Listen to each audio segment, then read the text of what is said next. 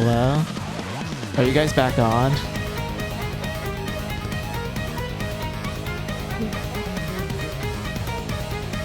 Like, I think I fixed the internet.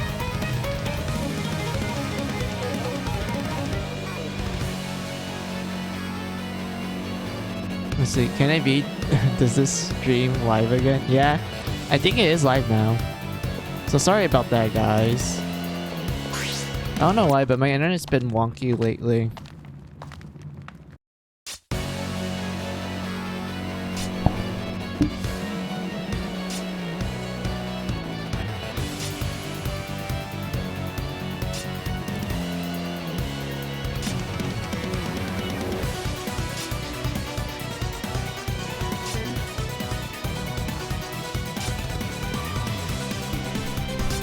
But yeah, sorry about that. I can't believe stream cut off when I was about to say something. But yeah, what was I gonna say? Oh yeah, I love this dungeon a lot.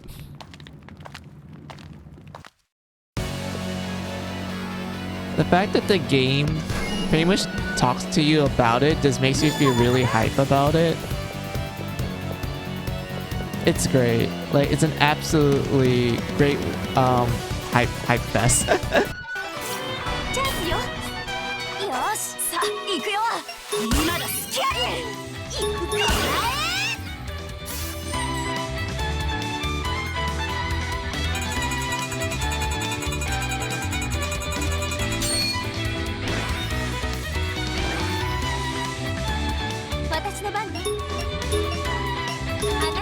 Let's see.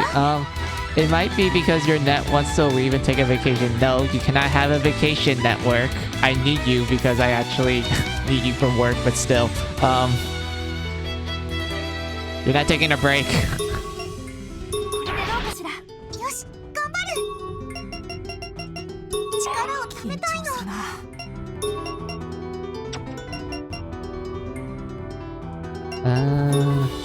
Nice purge.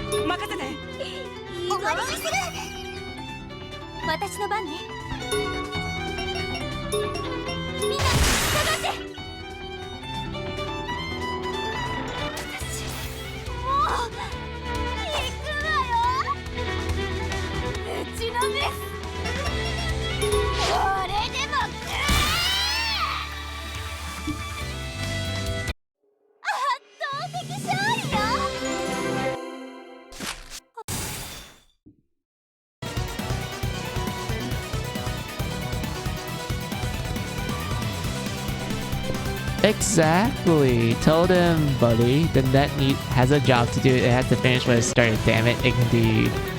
But yeah, I love the music here. It's called Danger Line or Mata. If you're wondering what Mata means, it means again in Japanese. And like the song, like Moon, you can tell that the song is just like, yeah, this screams final dungeon. Like, this literally screams that you're at the final dungeon. This is the grand fucking finale. Or whatnot. But it's the grand finale not only for this game, but for the series as a whole. Because after this dungeon, there's no more Mary Skelter. Like, all the questions that you have from not only the start of this game, but from the very first game of the series, is all going to be answered here. And it's great. I love it. Like, the music really does punctuate that fact.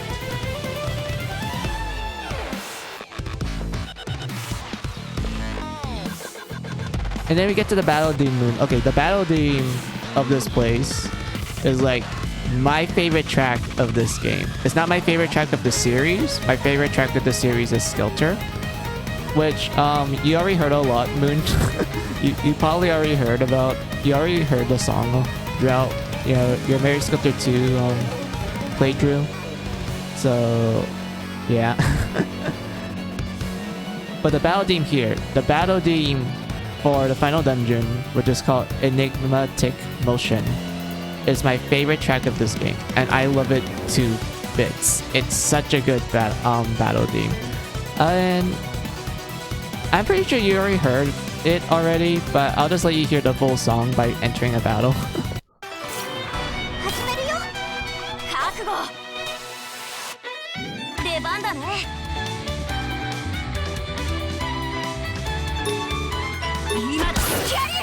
今だスキャリー覚悟して任せてでどうかしらいい頑張るわ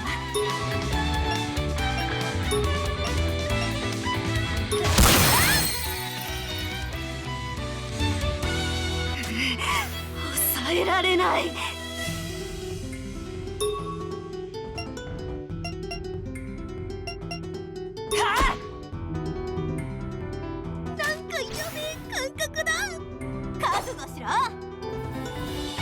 早くほっといてもらいて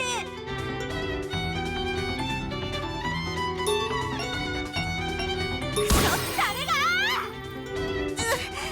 強い感情が流れて私がやる待ちくたびれたわ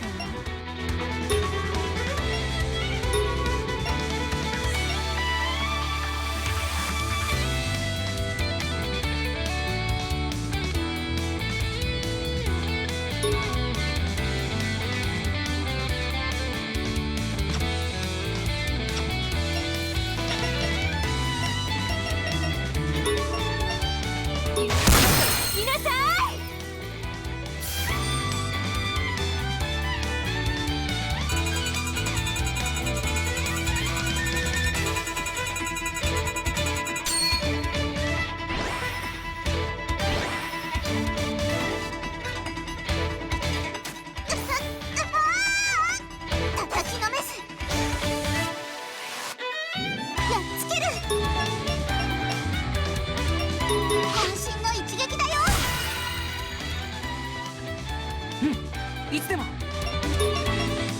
任せて助かる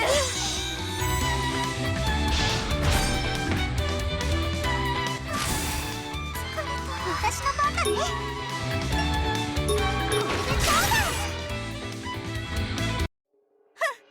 もう終わりかよ踊り乱してごめんなさい落ち着いたBut yeah, I love this battle theme a lot, man.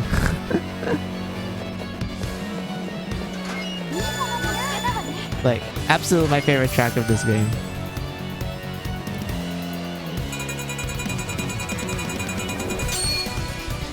It's nice. Indeed. I love the music of Mary Skelter. It's so great. I love it.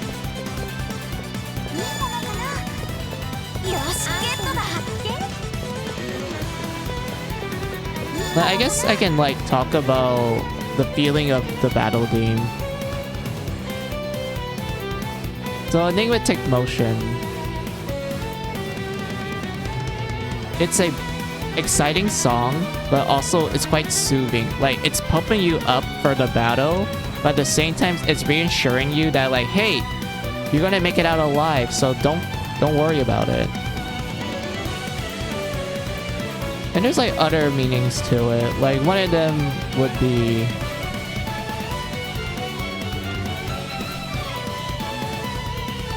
I need to remember my dots, hold on.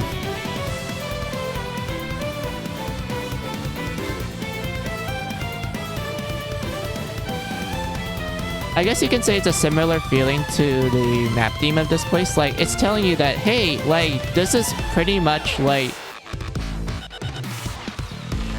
the end of the road. Like you're about to reach the end.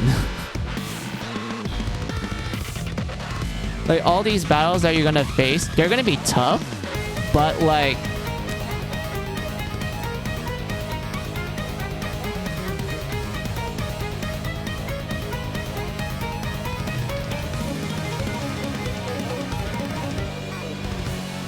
you're gonna make it out. You're gonna you're gonna be alive in the end because like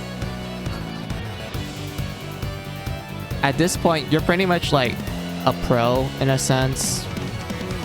Like you have a lot of experience with the game. You're able to like, I would say, do a decent job.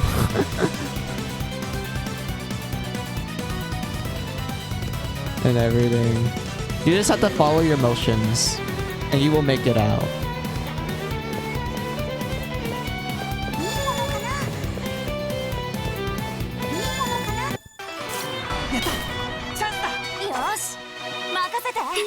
今だ付き合え行く私の番ね一緒に頑張りましょう見ててどうかしらよし頑張る力を僕の番だね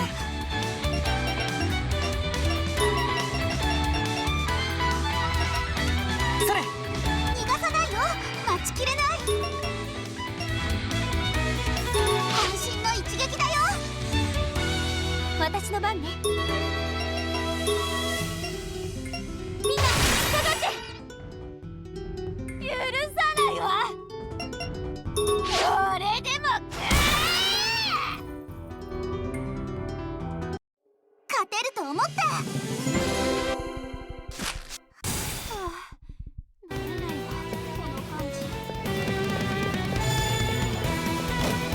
Oh, wait. I didn't mean to touch that. Oops.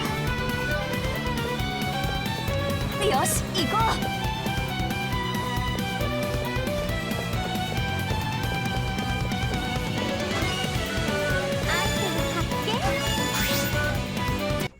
Hot damn, Alice is so hot. Indeed.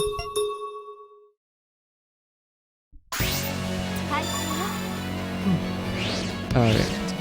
Ju, come on. Get to the 4 core.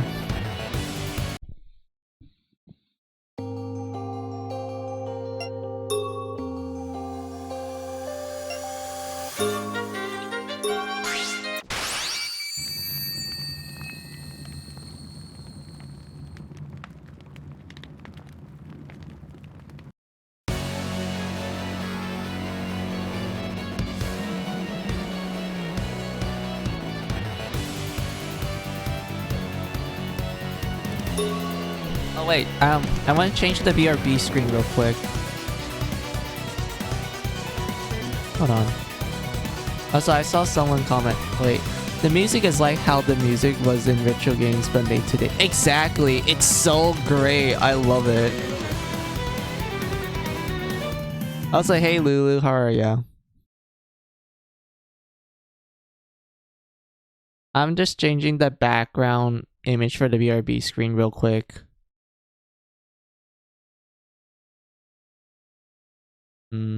Where is that picture? I have it. Where is it?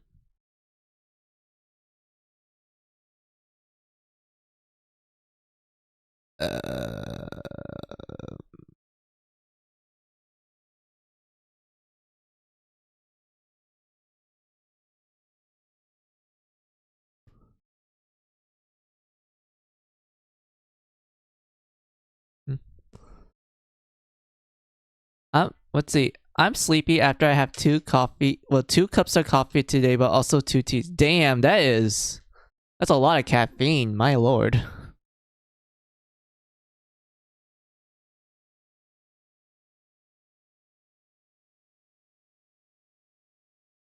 Let's see. I wonder what Mary Scooter mixed with Trail's music would sound like. I bet it will be peak. Probably.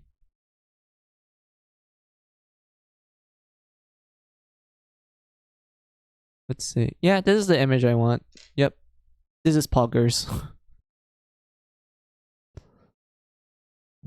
Excuse me. Let's see. I don't usually take more than 1 in the morning, but seems it makes me sleepy after so much energy to do things. Oh, that sucks to hear. I hope you get like a good rest after like, you know, the caffeine goes away.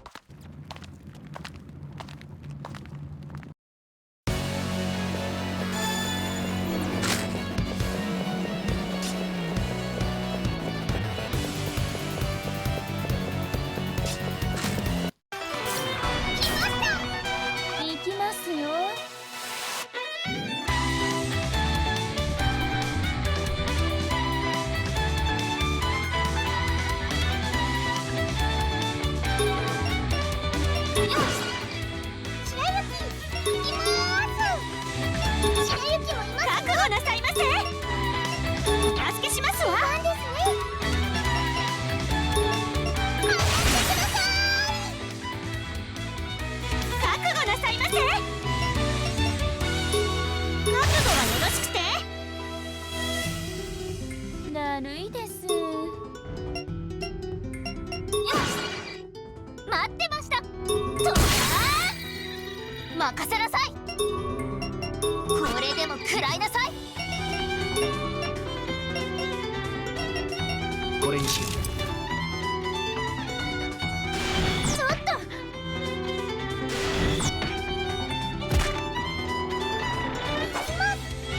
白雪の番。覚悟なさいませ。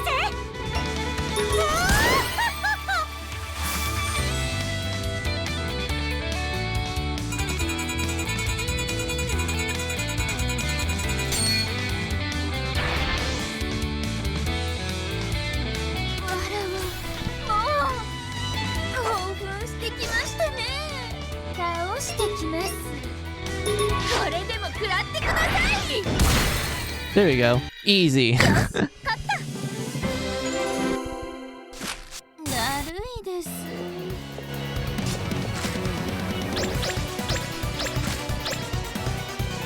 Charge up some blood and then go forward.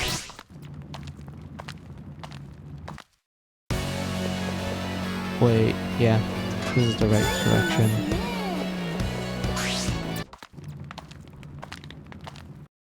Oh, my mouth.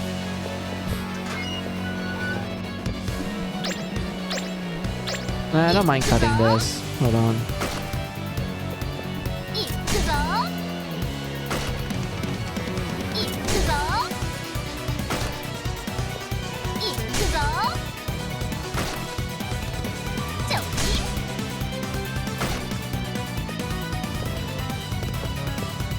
いいもの見つけた。ゲット。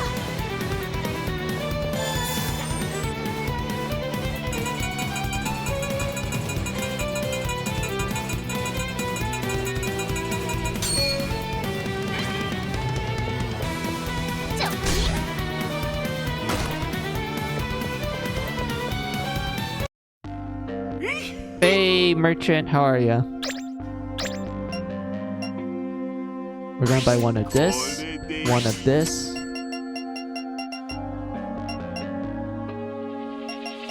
And I think that's it. 他に用はあります。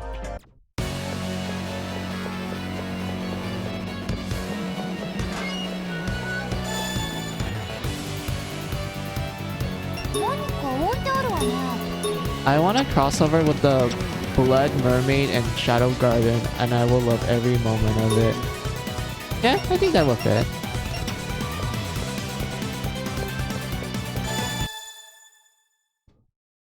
I would be piqued.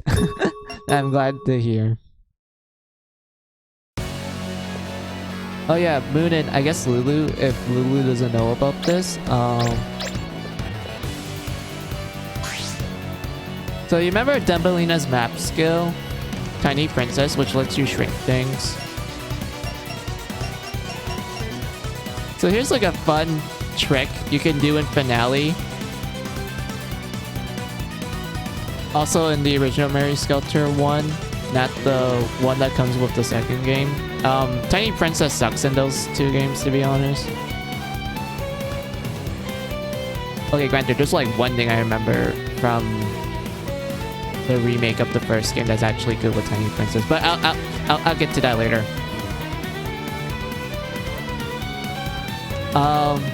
So depending on the equipment, if you shrink it, it gets an interesting change.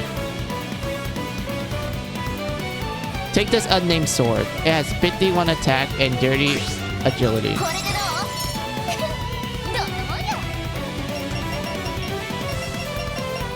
If you were to shrink it, it will becomes this. A small unnamed sword. The attack is 65 and the agility is dirty. Yes, it had a good increase in its attack.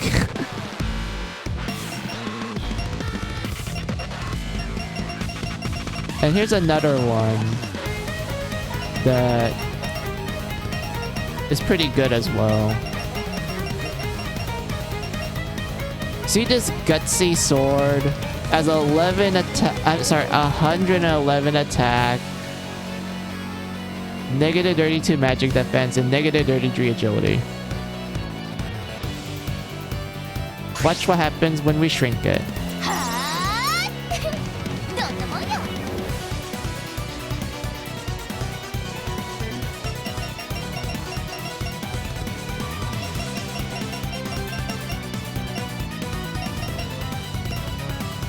Takes away all the penalties, and the attack is 120.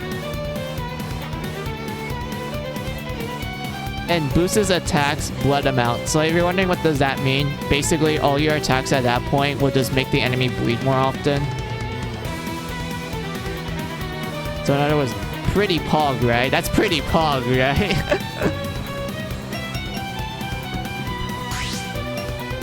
No. But,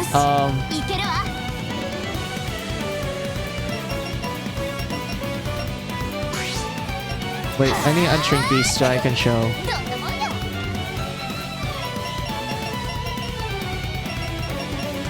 If your character can use guns, I suggest getting the sharpshooter. Like, this is like mid-game equipment you can get relatively like early if you're lucky enough. And the destroyer is essentially end-game equipment.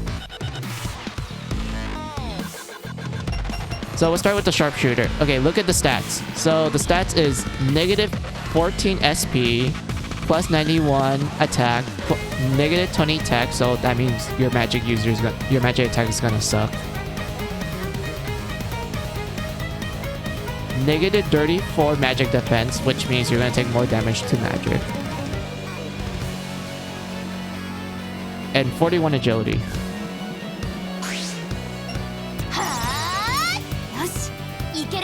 If you were to shrink it, it becomes a smart sharpshooter. Plus 14 SP, plus 100 attack, plus 41 agility, and plus 5 luck. Basically, it took away all the penalties of the gun and pretty much gave you like, hey, just pure raw damage.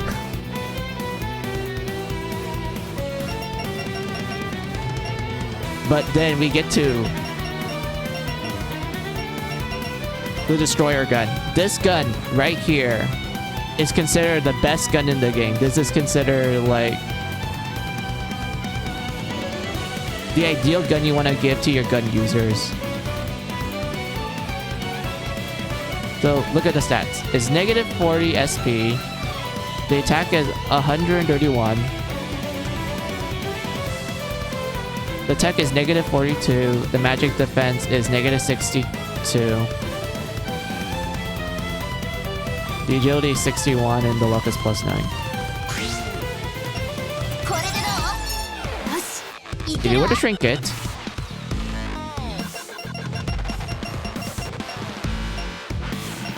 it becomes this.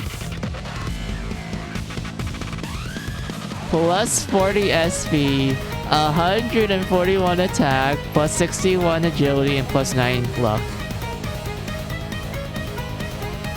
It practically took away all the penalties, and you're just left with an extremely powerful gun. Like, this is the best gun you can get.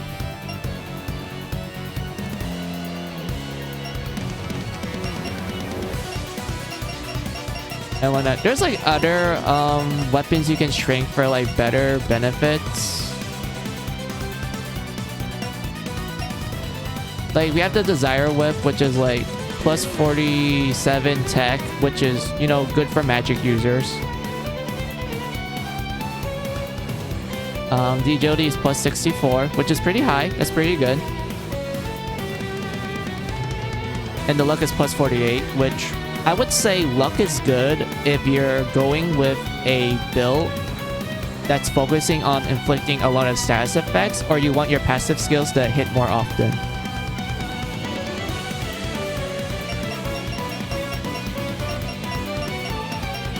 If you were to shrink it, it becomes the Desire Whip.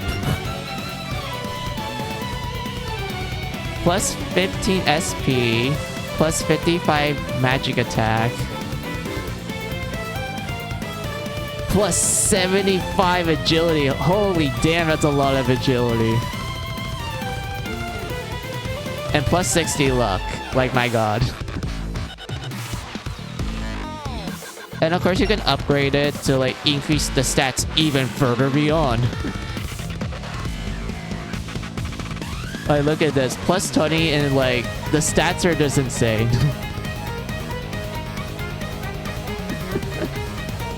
Yeah. I don't think Dumbelina can use webs, sadly. Yeah, can you not use webs? Yeah, you cannot use webs. Kind of a shame because like look at the tech. The tech is so good compared to the weapon that I have on her, which is like something I got from the mid game. Like, it's not bad. I'm not trying to say it's bad, but like you can tell like it's practically night and day. I don't even know who can use it. I need to check.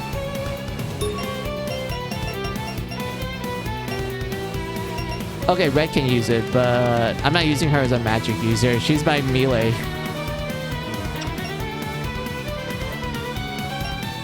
I know Kaguya can use it because Blood Hunters can use whips.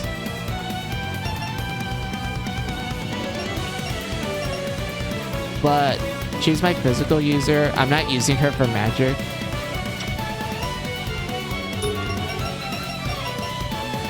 Yeah, everything else is like fine and dandy.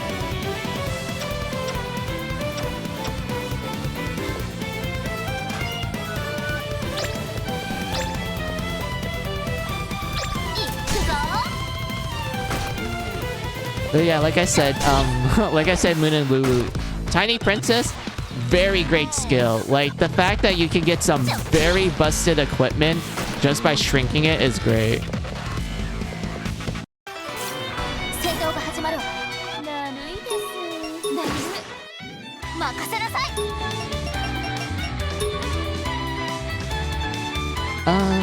I guess win.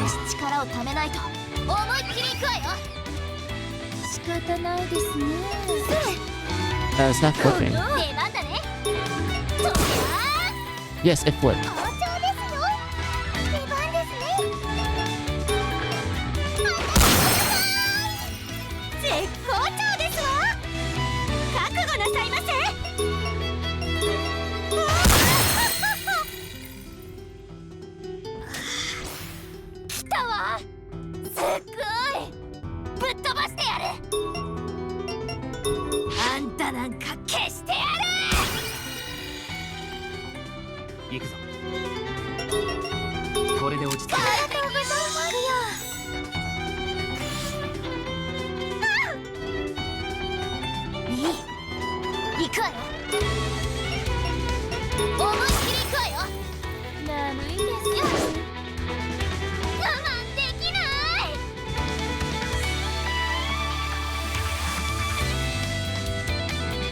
Wait a minute.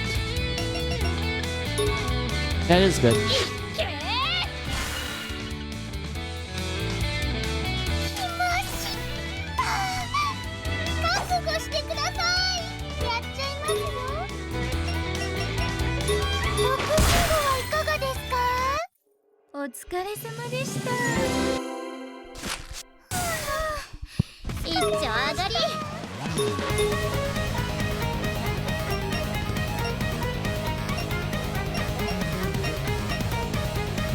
Alright, this one has...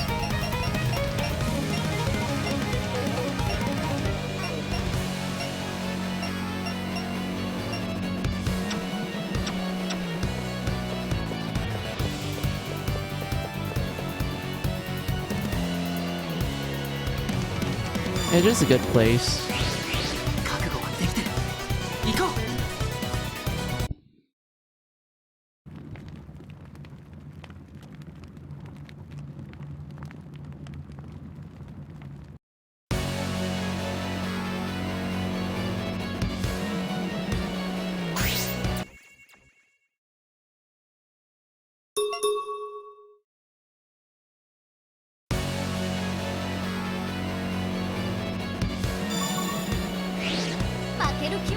Alright, I'm done with the grind. So we're gonna do the story event, the major story event. So I will put in the, like, you know, the pin comment about like, oh, major story event.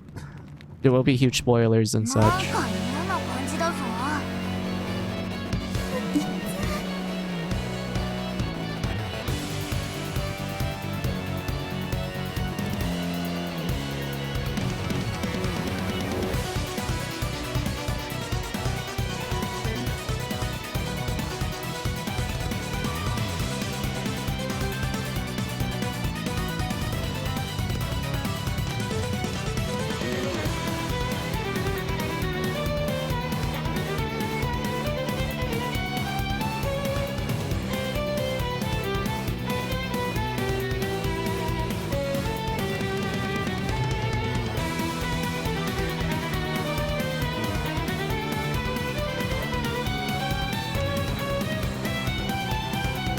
Alright, there you go. Let's say, okay, we'll see you later then, bye. Thanks for the stream and have a good night. Oh, alright. Wait, is it nighttime for you, Moon? Because it's like the afternoon for me. But if it is night for you, I would say good night, Moon. I hope you have a good rest.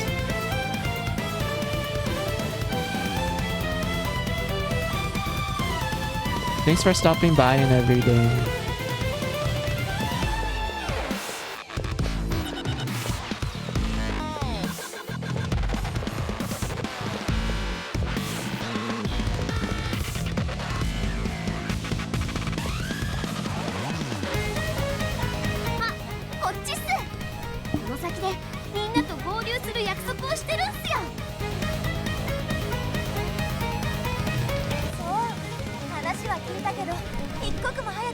No, it's still day, so have a good day. Okay, I was like, wait a minute. Is it nighttime for Moon? Oh my.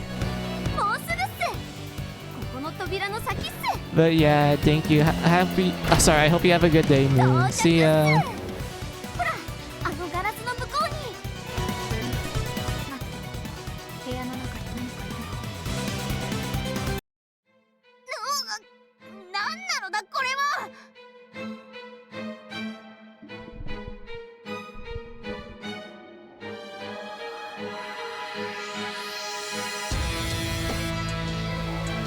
Oh, look at that. It's a computer monitor with 3 faces.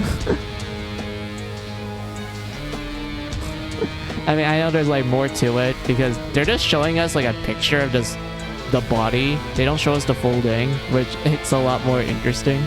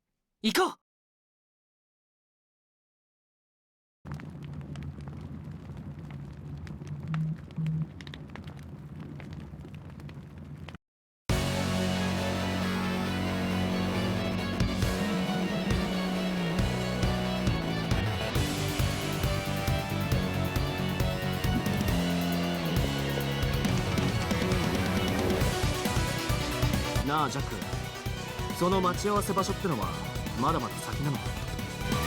いや、もう着くよ。この先の部屋なんだ。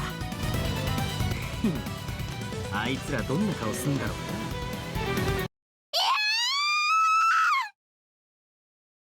今の悲鳴はもしかしてみんなに何かあったのかも。急ごうみんな。みんな！な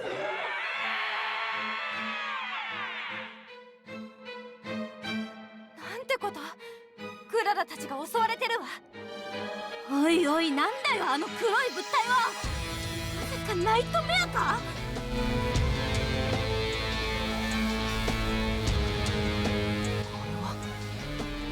ジェノサイドピンク。本当だ、ギロチン。それと確かアイアンメイデンと首吊り台。あの時地上にいた奴らだ。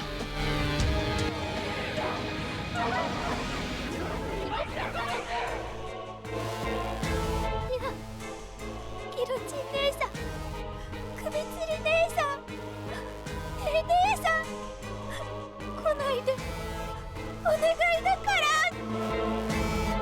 ねえ、シラに手を出すでない。このナイトメア風情が。シラをいじめるな。二人とも懐に入りすぎちゃダメっす。まだコア壊してないんすから。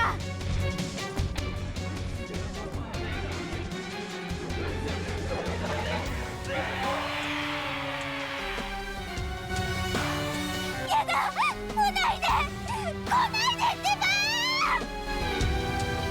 ネムちゃん、皆さん、どうにかできないの。早くしないとみんなが。ダメですわ。ラプラプでも壊せなかった壁ですのよ。こっちに来いナイトメア。私たちが相手をしてやる。全然見向きもしないですね。どうする。こっちに来いってば。しっかりするんだみんな。なんとかして私たちの方に引きつけるには。ジャック、一応聞くけど近くにコアの部屋なんてなかったわね。グレーテル。この辺りにはないみたいだ。困ったわね。暗闇の空間を抜けようが何をしようが必要に追いかけてくるのよ。私たちもさっきみたいにいろいろ気を引こうとしてるんだけど全然振り向いてもくれないんだ。そっち側に行く方法もまだ考えつかないわね。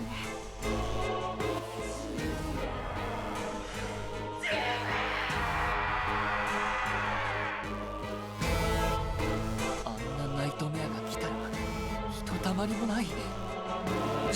自分たちはどうしたらいいんだろうか。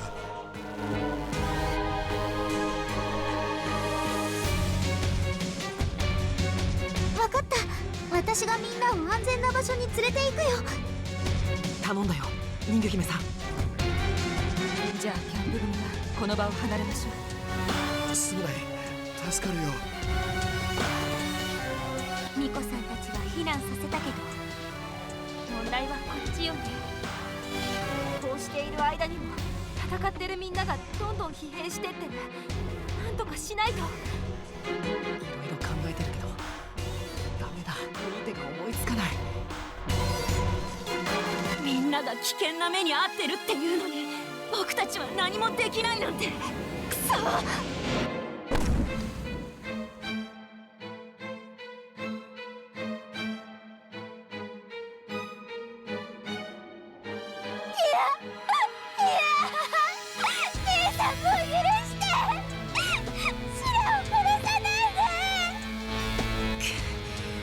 待ってて、今何とかするから。ジェノサイドピンクのナイトメアはシラって子を執拗に殺そうとしている。 I mean, きっと殺すまで yeah, you didn't destroy the cores yet. して破壊する。いや、それは現実的じゃない。何とかしてナイトメアの気を引く。ダメだ、そんなのもうとっくに試して。なんとかあのシラって子を認識できないようにすれば。ショック。おい、ちょっといいか。お前の言う通り、あのナイトメアはシラというジェノサイドピンクを狙っている。いいか、シラを殺させずにあれを止めるにはその代わりとなるもの、あるいはいなくなったと思わせる方法が必要だ。代わり？いや、結局代わりがいてもその人が狙われるだけだ。いなくなった。いなくなった？待って、何か方法があるような気がする。やめて、お願い、来ないで。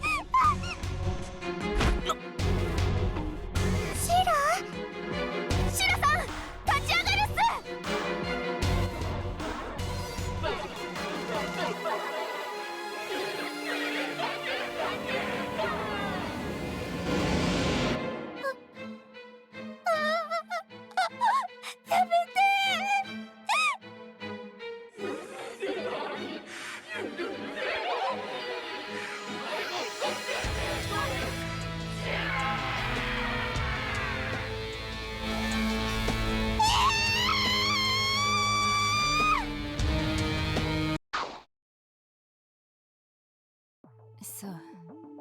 クララやグレーテルのグループは不参加なのね。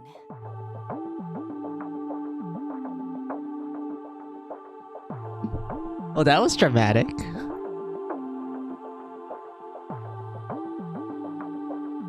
But yeah, oh my. Finally, the nightmare appears. It is interesting that like when you actually entered this dungeon, they're like, oh, there's no nightmare. I wonder why that's the case. And then Pyro's like, oh yeah, that's because like Papa doesn't like that thing around, so they just locked it up somewhere. So yeah, now it's here, but it seems like it got mixed with some stuff in there.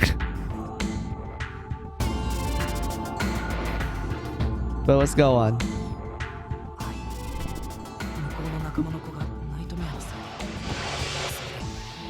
正直再会を喜べる状態ではないということで参加は見合わせるそうです。確かにあんな凄惨な光景を見てしまっては立ち直れないだろう。こちらもシンデレラと赤ずきんは不参加で、グレーテルからは気にせず進めてほしいと言われています。再会とともに情報の交換もしておいてほしいからと。悪時期の艦隊と止めることがその子への弔いになるかもしれない。お言葉に甘えて進めさせてもらいましょう。それにしてもジャバウォックさんでしたっけ。本当に博士とそっくりなのね。双子というわけではないのだがね。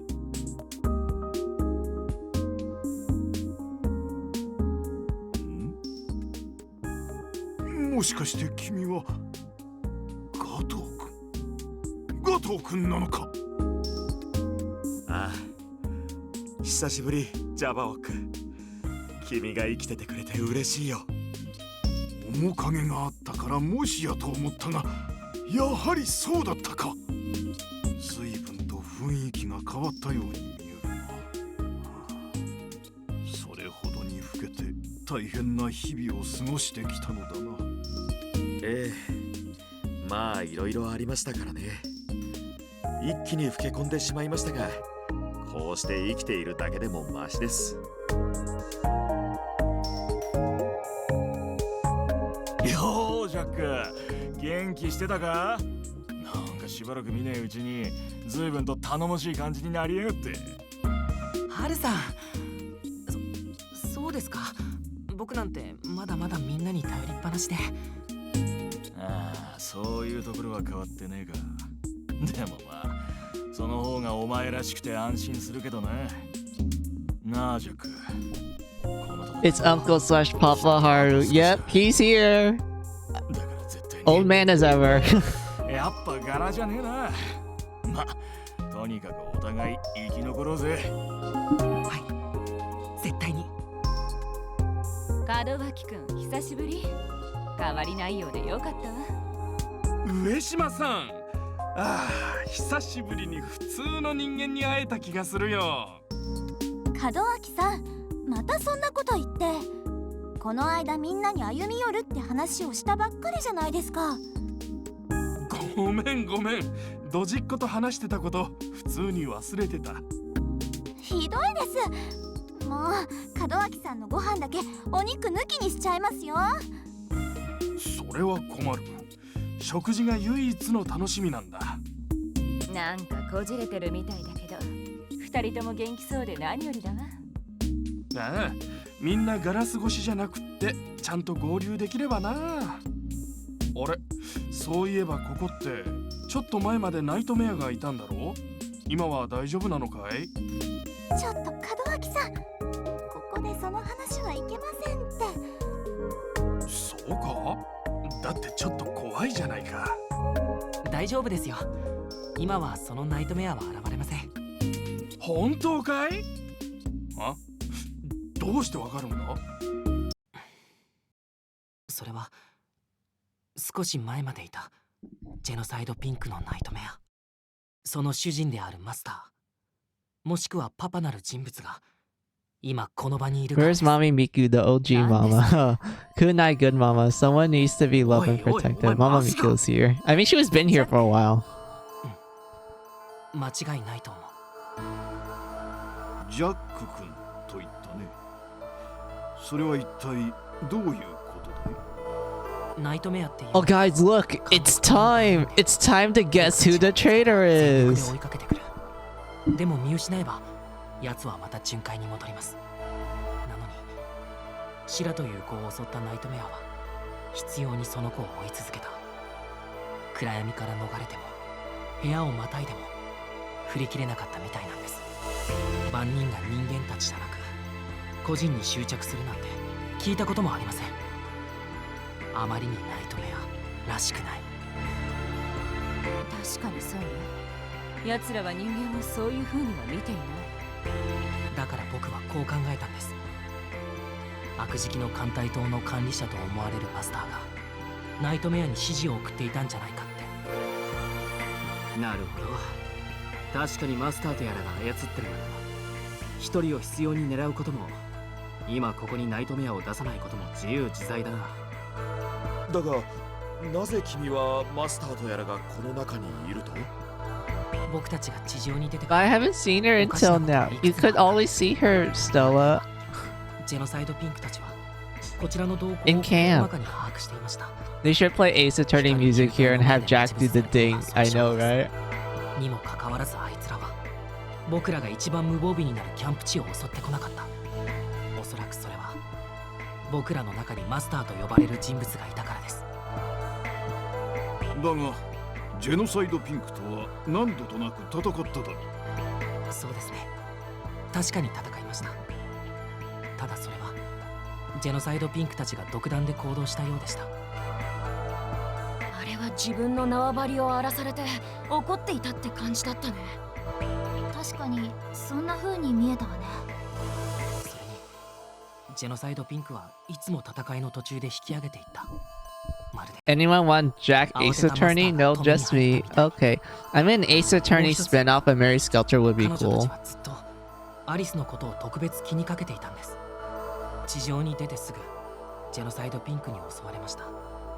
その時ギロチンはアリスはドイツだって僕たちに聞いてきたんです。どういうことだ？なぜアリスだけが？理由は私にもわからないんです。ジェノサイドピンクの口ぶりからしてもマスターをかなり恐れているし敬ってもいる。なのに感情が高ぶれば命令を忘れて独断専行してしまう。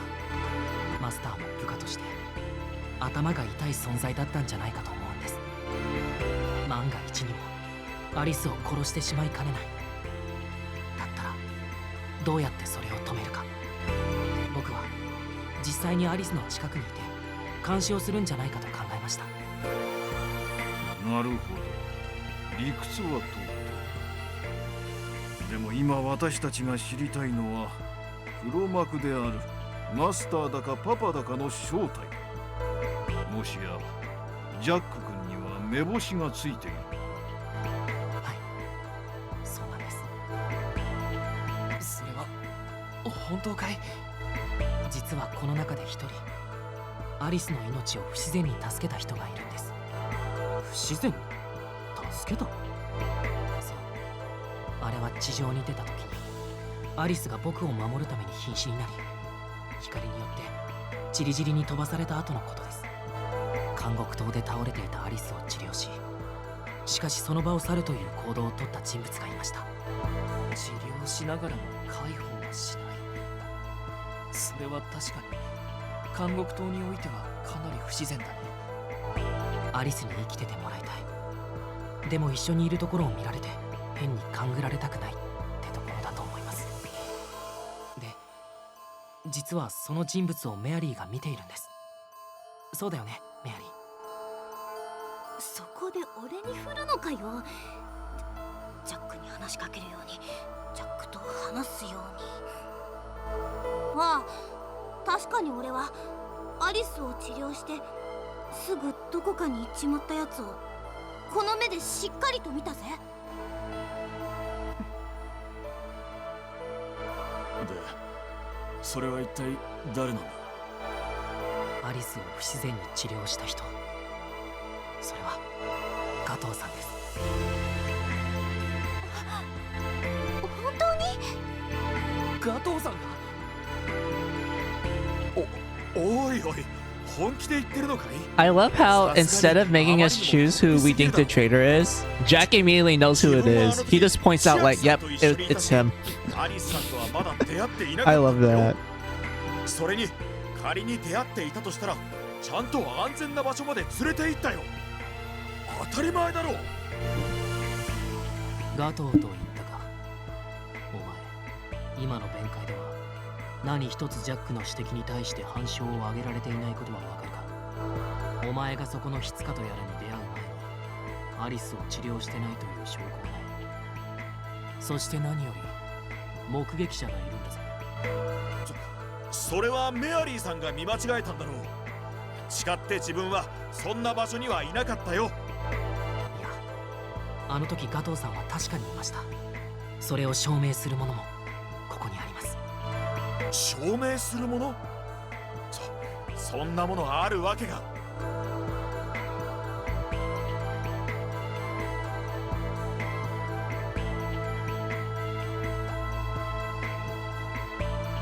Look at that, guys. We need to like pick the evidence. Oh boy. Okay. I kind of want to get this wrong just to show you what happens when you fucked up. Also, I need to warn. It doesn't matter how you fucked up. In the series of questionnaires, it will always end the same. Like they literally just use the same cutscene over and over again, and it doesn't lead to like a super cool, like, you know, bad ending final boss and shit like the first game. And also the second game, it just leads you straight to a bad ending, and there's nothing more to it, which sucks if you ask me. But like, yeah, we're just gonna get this one wrong, and then the rest I'm just gonna do correctly. I hope that's okay with you guys. And also what you wrote down, Stella. Alice, Little Mermaid, and Osu would be Jax, Maya, while Rachel, aka Pyre, and Rappy would be Pearls. Red, Demi, and Cinderella will be Gumshoe. Alright, that makes sense. I'm surprised you didn't mention Kaguya. I told you he was a sucks bucka. I mean, come on, let's give him the benefit of the doubt. Like, he did have some, like, good alibis, was to say that. He has some good alibis. No, not, but yeah, we're gonna get this one wrong, guys. So you guys can see what the bad ending is like. なんだそれは。いや、これが証拠で。違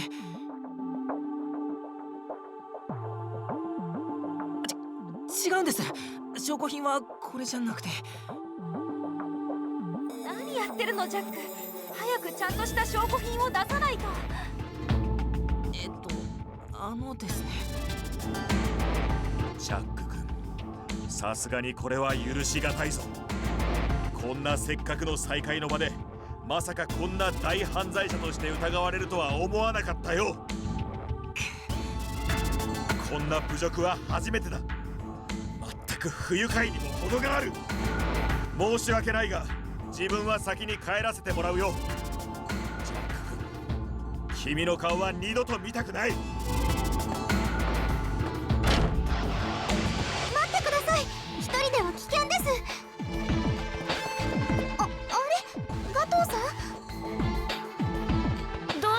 姫。いや、今出て行ったはずのガトーさんがいなくて。本当だ。どういうことだ。ごめんみんな、こんなことになってしまって。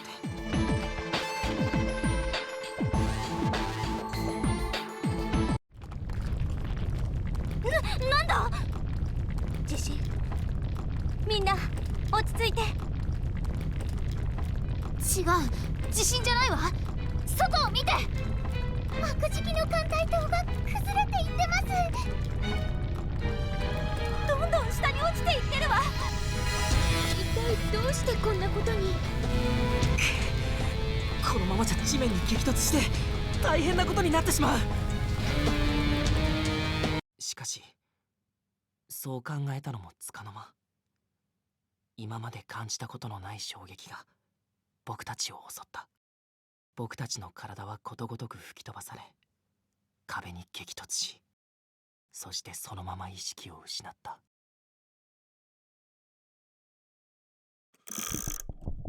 There we go. That was the bad ending.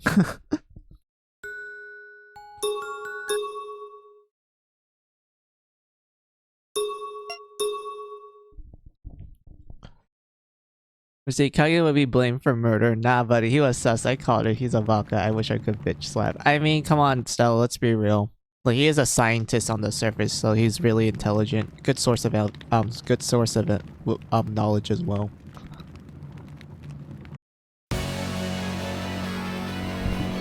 Oh yeah, I have to go through that whole event again. Hold on. I know you have to do it, but you still did my boy Jack dirty. I know, right? I love how in the first game, despite the fact that Jack gets it wrong, you do get like a lot of like lore information about the world.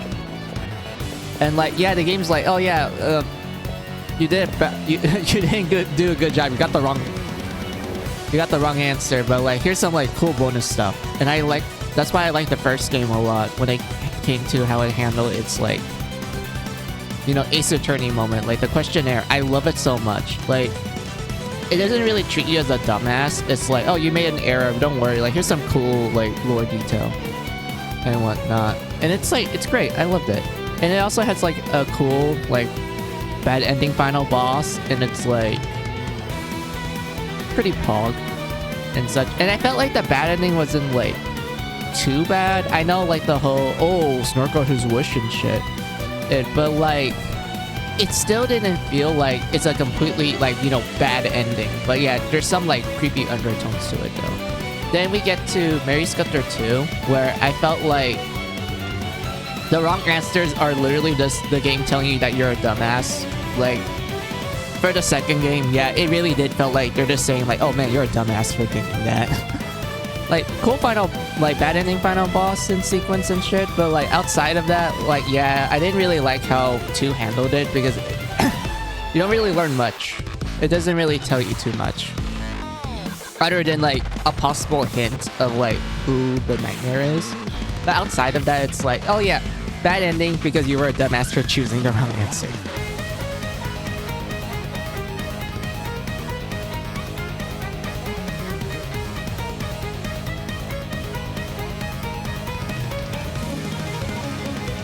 Then we get to finale. I do like how finale handles its Ace Attorney moment. Like, it feels so fucking satisfying when you actually solve it right. But like, this one also falls into the case of the second game, where if you get the wrong answer, of course, like, the game's gonna treat you like a dumbass. Like, bruh, why did you chose that answer? Like, you have the right one. You chose the wrong one, you dumbass. You don't get any cool lore stuff. Nah, the game's just gonna tell you how stupid you are. And whatnot. Like, it's a kind of a shame, because I actually do like the Ace Attorney moment of this game. It's just such a satisfying one. I feel like out of all 3 games, I would say this one is pretty great, but it's in the same level as the first game. And then 2 is like, you know, last place for me, because it's like, yeah, not really much. I mean, I do like the build up to the true final boss of the second game when you answer it correctly and whatnot, but like, the way how the second game handles itself, like, you know, how it's like asking you, oh, do you know the right answers? I feel like they made it way too obvious, which is a shame. I didn't really like it a lot. And everything. 1 in finale, definitely high up there. Like, I actually felt smart, like, trying to solve it and everything. Like, I actually felt like, yeah, I know what I'm doing. And everything. But yeah, let's just skip this. And also, what you wrote down, Sal. Yeah, exactly. We need more of that. Yes, exactly. I wish we had more. Yep, you would feel so stupid, and it makes you feel like you were slapped by the game itself, which hurts, mind you. Yeah. I'm kind of curious. Does Ju even have the same thing as Jack? You know, the little... not up. The story event icon? No, it's only for, Jack. Gotcha.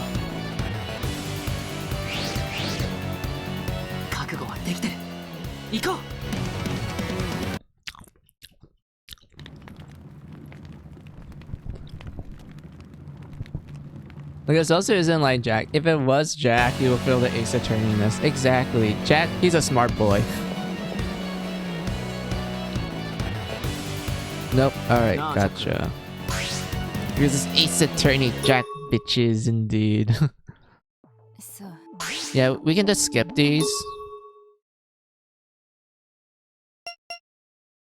Broken high-end pocket watch. This is the correct answer, guys. それは That's どうしてだ how.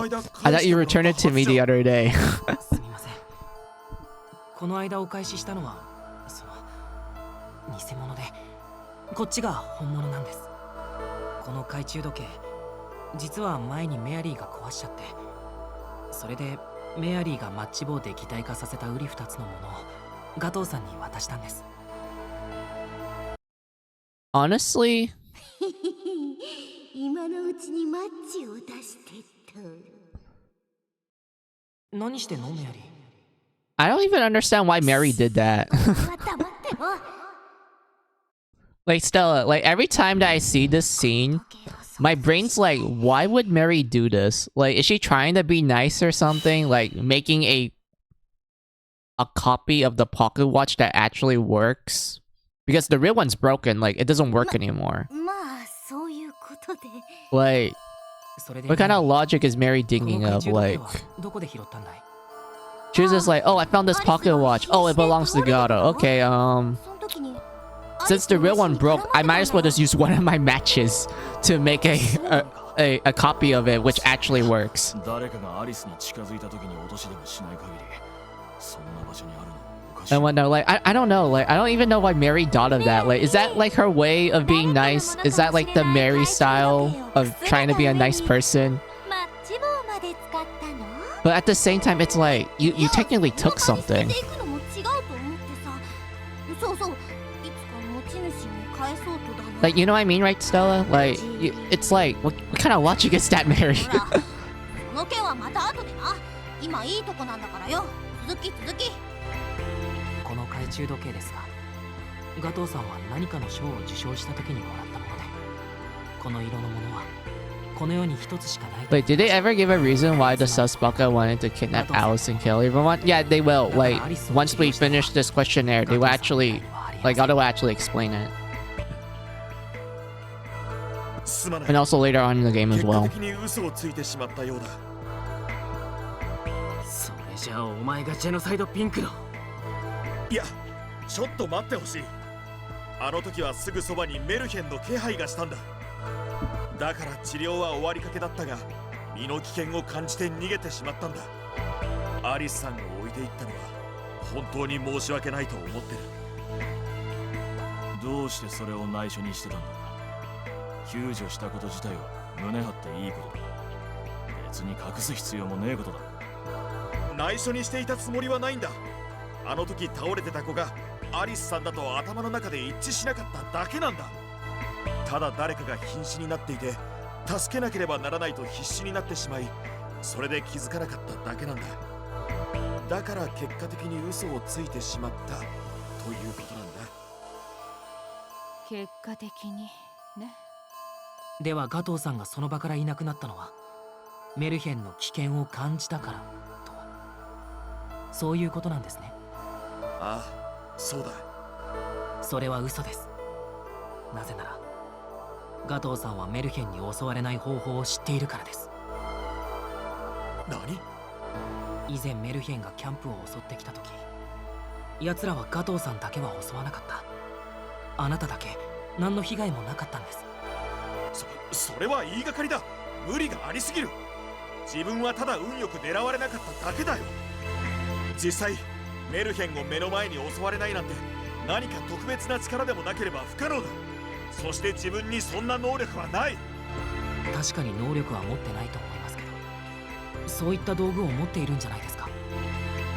そんなものがどこにあるというんだあまり憶測で語るのはやめてくれないか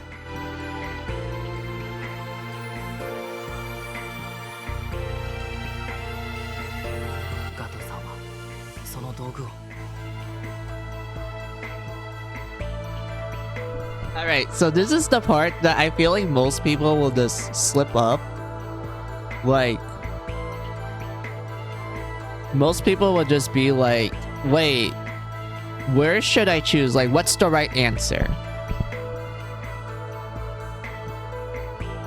And whatnot. And like, yes, this is exactly like, you know, how we do the questionnaire in 2. We had to pick a certain body part to prove like, this is the truth. Ejection. Here you go. This is the truth. Take that. you know that kind of moment.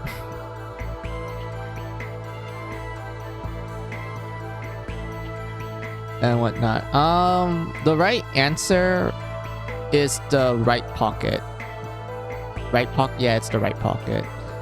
I'm assuming they're going by like his right pocket, you know, Gato's point of view, like his right pocket, instead of like, you know, Jack saying that, oh, it's the right pocket, you know, to Jack, the right pocket is like, you know, Gato's left and whatnot. And everything. So I'm assuming what they mean by right pocket, they're saying that, oh, Drew Gato's, you know, eyesight. He's talking about the pocket on his right side. No, you know what I mean, right, Stella? And also, what you wrote down. Yeah, he could have easily taken Alice when she was hurt. I mean, Alice was in critical condition, Stella, remember? Like, they literally describe Alice as being in critical condition. Like, even if he were the mastermind and he could have, like, just taken her while she's hurt, she was losing a lot of blood. And the guy's like, okay, I have to patch her up because, like, if I don't do it right now, she's gonna die on me, which is gonna be, you know, bad for whatever plan the mastermind of Genocide Pink wanted.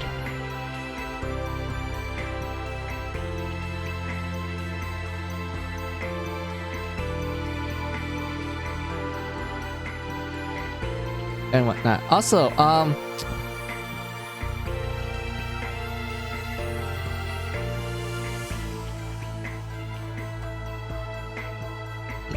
excuse me, I just burped. Wait.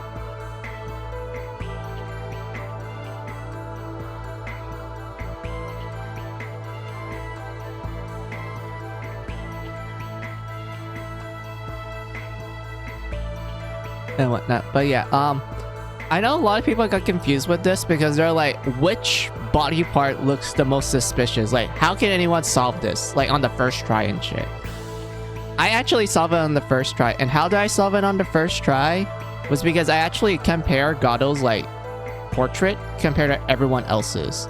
And I noticed that everyone else has their hands out. Like, you know, you can actually see their hands and such. But Gato's one of the few characters that actually hides his hands. He's one of the few that actually hides his hand in, like, you know, maybe he put his hand in his pocket, or like his hand is hidden like behind his bag or a clipboard and something. Because like when you compare Gato's portrait to every other character you can see their hands. It's always out. It's very rare for like someone's hand to be covered. And such. And I noticed that with Gato. That was like the thing that tipped me off. I was like, wait a minute. He's one of the few characters that actually hides his hands. And then when they show me like, oh, which one is like the most sus body part? I'm like, the right pocket. And everything. That's how I solved this. Like, I just literally became like a detective. Like, I did some Sherlock Holmes shit. And I'm like, wait a minute. I'm noticing a pattern. And whatnot. Like, that's literally how I solved it. And I felt such a smartass when I did. I was like, damn, I feel smart for like noticing that. I'm not sure if that's how most people solved it. I bet most people would just be like, oh, his hand is in his pocket. That seems very obvious. But for me, I was like, wait a minute. He actually hides his hands. Everyone else doesn't. And whatnot. But like, yeah, that's how I solved it. I felt very smart and such. But yeah, we're gonna choose the right answer, which is the right pocket. And what do you wrote down still? He still could have taken her after healing her, Baka. I mean, yeah, that too. I don't 100% remember what happened at that scene. I thought like Gato heard something and then he just immediately left after healing her, like, you know, forgetting to take her and shit. I guess that's like one way to explain it, because I kind of sat back and thought about it. I was like, okay, if he did heal her, he could have just like taken her and whatnot. But at the same time, like, we can tell that Gato doesn't like anything related to the jail and everything. Like, you can tell by his early conversations, he's not really a huge fan of like stuff related to it. So it kind of made me go like, was there like a mayhem that like walked around the area? Isn't that why he just left her because of that? But granted, like, I don't know what really happened because it's been a while since I saw the beginning of finale. I probably had to replay it again just to remember that. But like, yeah, he just like, he literally just ditched her after healing her. He just ditched her after healing her and just left. And whatnot.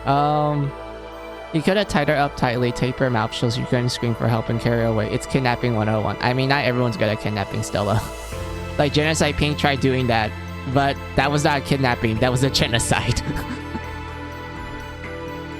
And whatnot. But yeah, right pocket. This is the correct answer. 加藤さん、その右ポケットに入っているものを見せてくださいますか？このポケットに入ってるものかい？残念だけど大したものは入ってないよ。探索の時に使うメモ帳とかで。大したものじゃないならいいじゃないですか。それで疑いが晴れるなら安いものでしょ。ジャックの言う通りだぜ。そこで出さないのはますます自分がマスターだって言ってるようなもんだ。いや、メモ帳といっても日記も兼ねているんだ。それは気恥ずかしいし、さすがに見せたくないな。Oh, he's acting sus. Look at that. 入っていないですよね。 He's trying to make excuse after excuse, just like a certain character in the first game. そうでしょう。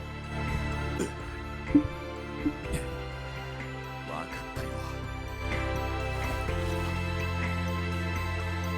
なんだそれは。何かの球根を半分にしたもの。それがメルヘンを避けるためのものなの？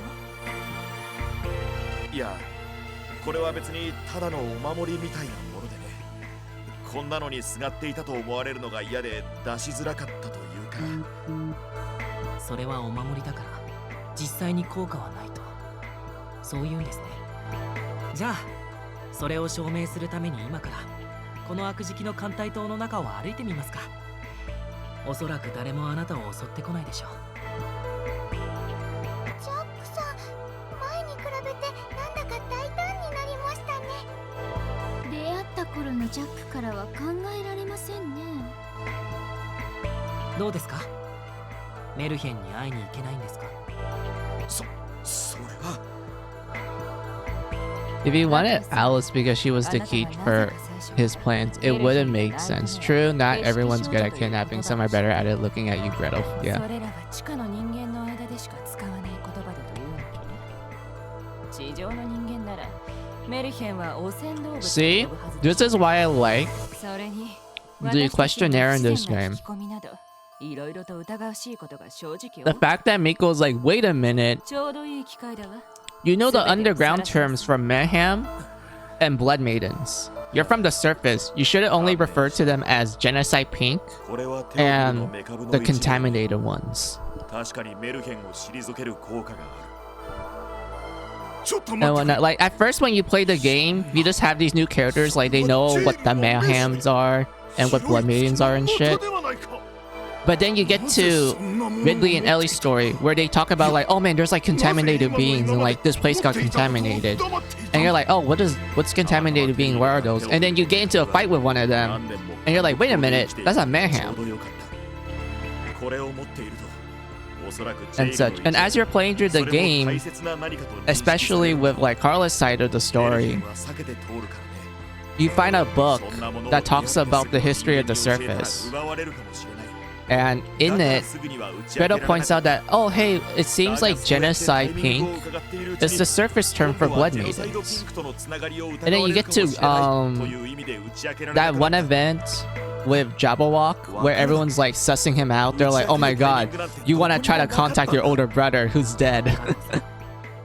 And whatnot. And they're like, wait a minute, you know the surface term, why is that? And then, you know, Jabberwock explains that he actually shares information with his brother underground and such. They have like a radio and everything, they were talking. and whatnot. And that makes you go like, oh, okay, that's cool. And then you notice that, wait a minute, Gato knows the same thing. Like, Gato knows the underground terms. But that's impossible. Because he's not like Jabberwock, who actually has a connection underground.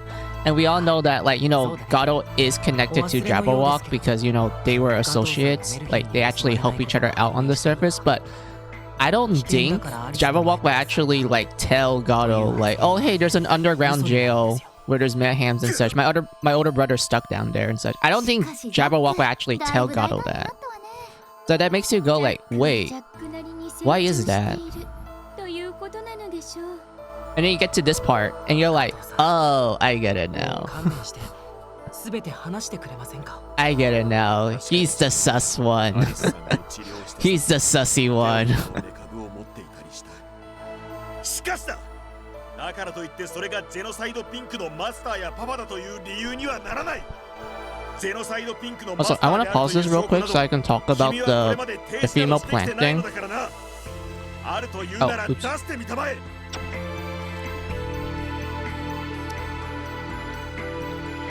Also, good job for finding out the truth. Nick will be proud of you. Exactly. But yeah, so when Gato explains that the thing that he hides in his right pocket is essentially a piece of witchcraft, more specifically the Devouring Armada one, you're kind of thinking to yourself like, wait, how did Gato go into space? Like, you know, that's literally where the Devouring Armada tower is. It's in space. But remember, like, they explain, I think in the prequel novel, that it was just a normal tower. It was literally just a normal tower. It was stationed on the ground and everything. But something happened which led to it to fly and such. And then you kind of understand, like, wait, if Gato has a piece of it, that means the reason why this thing is moving around is because it's looking for its witchcraft. It's looking for its female body part. That's why the Devouring Armada Tower is essentially a giant, you know, space dungeon and such. I love it a lot. I like how, like, once you figure out that, wait a minute, Gato's holding a female piece, aka witchcraft. And such. Well, it's not like complete. It's not a complete witchcraft. It's not a complete core. But you know what I mean by that. Like, it's a female piece of the jail. And whatnot. Which, remember, the jail towers, the reason why they're growing, like, we learned this from the first, like, 2 games, that the reason why the jail tower grows is because it wants to touch its female, part to create a core, aka witchcraft, the white core. The fact that Gato has a, you know, essentially a piece of the female body part, and since, you know, the tower itself is, you know, wants to reunite with it, that's why it's like moving around because it's looking for its female body part and whatnot. And like, when you figure that out, you're like, oh my god, that makes complete sense. Like, that actually makes sense. Like, it just makes you go like, oh, everything's just clicking. I love it. I absolutely love how Finale handles the world building. It's so fucking good. Like, the way how you uncover the mysteries and everything, great. I love it as much as the first game. Like, it's so great in that regard. And I do know that the prequel novel goes into more detail of it, which is absolutely wonderful. But like, yeah, that's all I have to talk about with the female core. I mean, the female part and everything. We all know who that is. Yep.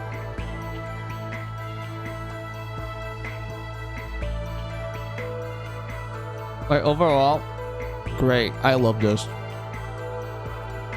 Like, while Finale's questionnaire and like lore revelations is not as great as the first game, I know there's like some flaws to it, but it's pretty high up there. Like, I really love how Finale handles things and whatnot. But yeah, let's go on. Enough of my jibber jabber.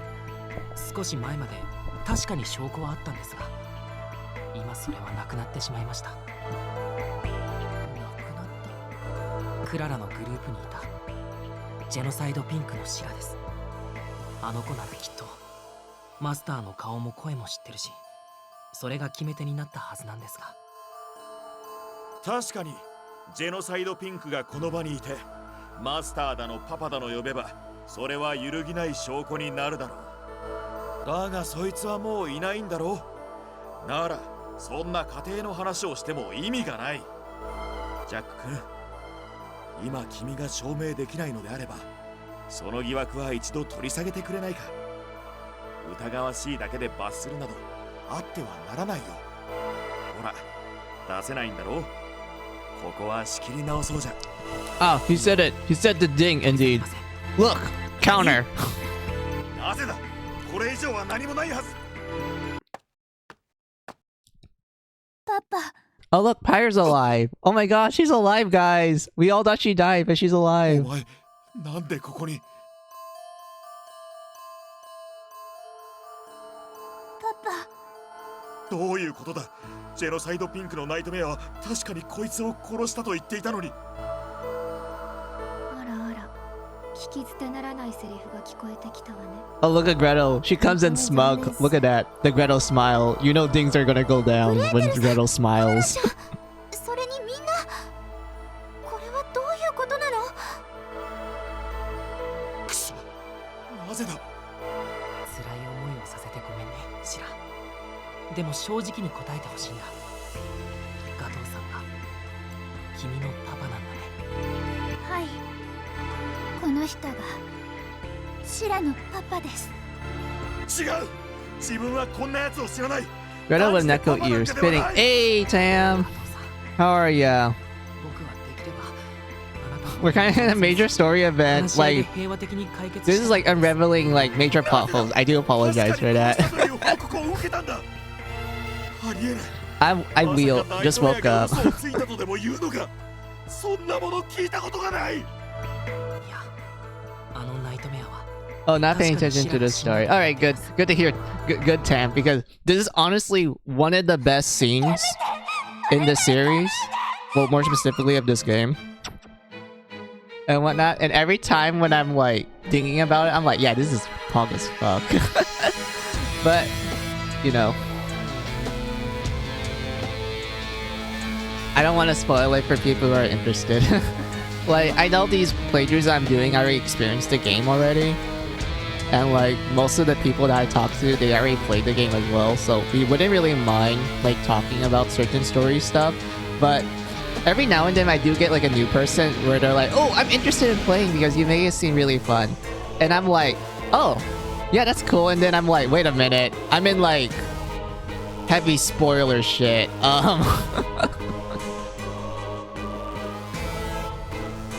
So that's why I had to make the pin comment, which you will probably see in the group chat and such. Like, I made a pin comment saying like, oh yeah, this is major story events. There will be heavy spoilers and everything. So yeah, I'm glad to hear that you're doing well, Tam. Also, since it's Japanese, I don't speak it, so I have no idea what's going. He said, yep. Yeah, my daughter's too adorable and yeah. Good job, Tam. Oh yeah, I hope that the PC that you got works, because I know you were like testing it out when I saw you stream.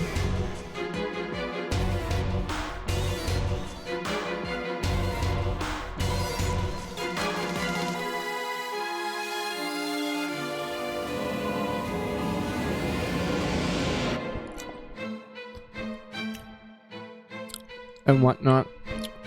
Hold on, let me get some water real quick.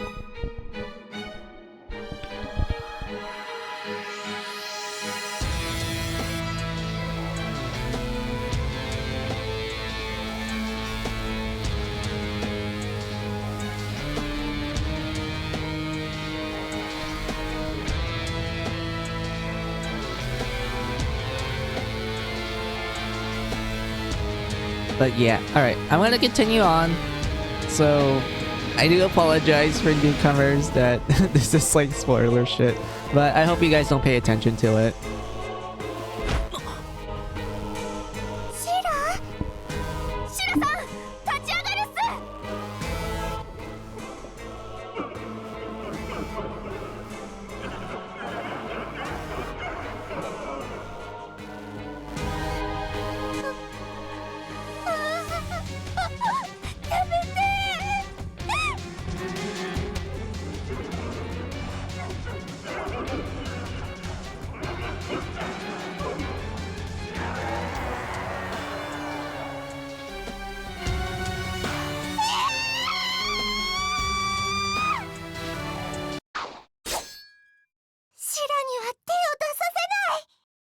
眠り姫。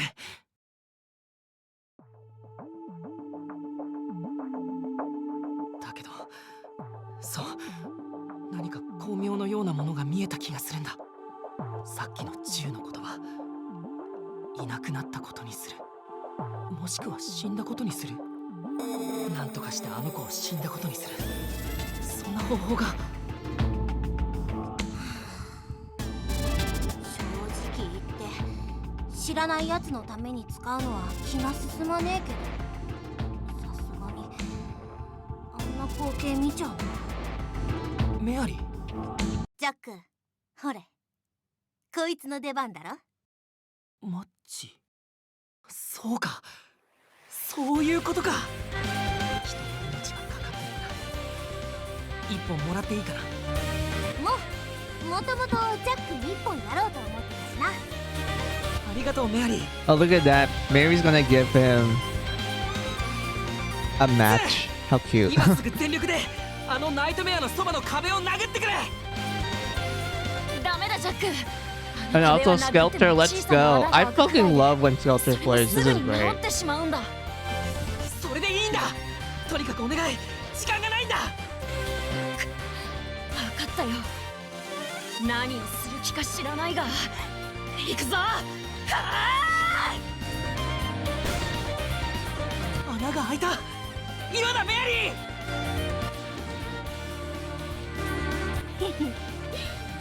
こっち向いたなナイトメア。それじゃあ俺がいいもんやるよ。ほら、最高に決められる一本だぞ。Let's go. The nightmare is シラが死んだ drugged. Wait, drugged? 目 High? 的を果たしたと思い帰っていったんです。 I guess high is the appropriate way to describe it.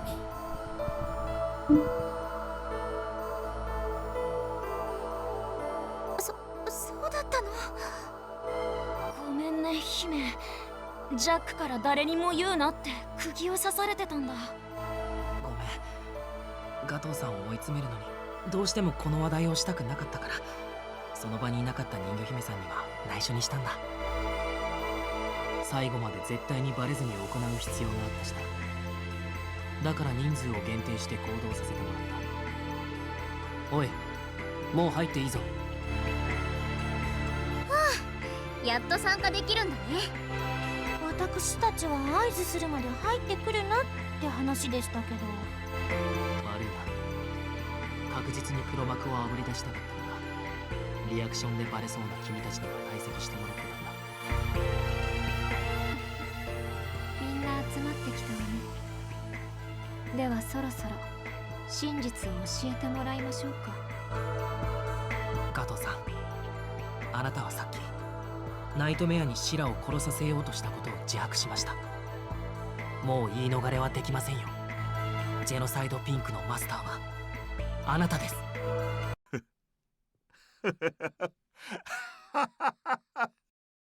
いや参った。その通りだ。お見事。実に素晴らしい推理だったよ。しかし最初から火あぶり柱を出せばいいものを。趣味が悪いな、ジャック君。それはできません。シラがいると分かれば、あなたは話し合いが始まる前にどんな理由をつけてでもこの部屋から出て行ったはずです。そして再びシラを狙い、命を奪ってから話し合いに臨んだことでしょう。そんなことはさせません。何よりこの手順じゃなければあなたの自白は引き出せなかった。加藤さん、あなたにはいろいろと聞きたいことがある。この悪食の艦隊島についてやナイトメアとなったジェノサイドピンク But Stella, she's more attached to Pyre, not the other name. まさかこんな失敗されるとは。あんな化け物を信じた俺の失敗だったようだな。加藤さん、それがあなたの本性ですか。黙れ！貴様らのような化け物と過ごし我慢した日々がほとんど無意味なものになったんだぞ。俺はほぼ真実まで到達していたというのにだ。それはもしかしてこの間ギロチンがメアリーを殺そうとしたことが関係しているんですか？まさかそこまで察しがいいとはね。正直貴様を見くびっていたよ。言うまでは分かりませんでした。でもマスターとやらが何かを掴んでの行動だとは思いました。だって寝込みを襲うなんて、僕たちを格下だと思っているギロチンの性格を考えたらおかしいですからね。俺が直接手を下すべきだ。加藤さん、あなたは一体何をしようとしているんですか？復讐だよ。俺はこのテオフィルのメカブを使ってこの世界 There you go, Stella. That's the explanation you needed. 何度も何度もだ。だがいつもだ。いつも誰かがどこかでウィッチクラフトを使ってこの世界をリセットしてしまう。それでも俺は諦めなかった。何十年も何十回もリセットされた世界をさまよい、その原因を探り続けた。リセット、時間の巻き戻しか。確かにウィッチクラフトであればそれも可能だ。それならばガトー君も巻き込まれるはず。そうか、テオフィルのメカブだ。メシベの一部として認識され、ウィッチクラフトの影響下から外れたのか。そうだ。おかげで俺だけが世界の枠の外にいる。たった一人、誰とも共有できない時の流れに。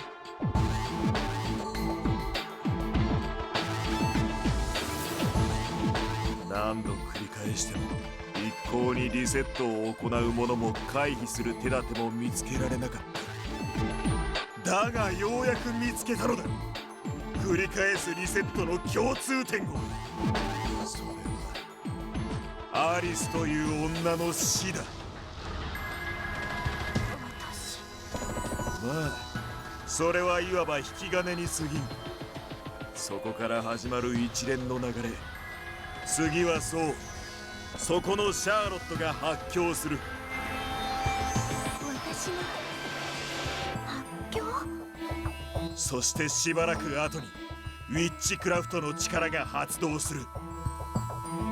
およそ通常の数百倍以上の擬態の力によって世界をリセットしてしまうのだ。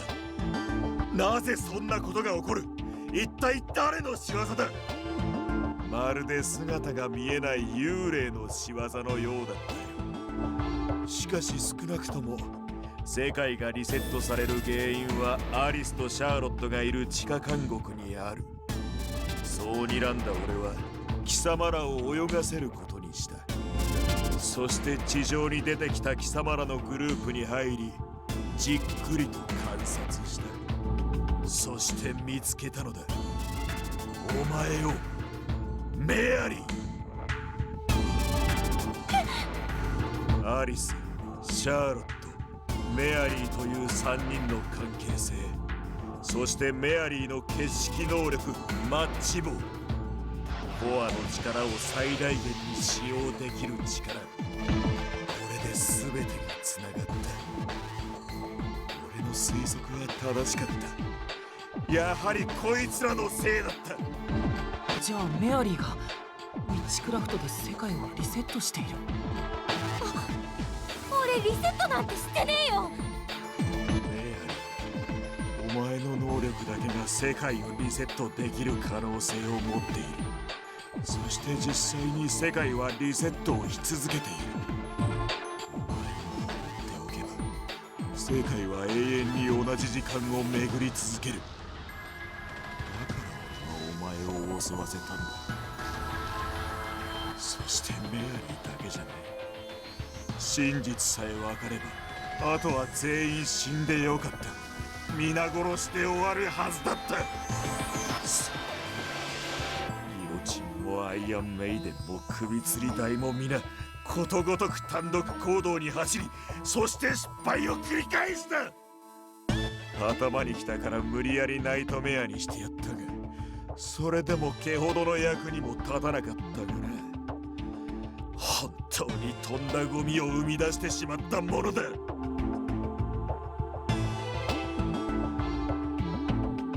ガトー君、なぜだ。私と一緒にこの世界を良くしようと頑張ってきたあれも演技だったというのか。世界を良くする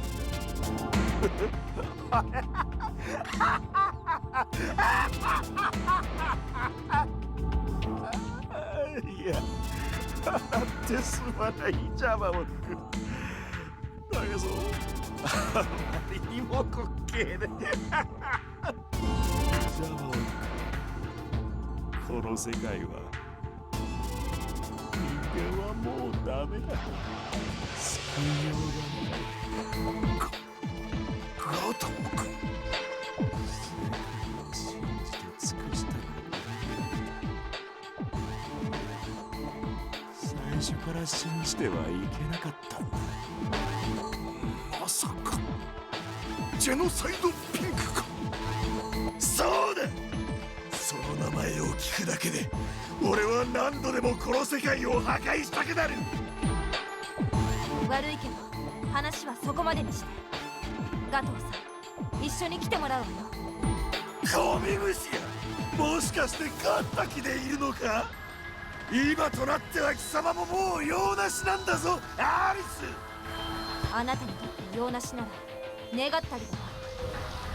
これ以上俺を苦労するか。何、壁の中に。これもテオフィルのメカブの効果。待ちなさいガトー。じゃあな、ゴミ虫の。もうなりふりなど構いはしない。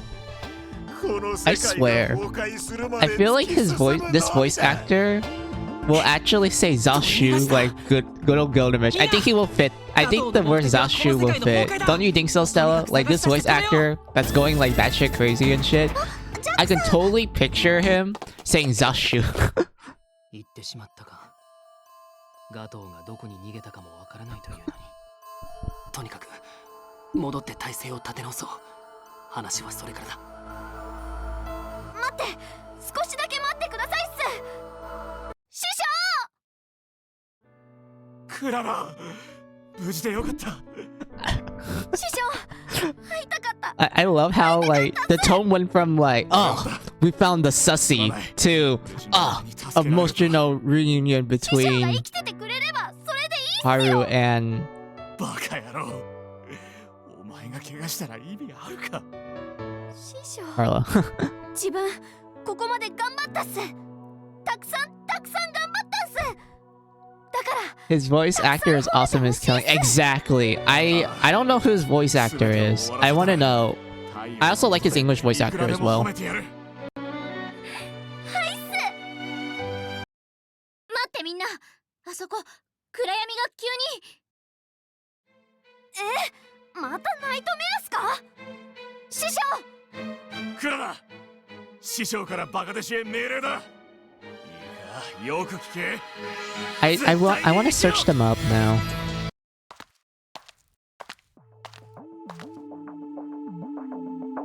Also, I feel like it was a good time for me to call for a bathroom break.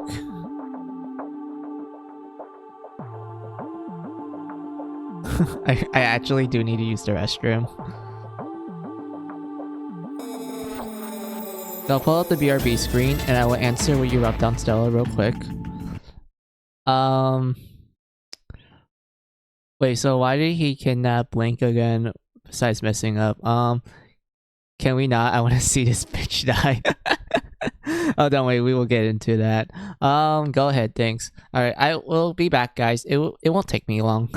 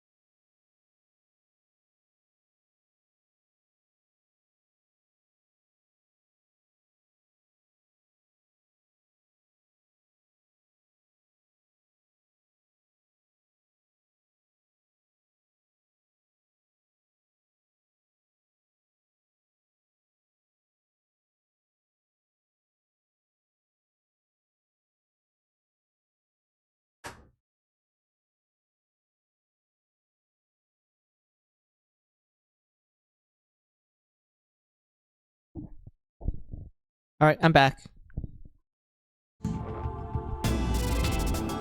Oh god, my liver. Alright, it feels better. Let's go.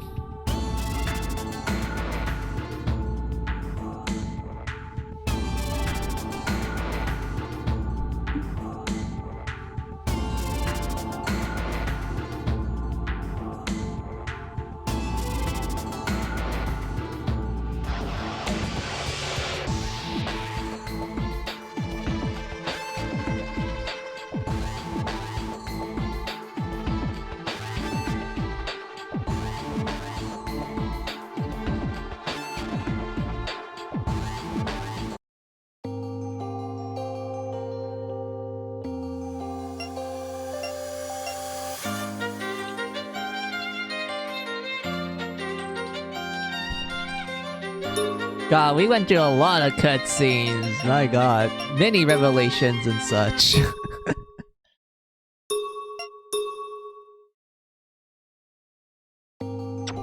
I feel like I could answer some of these like in a later stream. Also when I like read the prequel novels. Because that's when I can actually go into more into depth about like certain plot points and such.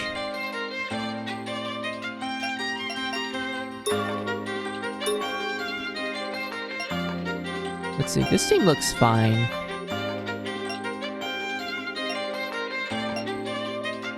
I'm always laughing at the fact that, like, outside of Mermaid, also has, like, the second lowest attack in the game. Everyone else is, like, Unga Bunga levels. Like, look at this. Alice is 283. Charlotte is a whooping 317. And Mary's 304. Like it's crazy. What's the highest luck at? Alice.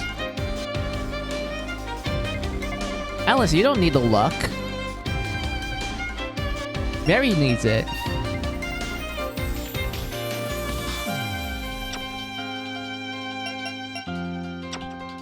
Because Mary's the one that's doing most of the status effects.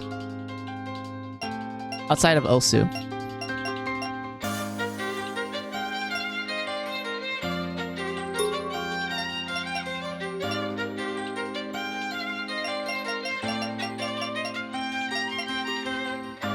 But it takes away so much. Oh, I hate this.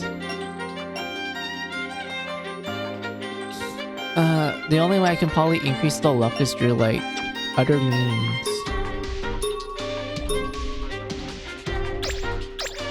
Like something like around this.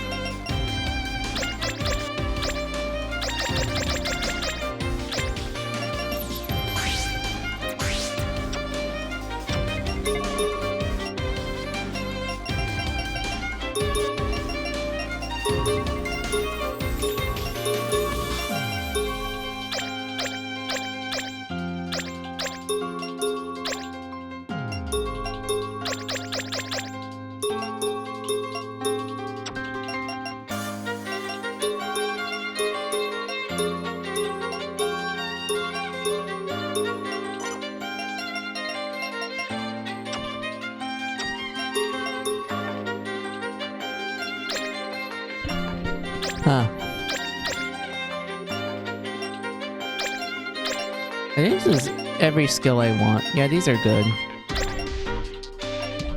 Actually, I want to grab this. And that. Alright. Oh, I forgot. Charlotte doesn't have a lot of skill slots. Alright, that's fine. Mary. I think these are good. I could grab this. Her commander is also pretty good too. This one's also good. Magic counter, I guess that's fine.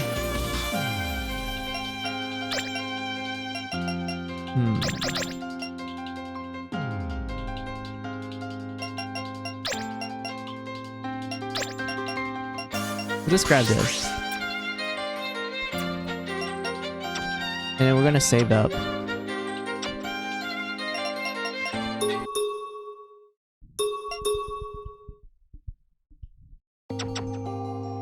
Alright, there's a story event here, so let's go check on it.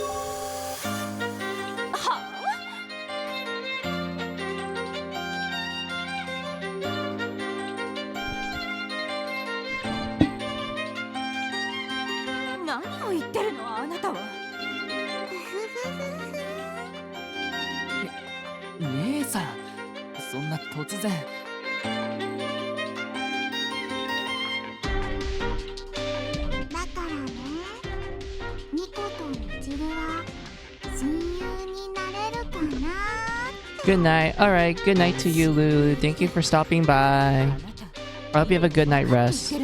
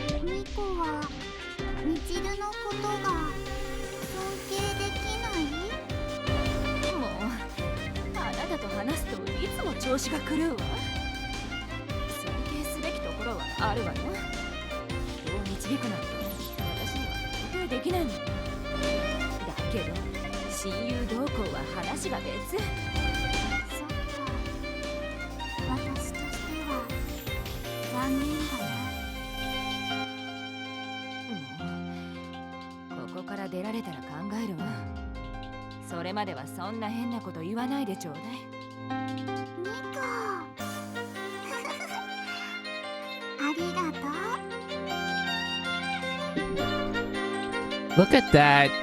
Miko's getting along with Michiru, which is really rare. It's really rare for those two to get along. もう終わりは近いですね。どううやら自分たちの命運というよりも人類の命運を決めた戦いになったわね。そのはずなんですけど、なんか実感ないんですよね。大丈夫。ジャックたちは希望から生まれた子たち。安心して。Miko has another daughter, I see. I highly doubt that, Stella, because Michiru is like, well, technically, she's technically like around the same age as Miko. When you like think about the fact that like, oh yeah, Michiru was like alive when the jail was formed.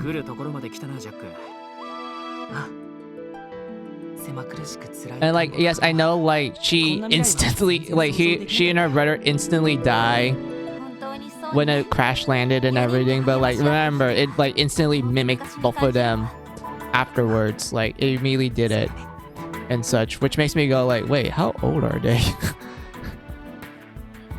In her early 20s then. Yeah, I guess you can say Miko got like a younger sister. Because I know Miko was like, wasn't she in high school when the jail formed? That makes her like in her 30s?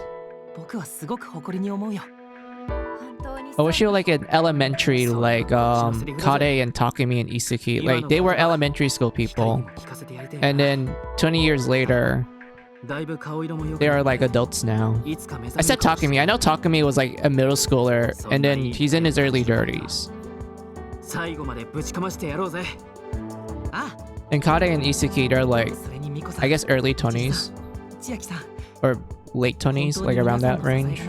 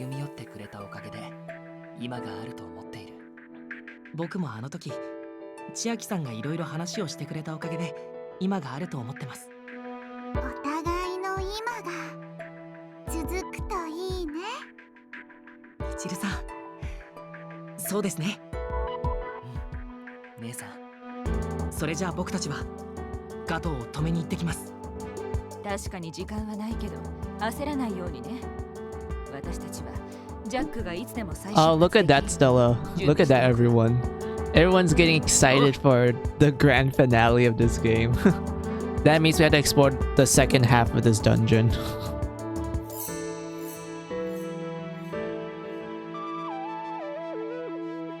Look at that. Everyone's hyped up. Look at Jack's team. They're all hyped up.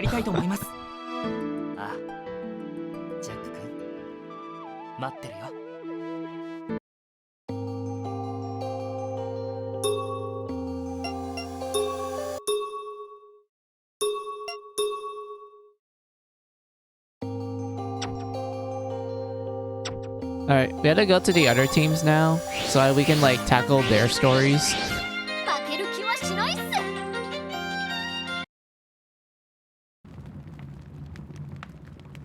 It's wholesome as fuck. Indeed it is. Yeah, we have to go through their what do you call it? Their home base for their events.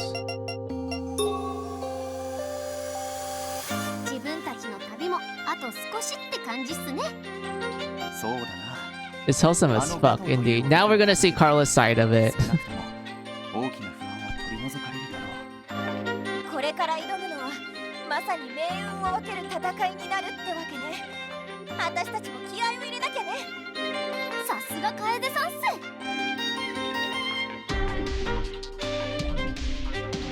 皆さんでしたらきっと大丈夫ですよ。太陽のご加護もついてるはずですから。皆さんに暖かい日が共にありますように。ありがとうっす。そう言われるとホッとするっす。ってもう、うちが言いたかったこと全部姉御たちに言われちゃったわ。あら、気持ちがこもってるなら別に同じような言葉でもいいじゃない。姉御全然良くないわよ。まあまあ、お二人ともそのくらいで。肝心な時にそれじゃクララたちも呆れるぞ。いえ、皆さんがいつも通りだなぁと思ったらいい具合にリラックスできたっす。い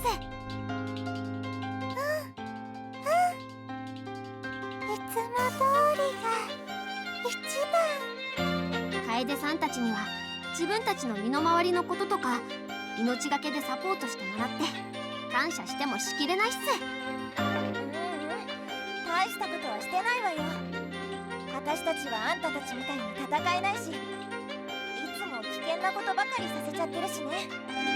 だからせめて生活面くらいはってやってただけだよ。いやいや、それが本当にありがたかったっす。楓さんは炊事洗濯からいろんなことを率先してやってくれたっすから。楓の作ったご飯すっごく美味しかったよ。まるでみんなのお母さんみたいだったっす。何よりすごく前向きで諦めない姿勢から自分も元気をもらえたっす。さすがにこんな大きな子がいるような年じゃないけどね。でもそう言われると素直に嬉しいよ。ありがとう。こんな時っすからね。改めて言っちゃったっす。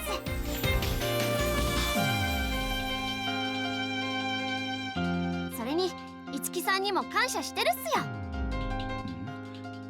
僕は特に感謝されるようなことをした覚えはないんだが。とんでもないっす。自分にはまだまだわからない景色少年としての能力の相談にも乗ってくれたじゃないっすか。最初は少しぶっきらぼうな人かとも思ったっすけど、本当はとっても優しい人だって分かったっす。参ったな。面と向かって感謝されるとどう返していいかわからない。五木の持っている観察眼や知識は私とも違う切り口で有意義な会話を楽しめてるわ。まさかグレーテルに褒められるとは思ってもいなかったよ。そして津久井さんにも自分はたくさん助けられたっす。私ですか？うっす。どんなに辛い時でもニコニコと優しい言葉をかけてくれたじゃないっすか。つい甘えたくなっちゃう時にも話に乗ってくれたりしてとっても嬉しかったっす。すごく頼りになったっす。そんなみちる様に比べたら私などまだまだです。でも少しは太陽に恥じないように振る舞えたのであれば私にとってそれは喜ばしいことです。シラも救いのことは好きだよ。ありがとう。ってことは次はあたいの番ってやつ？いやー照れるわね。ほらほら何でも言っちゃって。そうっすね。たくみさんは変人っすね。それだけ？Ah, もちろん poor Takumi. He doesn't get a compliment. He doesn't get a compliment at all. 驚いたっす。Everyone else is like, oh, you're like the mom or the big sister of the group and whatnot. And then Takumi is like, oh, 自分の兄弟弟子的な立ち位置になると思うと my teacher taught you. That's cool. いけずね。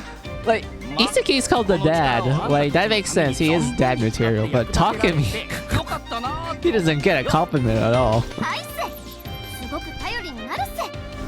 とにかくここに来るまでずっと自分たちを支えてくれて皆さん本当にありがとうっす。みんなで力を合わせて見事この場所から脱獄するっすよ。当然当然、皆の者この大魔王についてくるのだ。また肝心なところで噛んでいるわね。本当に頼りになるのかしら。噛んでなどおらぬ。なんだか一気に締まらない雰囲気になったわね。でもメルンらしい。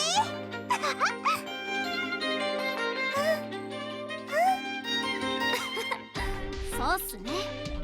これもまたこのグループらしさってことっす。まったくだわ。あんたたちの場合、それがいい具合に噛み合ってるんでしょうね。ああ、下手に肩に力を入れて挑むよりもいい結果が残せるだろう。そうそう、いろんな意味で準備もバッチリってことね。改めて皆さんに太陽のご加護のあらんことを。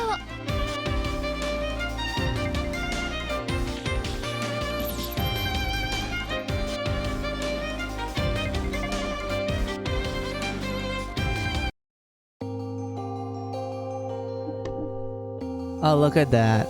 Very wholesome scene. Wait, I need to switch to Jew. Hold on. Here we go, Jew. 行こう。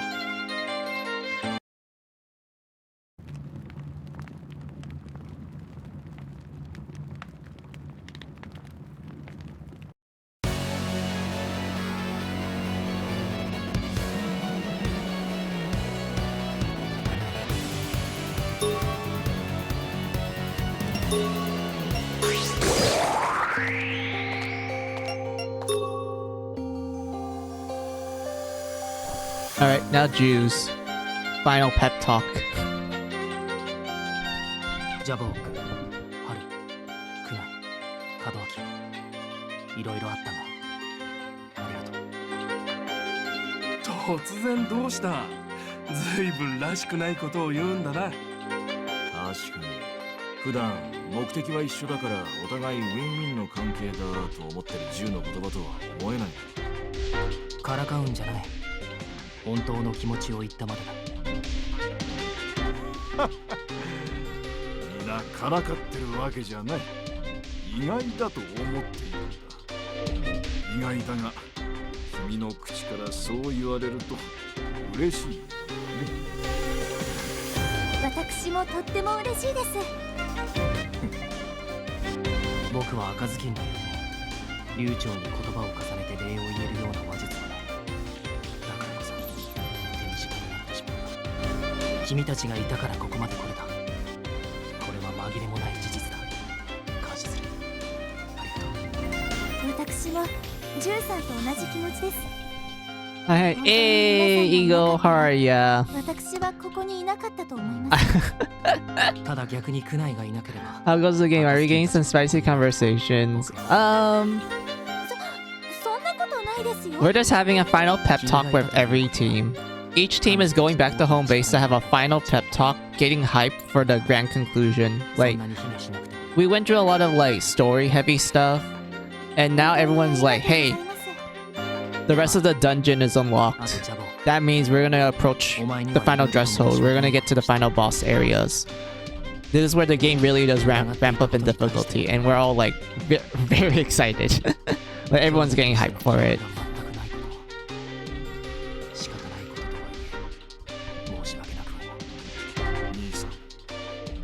Oh yeah, how are you, Eagle? After you end your stream, which I did like lurk around and interact with you, and even like thank you for the stream and everything. So yeah, how are you?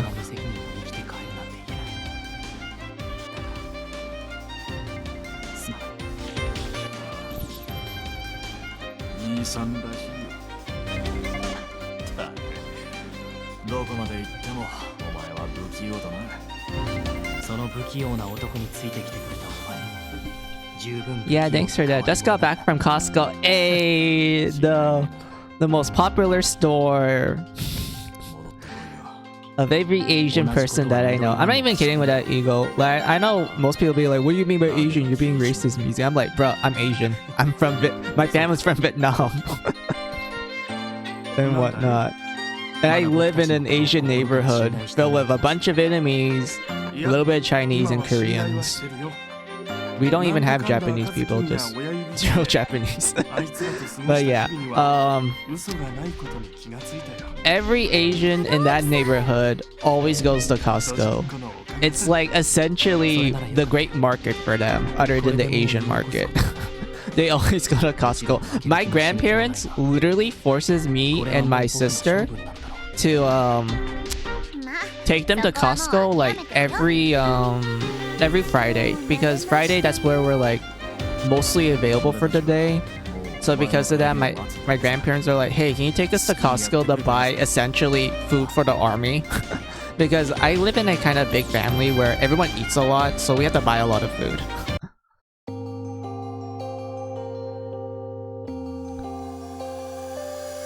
And such, but yeah. The best store. I'm Mexican, we're cheap as fuck. Yep.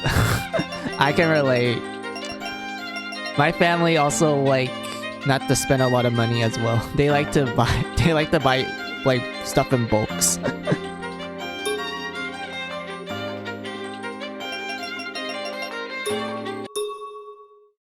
Oh yeah, Ego, I'm not sure if I actually showed you some of the classes of this game, like the designs for the girls.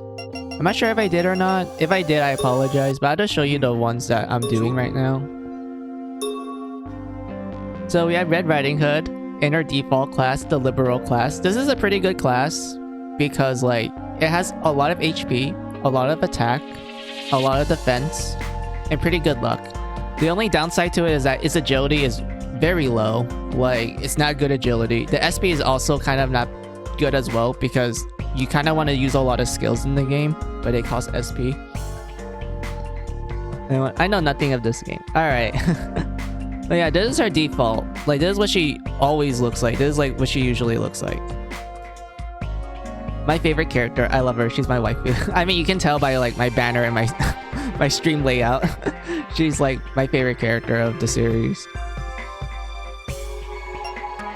This is what she looks like as a poet. They are essentially the magic nuke class, also good for support. Very cute idol. We have Fairy, which is the debuffer class. They are the magic class, but they don't have like, you know, high magic, so they can like magic nuke stuff, but their magic is decent.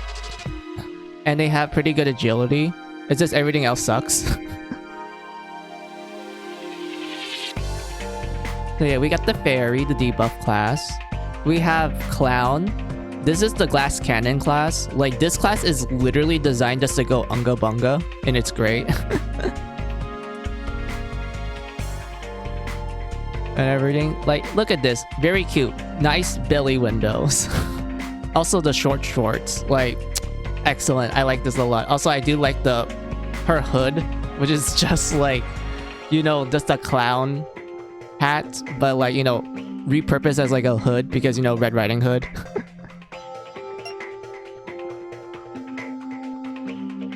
Then we have Leech. Leech is essentially the Magic Knight class. They have good high balance stats. It's just the only issue with them is that their luck is low, and that's practically it. And if you're wondering like what's so good about luck is good for if you want to inflict status effects often, or you want your passive skills to happen more quickly. So because of that, yeah, Leech's luck isn't like as good. Like, everything else is like well balanced. Like, you know, she's designed for a mixed build, but like outside of that, it's like, yeah, you're mostly gonna lean towards either full magic or full physical. You're not gonna do mixed builds that often. Then we have the DLC classes, Ego. We have the Joe Singer, which is essentially a support class, focuses on magic. We have Death End Request 2 attire, an outfit that's based on the hit Compile Heart game Death End Request 2. Oh my, it's almost like the class name is practically that. This one is okay. Then we have Sakura Maiden. Sakura Maiden is like an actually decent class. I will tell you the history of this class, Ego. So this class appeared in the first game, but it was the worst DLC class of all time. It was the worst class. No one uses Sakura Maiden in the first game. because the stats are like not great. The skills you learn from it also not great. And overall, it just wasn't really a good class to begin with. So it was just there for the looks. And that's it. And it was completely absent in the second game. Like, they completely ditched it in the second game. It's no longer in the it was not in the second game. It came back for the remake of the first game where it was like, had some tweaks to it, which is like, okay. It's fine. But Finale, Eagle. In Finale, this class is actually really good. They actually fixed most of the issues with this class. And one of those issues that they fixed was that it can use all weapon types. And if you're wondering, like, what's so great about being able to use all weapon types? You can use all weapon types. Who doesn't want that? You can use guns. Guns are busted. But I'm not kidding with that statement, Eagle. Guns literally, like, has the highest damage output for physical fighters. So if you're like, oh man, I want my character to, like, hit hard physically, just give them a gun. They will literally just rip through the enemies like it's nothing. Also, their agility is pretty decent in this game. So yeah, that's like one benefit to being a Sakura maiden in this game. So I got a nice rehaul. Then we have the swimsuit. Look at this, Eagle. Look how cute this swimsuit is. Bikini, nice. The shoes, also nice. She gets a red hoodie, nice. She gets the wolf ears as a headset. Like, oh my god, this is perfect. I love this. Then we get to the Death End Request 1 attire. I know they say Death End Request attire 2 because there's actually 2 sets of it, but I always refer to it as Death End Request attire for simplicity. So yeah. So Death End Request attire. This one actually used to be broken, Eagle, in the second game, because if you were to like pick up the second game and you're like, oh man, this class looks really poggers. Why is that? So back in the second game, this class can use all weapon types, and its stat line was essentially pure glass cannon. Like, its attack stat was so high to the point that you're like, oh my god, I can literally I can just like one-shot things with no weapons whatsoever. Like, it can naturally hit hard. Giving it a gun just makes it even more broken. The only downside to the class was that its agility was low, but it's really easy to fix by giving this class a lot of agility increase equipment. Like, once you solve your agility problem, you're just gonna be hitting everything hard. You're just gonna be one-shotting after one shot. They nerfed it a little bit in Finale, which is the game I'm playing right now, because they pretty much took away its ability to use all weapon types and only limited it to certain ones, which, if I'm gonna be honest with you, Ego, I would say the only weapon type that's good for this class is regular sword, daggers, lances, and scythes. Those are the good ones. Buster Blade sucks, and Hammer sucks. So, like, yeah, you're gonna be using the other weapon types for that. Oh yeah, I forgot to talk about this. Oops, skill. The skills in this class also pretty good too. Fire element against one enemy, air element against one enemy. These are good if you want to like inflict weakness damage, which is really pog. This one's also good if you want to hit like a certain range of enemies, like you hit like multiple enemies at once. Also does a lot of good damage. This one's also really great too. Like, this has such a ridiculous huge range to the point that you're like, oh my god, I'm hitting everything. And whatnot. Like, this is like these skills right here that I'm pointing out, the glitch, Phoenix Tune, Soul Spear, Astron, and such. These are good to have in general when you play either 2 or Finale. This one, don't get it in Finale. Get it when you play 2. Don't get it when you're in Finale, because they actually nerfed this one really bad to the point where it's like practically useless. So yeah, don't grab this. Don't grab this skill when you're playing Finale. Just grab the other ones. And whatnot. We have G Assassin, which is essentially she's essentially the cashier, but she uses guns. Like, that's literally how you could describe the outfit. Just a cashier, but she uses guns. This one's also a cashier, but no pants. She's the this is a healing class. And whatnot. Cuteness overlord, indeed. References to all death end request abilities. It is. I love it a lot. It's a striped witch. Yep. Then we have Dumbelina. I'm not gonna go into more detail with Dumbelina, other than like she's your magic dealer character. She does a lot of magic damage. That's what the tech stat is. That's your magic damage stat. It also affects how much you can heal. So it's important to have your tech high up so you can do more effective healing and such. But yeah, this is what Dumbelina starts out in, the mage class or magician class. She gets therapist, nurse, hello nurse indeed. The counselor, looks cute. Necromancer, yeah, floating skulls, cool. My favorite class for Dumbelina is Blood Witch. Like, look at this. This looks cool. I love the clover on her hat. It's that she does get other ones like, look at this eagle. It's a kitty sweater. It's a kitty virgin killer sweater.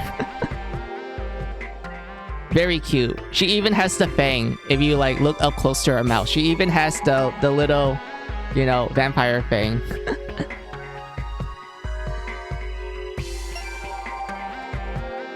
And then, what's this ignore this? What's this ignore that? Sakura Maiden, dual wielding katanas, hogs. Swimsuit, oh, look at that. The frails, the Hawaiian flowers, very nice. Oh my god, look at this eagle, it's Lily Hopes. Except, less boing boing.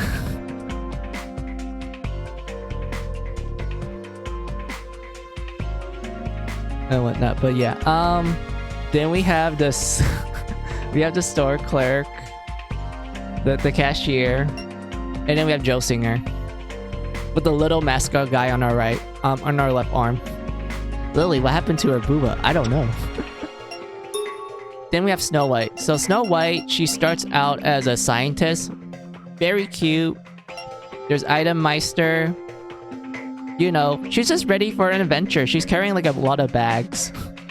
We have Mimic, her iconic class that most people are like, wait, excuse me? Yeah, this class right here is what most people remember from the Mimic class for Snow White.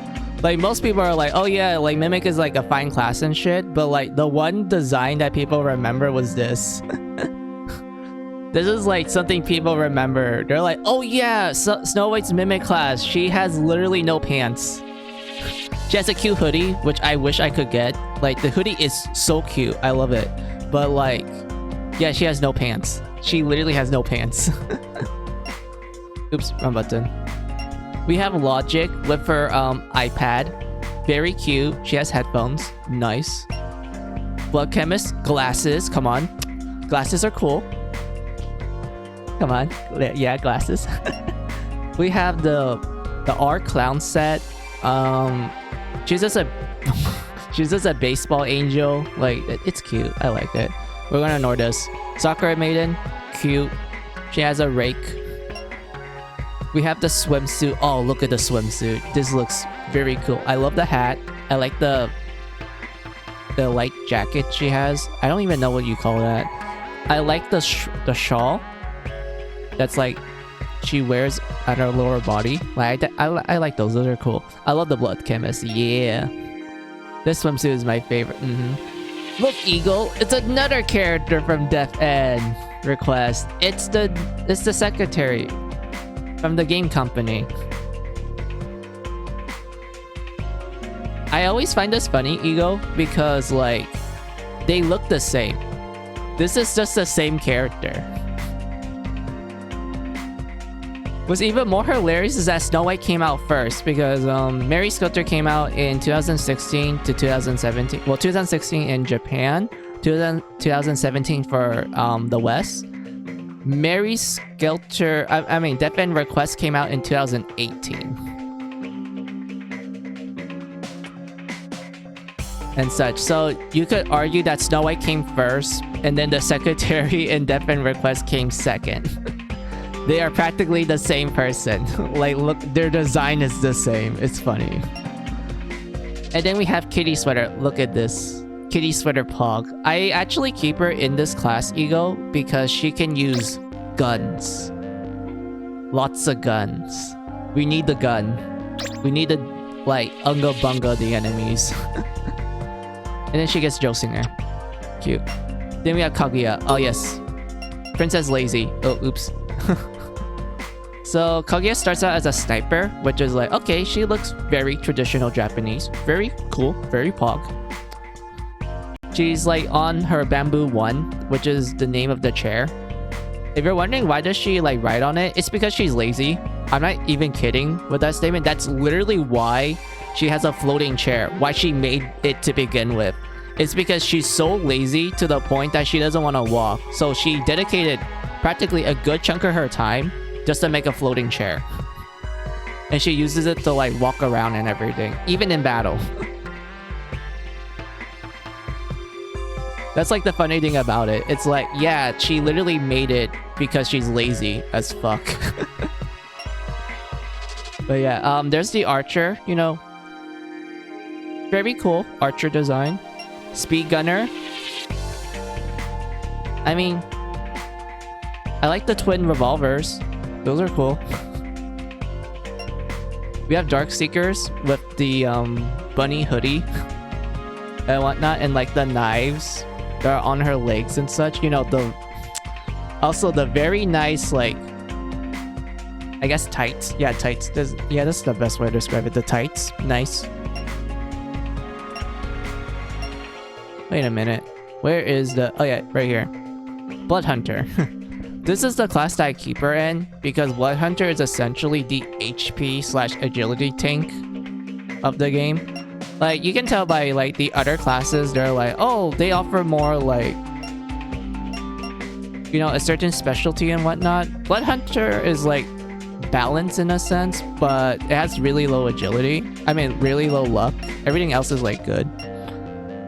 But the HP is like ridiculously like the highest. Like, look at this. Like, compared to everyone else's class, this one has 722. This one has 411, 510, 345. Blood Hunter, 844. I need this. I need this amount of HP. It's gonna help me out in the long run. She gets Joe Singer. Nice. This character isn't doing much for me. I see. There's also... We're gonna ignore that. There's Sakura Maiden. Cute. She gets the wind pinwheel thingy. Then we have her swimsuit. I always find her swimsuit funny, Ego, because like prior to this, a lot of people are like, isn't Kaguya like flat, like a cutting board? And whatnot. And what's funny is that there's actually an event in the first game where they mention like, oh, Kaguya is actually like well endowed, but they don't actually show you it until you get to the second game, where they're like, oh yeah, here's what she looks like in a swimsuit, and then you actually see that, oh, she is really well endowed. And whatnot. But like, yeah. And then we get to her death end request attire. Yes, look, it's Lucille? Question mark? Is that her name? I'm sorry, Eagle. It's been a while since I remember the death end request characters' names. But yeah, it's Lucille. Look at that. She even has the fly buggy and everything. Yeah, it's Lucy. Yep. She also gets the kitty sweater. Oh, the virgin kitty sweater. Oh, this is good. I do like how the chair looks drastically different compared to everything else. Like, this chair looks like an actual, like, gaming chair of sorts. It's just missing the wheels. And then we have Tea Healer.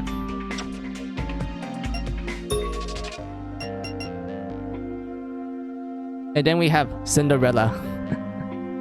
Cinderella. She is the martial artist, but also the Ajosama Eagle. Yeah, she literally like does the Ajosama laugh, which is like, oh, you know, that thing, but I can't actually do it.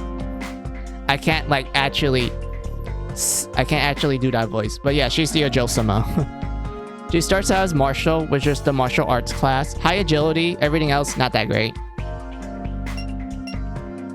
This is what she looks like as a fighter. You know, it's the sailor suit. It's the sailor suit, but like nice under boob. Everything else is like very nice. The under boob though. You get paladin. Not bad.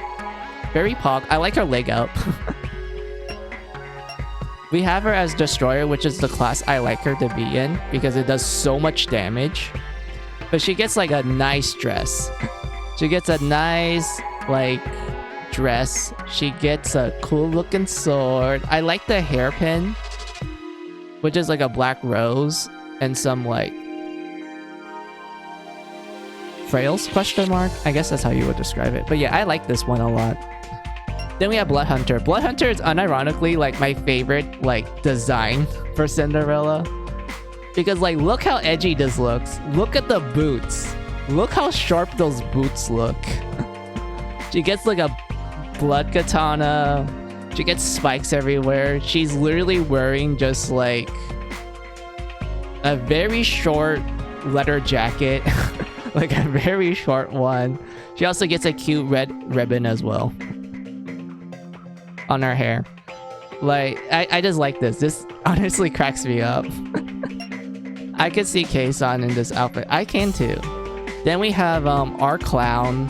This one is essentially Angel Baseball. Nothing much to it. We're gonna ignore that. Sakura Maiden. Yeah, the Sicko chain. Pretty pog. Swimsuit. Oh, the swimsuit. Very cool.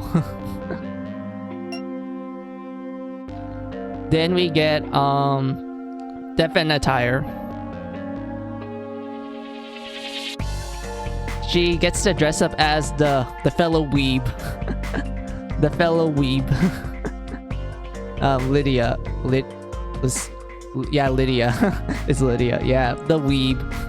Our fellow like woman of culture. The fact that she literally is like, oh hey, MC, here's the booby mouse pad you told me to design, and just plops it right on his desk and tells him that I tested it out. It was pog as fuck. Like the fact that she just says that right in front of you, and that's like the first time you meet her, is like absolutely hilarious. I love her. She's great. Then we get the Joe Singer. I mean, this is cool. G Assassin, you know, very hot cashier with guns. Not much to it.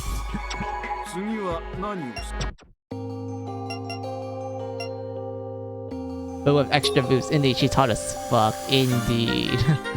Actually, I want to save this real quick.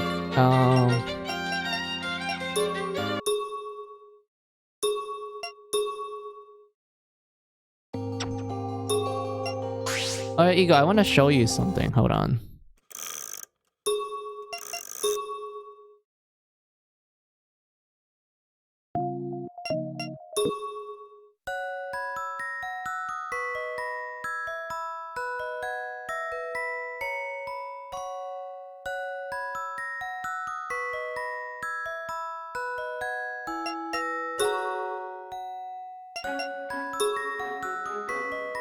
This is what Red Riding Hood looks like in the second game.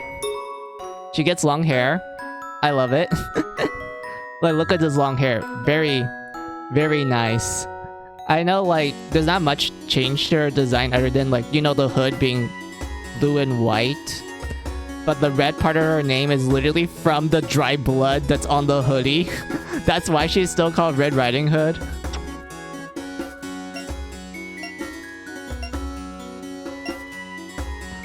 And whatnot. And because of her having like long hair, they actually had to change the sprite to accommodate with the long hair.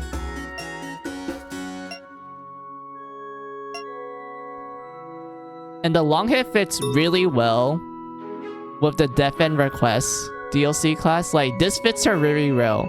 I love it a lot. This is like one of the best looks.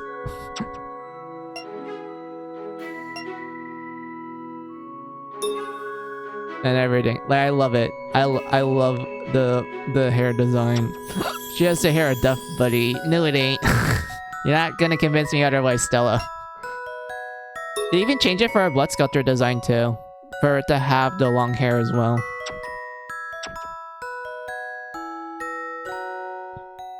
And there's also Cinderella, where can't really get into the context of the story, but in Mary Sculptor 2, she does appear as like as her younger self.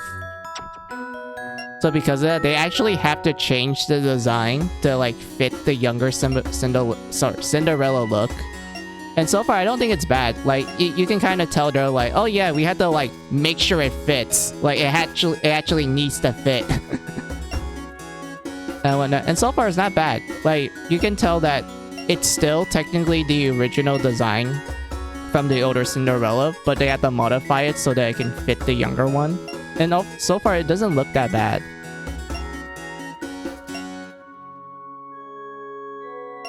And whatnot. But yeah, we can just ignore that and go back to the game, Eagle.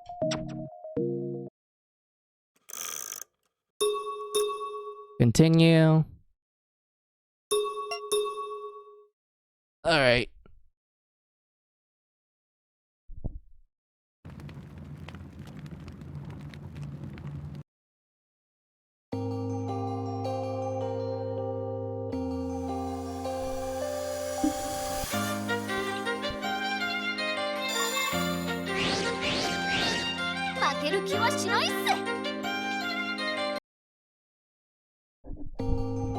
I feel like just getting to like the 5th floor, and I feel like that's where I could like call off stream. Because I've been streaming for quite some time. Like, you know, we fill out the 5th floor and we get to the 6th floor. That's where I'll be like, yeah, that seems like a good place to end.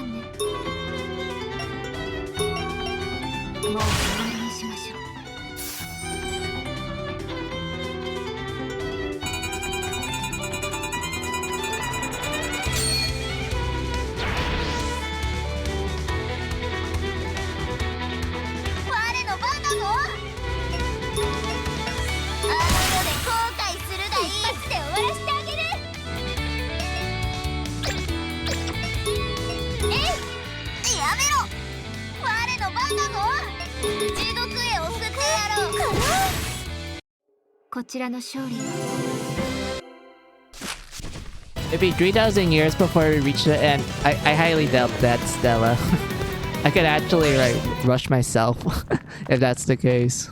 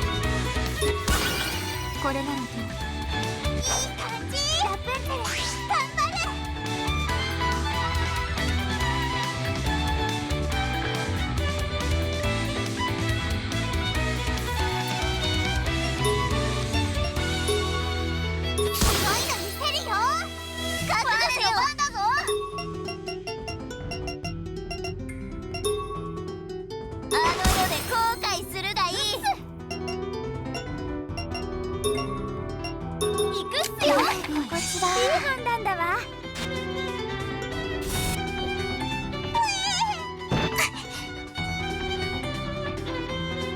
こんなの余裕だし。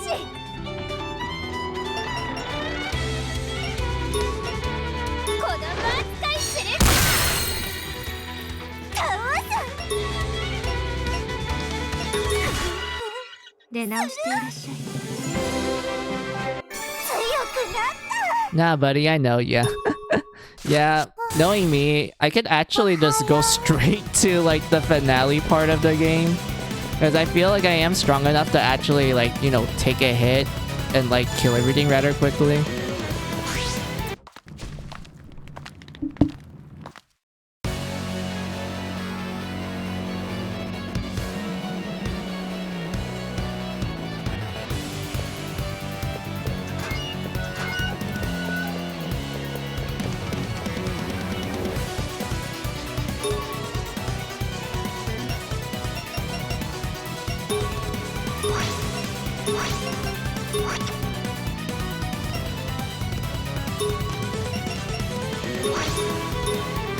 Gonna take a short nap. Pretty tired from today. Be lurking though. No problems, ego.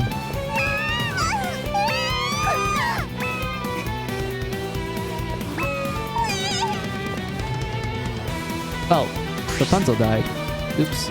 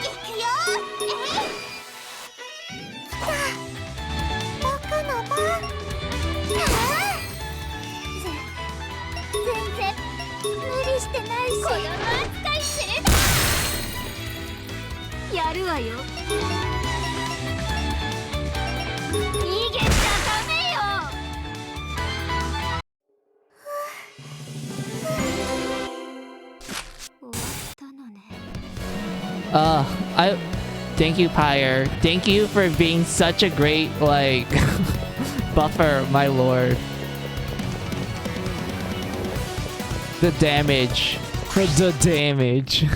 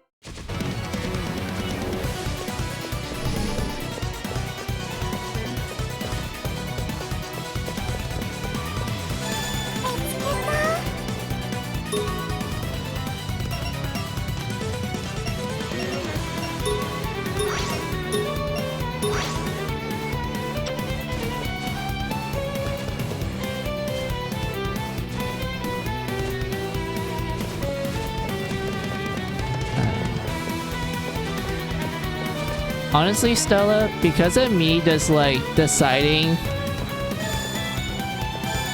to keep Pyro's HP in such a low like amount, this is actually making exploration for Carla's team much easier.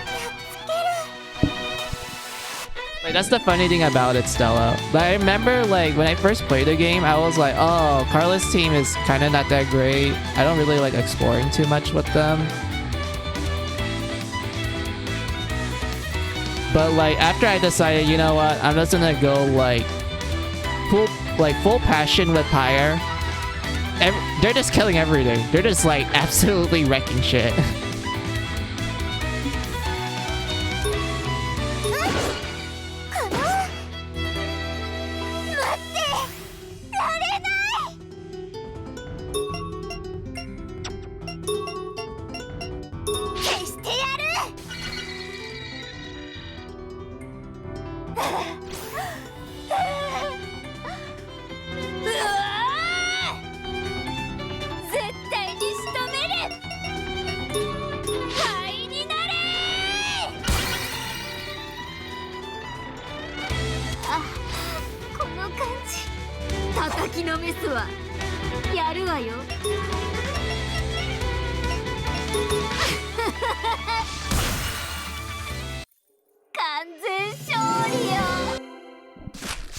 No! Pyre, why are you healed? You're supposed to be the chosen one. You're supposed to have low HP.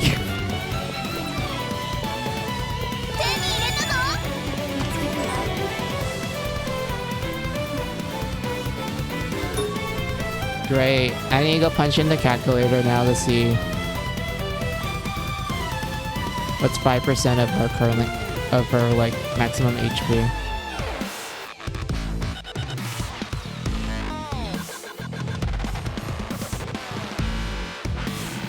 $28. Okay, I think I can do that.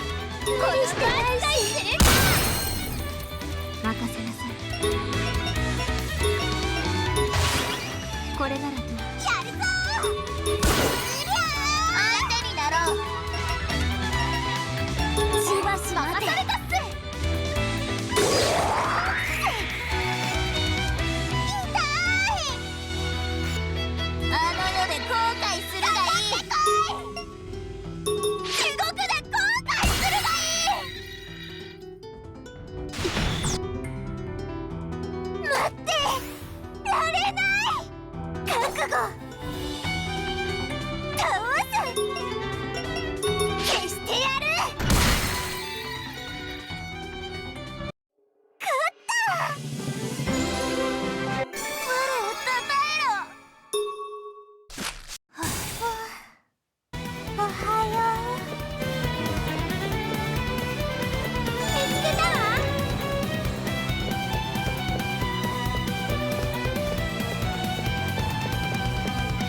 伸びろ伸びろ。伸びろ伸びろ。それ。戦闘開始。やっつける。全然手伝してないし。サポートよ。やるぞ。それ。我の番だぞ。はあ。任されたっす。大丈夫かい気分ね。受けてみよう。全然無理してないし。雑魚なら一発よ。私の番ね。これならどう？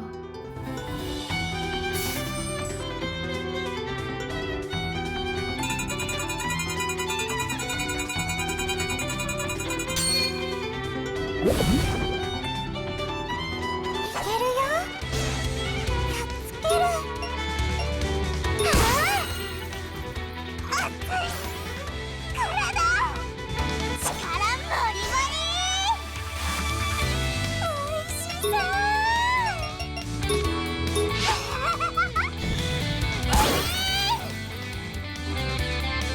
抑えが効かない。後ろ。 Hey, it's sleep infected. I highly doubt it's gonna spread, so we'll just focus on the demon guy.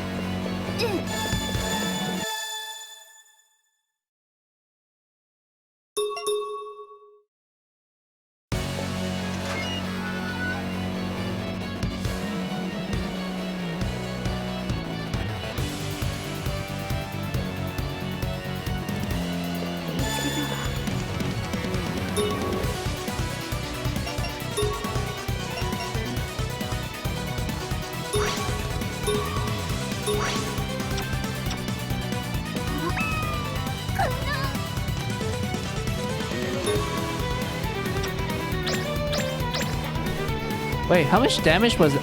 170? That's a lot. Holy shit. Alright, I need to go fix that.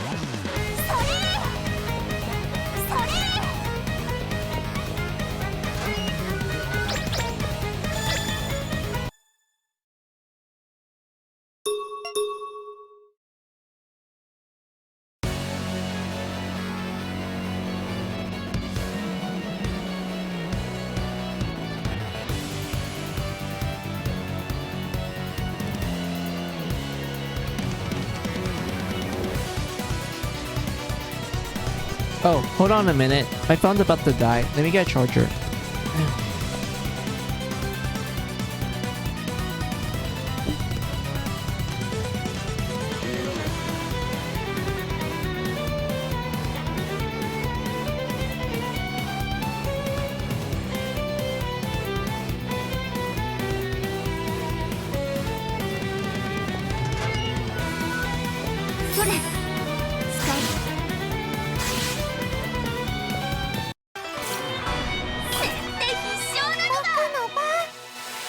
Oh, it's the dirt tier enemies. Oh, this is wonderful. Oh yeah, the play wars can get stunned too. I forgot.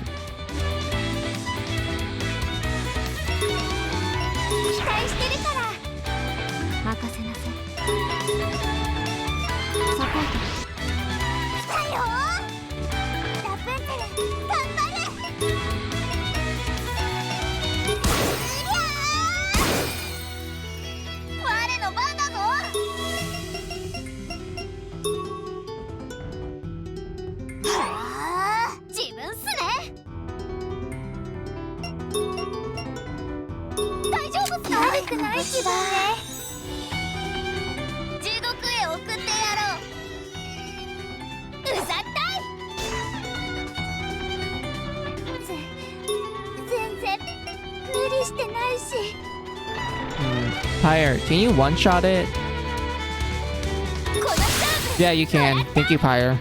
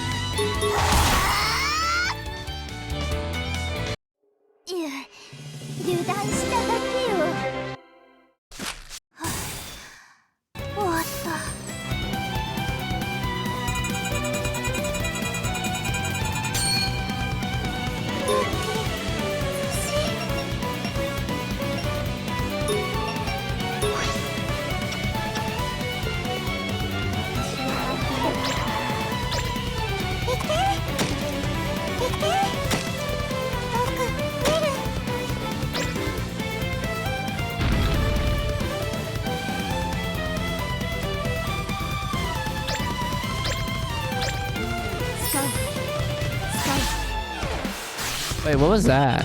Wait, did I just solve that quickly? Oh my.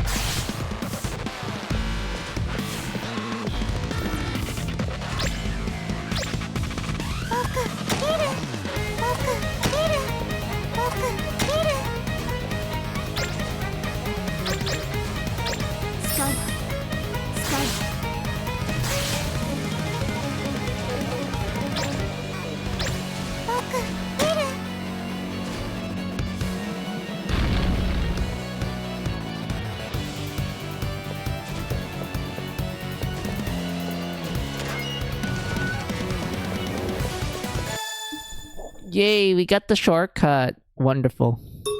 Alright, save.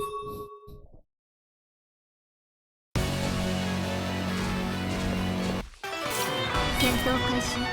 力がやっつける。倒す。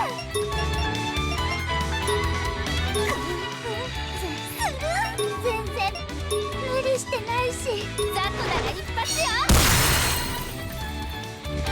待ってたわ。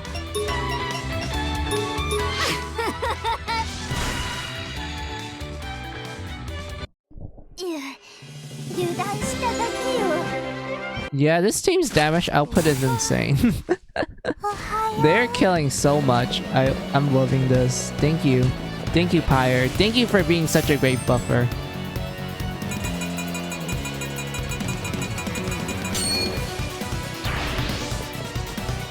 Oh. I can't go on for... I have to like... go to the other team. Hold on.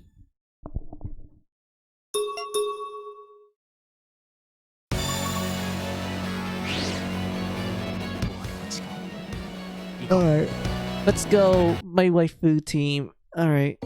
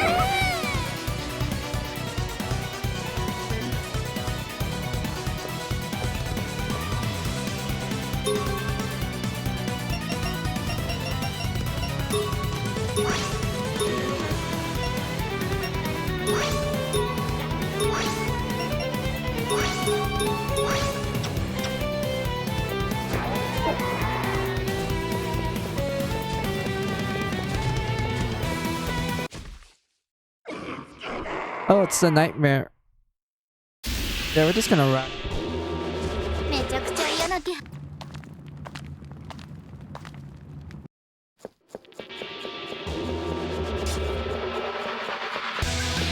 ったです。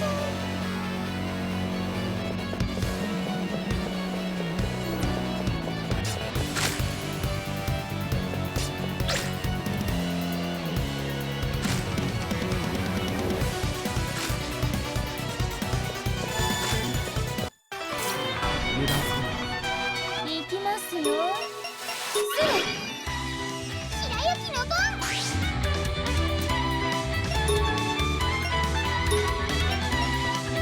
白雪もいますよ。絶好調ですわ。出番ですわね。お助けしますわ。見てなさい。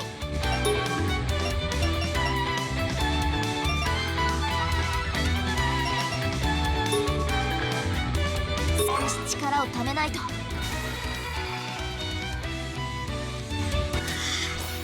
来たわ。あんたなんか消してやる。出番ですね。 Alright. Looks like the damage output for this team is pretty decent. Yeah. That's pretty good. 私なんで参ります。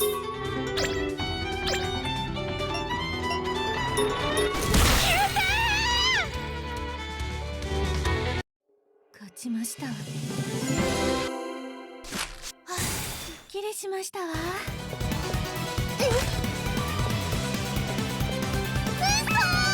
ちょっと。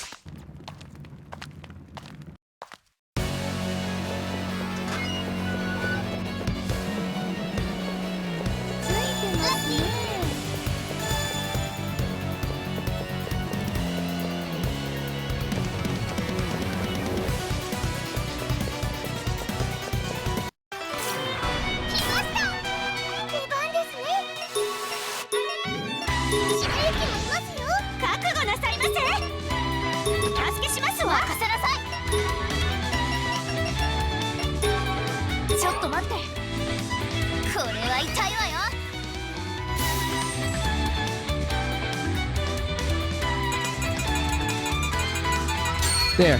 Yes! We didn't get the all recovery one. I would be so mad if I did. やればできるんです白雪の番 Let's go. Level 3 crit with Snow White. What abilities were active? Let's see. We have both. Red Riding Hoods. Yes, that one's easy. Concern. I was surprised that we got Concern, which that one's hard to pull off because we actually need to get Snow White's last digit of her HP to be 7, like exactly 7. So I'm actually surprised that we actually got that. So because of that, our damage output is going to go through the roof, and we got level 3 crit. So everything's gonna die. Well, most things are gonna die. Yep, practically almost everything died. 熱くなって私なんてなんで私が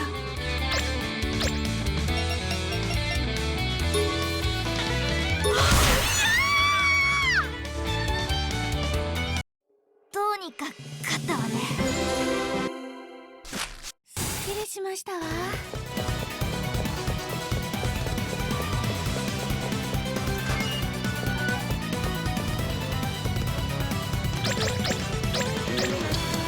さあ行きますわよ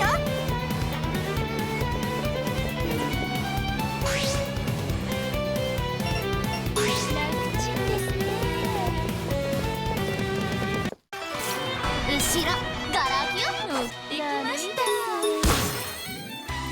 終わらせるよきついとりゃ出番ですね白雪もいますよ覚悟なさいませサポートいたしますわ Oh no, did their clothes get ripped off? And are they butt naked again? No, not yet. We didn't go into Blood Skelter at the moment. Thank God. Because if we went into Blood Skelter, Stella, do you wanna know what happens? That means that person that's gonna go into Blood Skelter, they're gonna be buffed by Red Riding Hood's character skill and Snow White's character skill. Those two skills literally increases the damage output of the whole team. Like, it doesn't matter if they use physical or magic. It will just increase the damage output, period. So because of that, yeah, let's hope none of them go into Blood Skelter because it's just like, you know, game over GG at that point. 少し力をためないと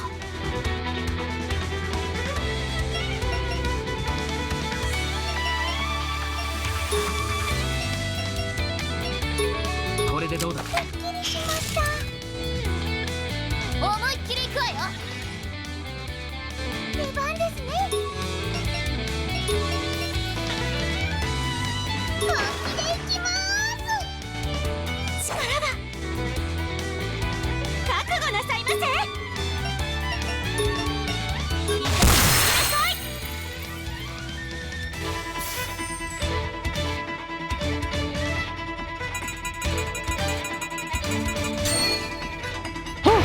Oh my god, I got lucky there. Oh my god. For a second, Stella, I thought I was gonna go on the recovery panel, which makes me go like, no, that's gonna fuck up my team setup. No, don't do that. I'm glad it didn't. Oh my god. I'd be so mad if it did. 危うかったですね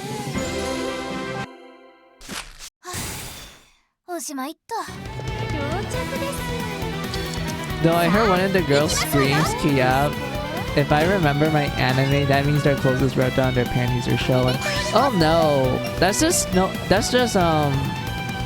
Cinderella going batshit crazy. I mean, her entering genocide mode, which we all know. Like when when Cinderella enters genocide mode, she's not like, you know, bloodthirsty. If anything, she's really depressed. And it doesn't help the fact that like when she attacks, she literally just goes Kia, like you said. Except it's not like embarrassment, it's more like just get me out of here.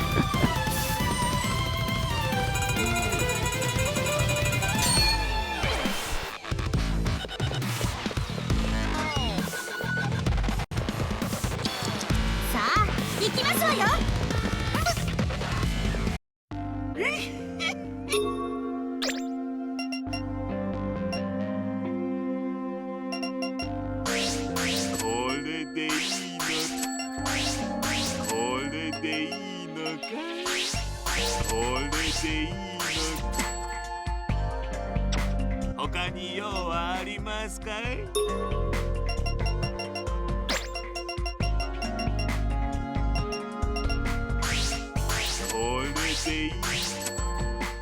Can't blame you on that. Plus, Cinderella is done with this shit. She wants to take a long break afterwards. Yeah, Cinderella entering like genocide mode. She's not like, you know, bloodthirsty like most of the girls. Cinderella's just straight up depressed. She doesn't want to be here.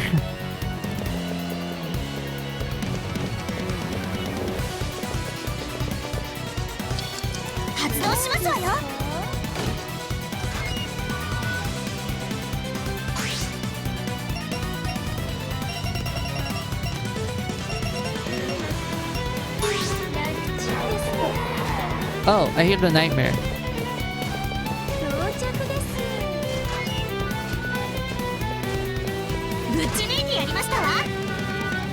I do like how it literally takes a while for the nightmare to come, like actually for the nightmare to spawn. But when you actually get caught by it, it's like very aggressive, which, yeah, that's a reoccurring theme for like all the nightmares in every final dungeon of this game. But this one in particular, you can tell how aggressive it is.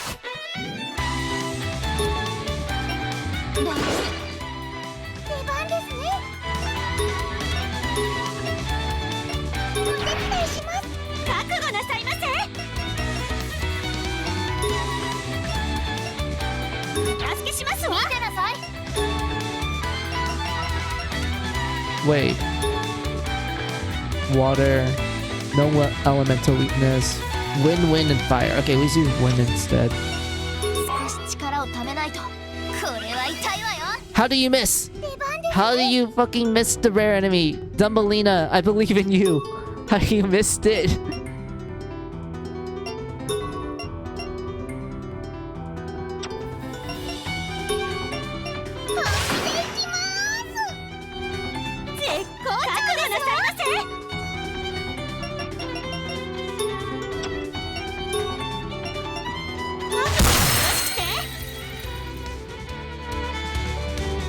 Ooh, I need a purge. I need to purge everyone. This doesn't look good. Alright, at least that guy died. Wait. Wait, I'm curious. How much damage would Rage Rush do? Oh, it just one-shots. It just one-shots it. Alright. Alright, that... Oh. I mean, I don't mind that, because she was gonna level up regardless. Let's see, damage output. Not bad. This is not bad. On top of that, she fell in love with Jack and it hasn't seen him in a while. It feels so lonely. That is true.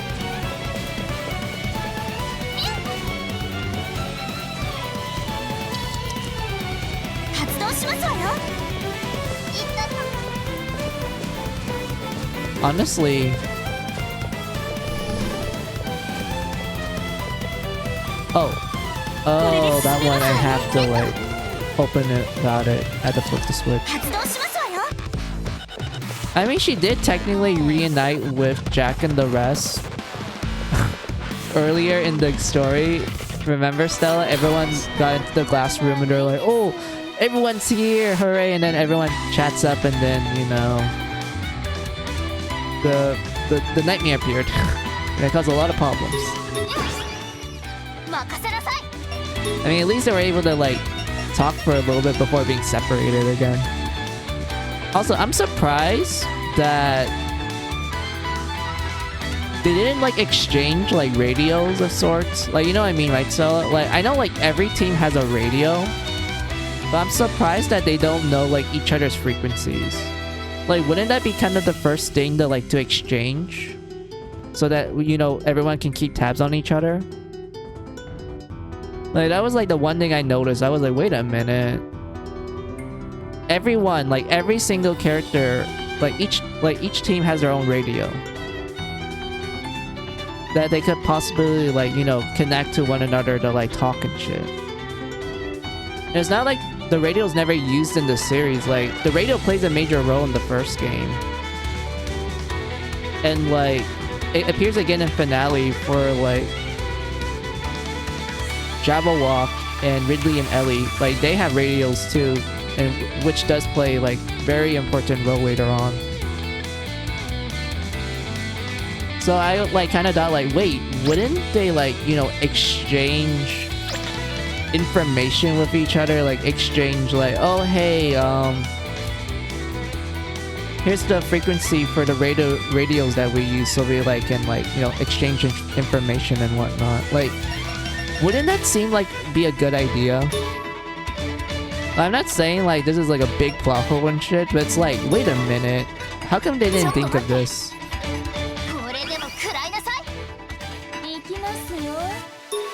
You're not wrong, I thought the same, exactly. Why isn't it flip? It's not flipping. Now it flips. Thank you. Thank you, Princess Laser. Oh. Thank you, Red. My waifu. Thank you.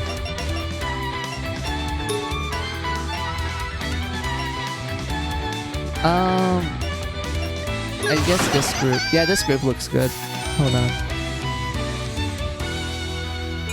No! All of these are not that great. I don't want I don't want these. No! Oh wait, never mind. Okay, didn't touch Red and Cinderella. I was gonna mold. I was gonna be sad.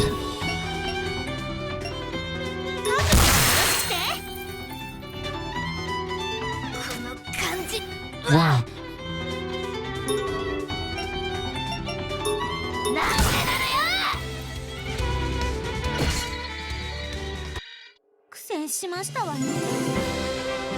I mean, that's fine. She leveled up. I don't mind that. That would be the smart thing to do. Yeah. It's just something that I noticed. I'm like, wait a minute. How come they didn't think of this? Let's see. Okay, we have to flip the switch, go 12 dash, and then run all the way to the door.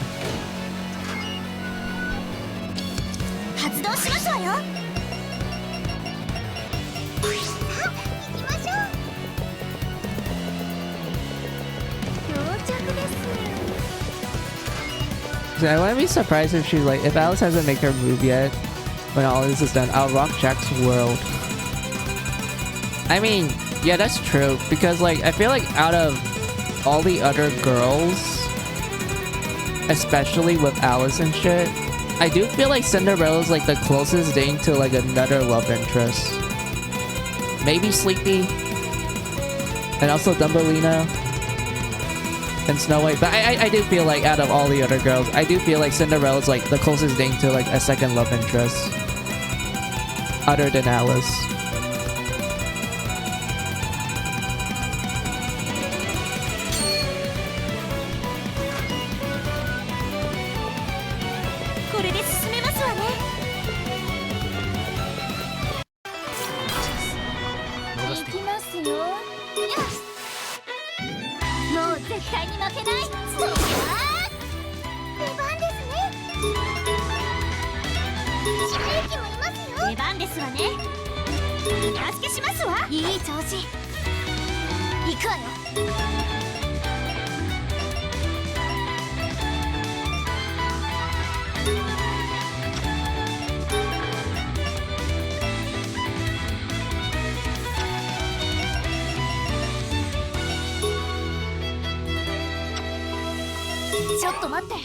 さて、どう動くか。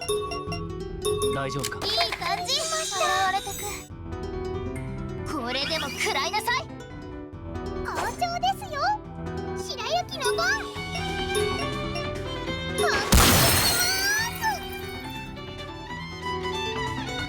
熱くなって畜生です。 So in Alice's case, she already done it with Jack. I mean, granted, like Jack and Alice are childhood friends, and there's a lot of like subtext to them as well. Yeah, it kind of checks out if we go into that direction. Let's see.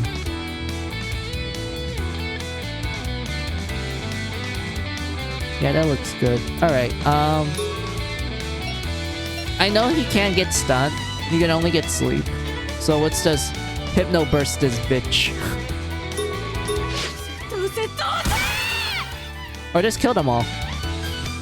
Thank you, Cinderella. しました。やっ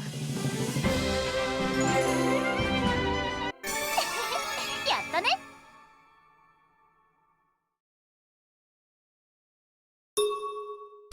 すっきりしましたわ。アイテムゲットです。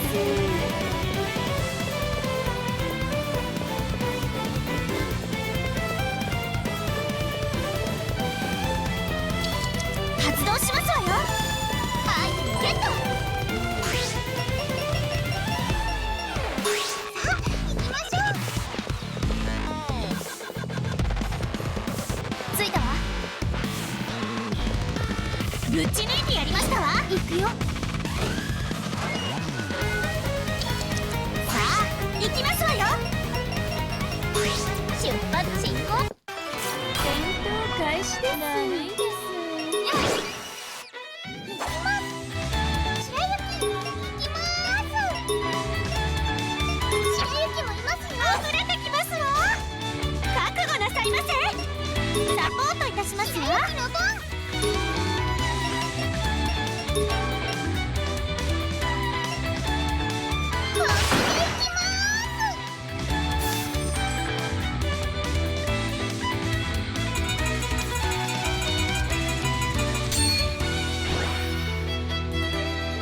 出番ですわね。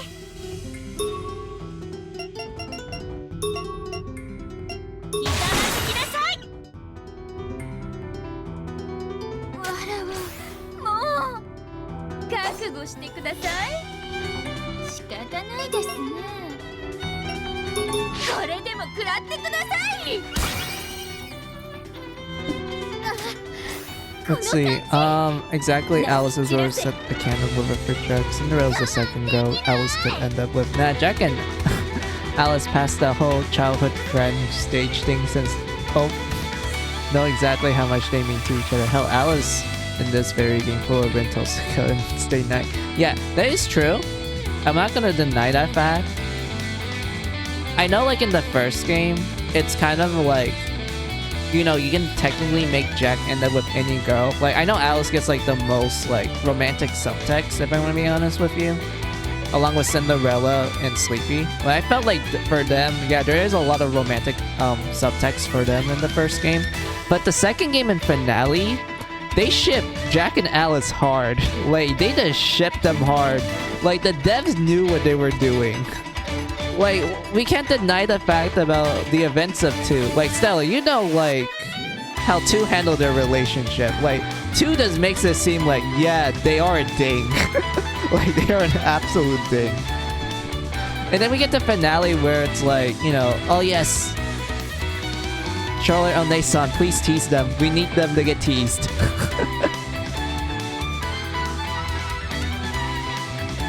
Like, first game, you know, there's subtext, but you know, you can technically make Jack end up with like any of the girls. 2 and finale, yeah, they just ship them hard. They're just like, yeah, just ship it, just clip it and ship it. Like, dear lord. Like, that's the funny thing about it. I always laugh about it, Stella. Like, every time that I like look back at it, and I'm like, yep, this is accurate, all right.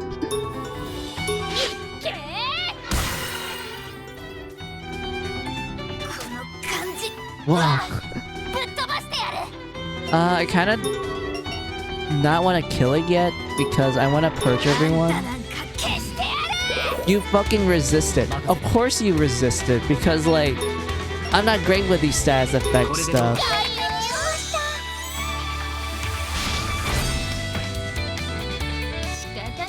Ow, finger. I literally hit my fingers on the table. It hurts. Ow.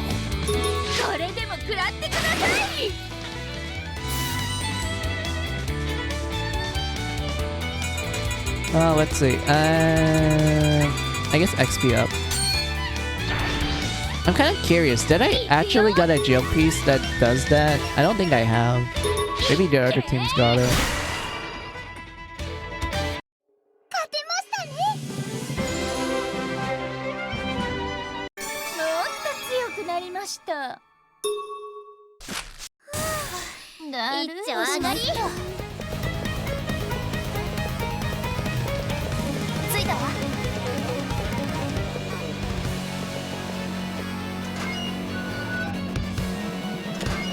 これで進めますわね。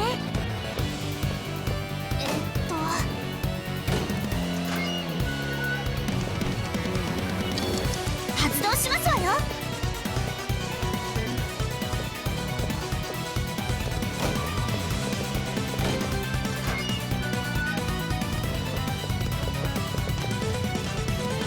これです。行きますよ。行きますよ。行きます。お手伝いします。いい感じ。出番ですね。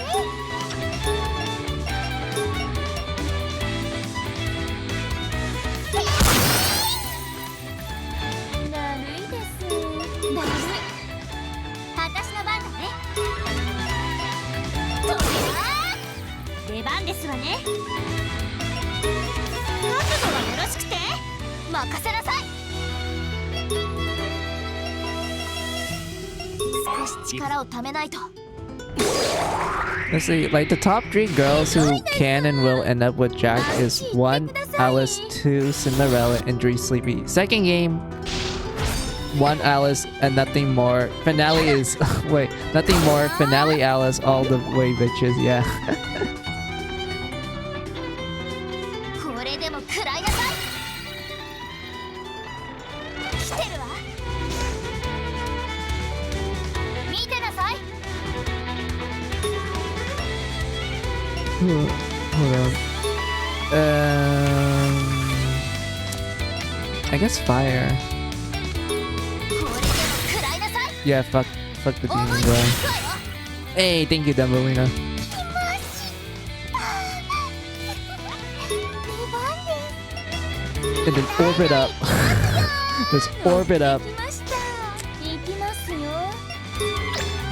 だるいです。当然の結果ね。 Let's see. It's like wait, I already read that. And I love these guys. They knew my girl Alice's canon best girl even in the actual finale of the game where Jack and Alice made a lot of babies. If only we actually get to see that, but we don't. 疲れました。発動しますわよ。 Oh, okay, that's where you have to go. Gotcha. ぶち抜いてやりましたわ。さあ行きますわよ。出発進行。だるいです。だる。白雪の番。お手伝いします。覚悟なさいませ。サポートいたします。任せなさい。少し力をためないと。思いっきり行くわよ。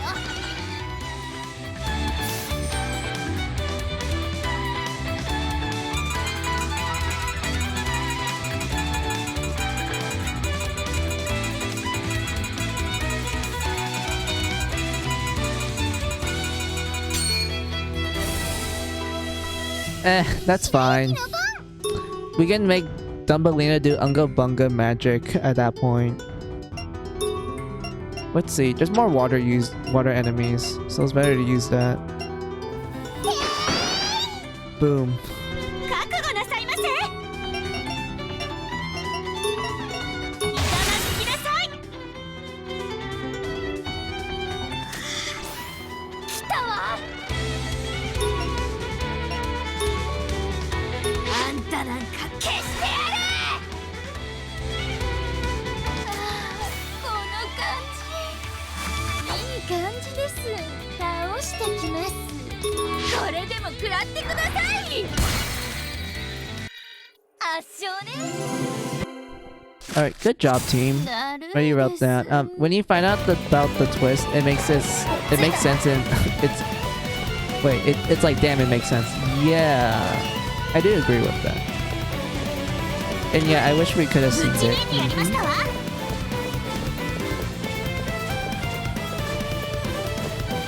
Oh, we got the shortcut. Nice.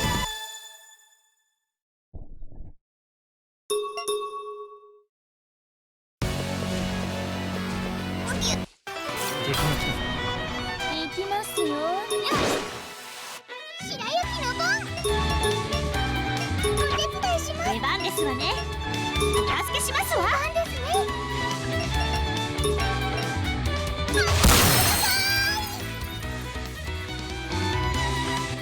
熱くなって。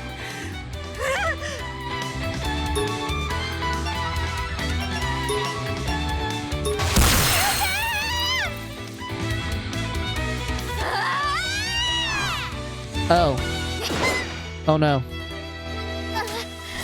この感じ。ぶっ潰す。 Princess Lazy went crazy. Wait. Wait. Wait. Wait.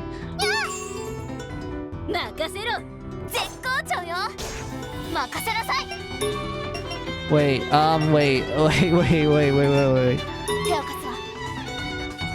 さてどう動く？ I need to purge one of them first. 大丈夫か？助かったわ。 And then we need to kill this guy. 失礼しました。出番ですわね。ひざまずきなさい。圧勝。 There, we did it. Oh my god, Princess 大 Lazy. 丈夫か？一丁まだ上がり。気にすることではない。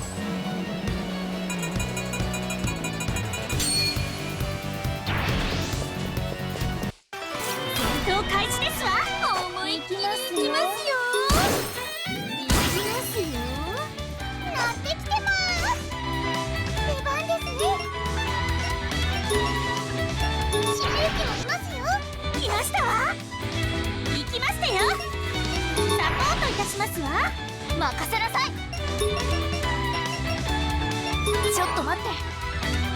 これでも食らいなさい。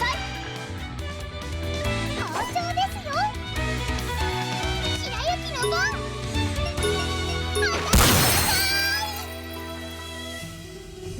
来ましたわ。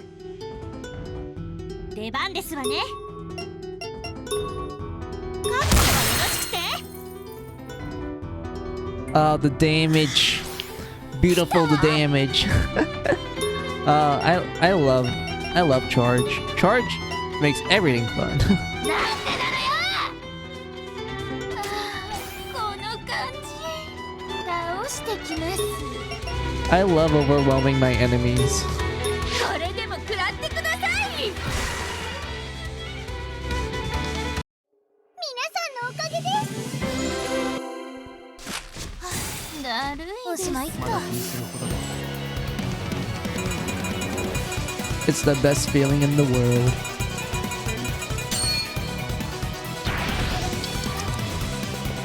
So? Hey, wait. I need a... Jew, smack yourself. I need you to ram into this mannequin. Thank you, Jew. 行くぞ。ぶち抜いてやりましたわ。 Wait, what is this unlocked? Excuse me? Wait, hold on. ちょっぴん。ついてますね。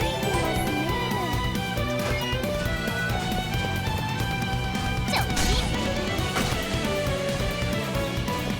見つけましたわ。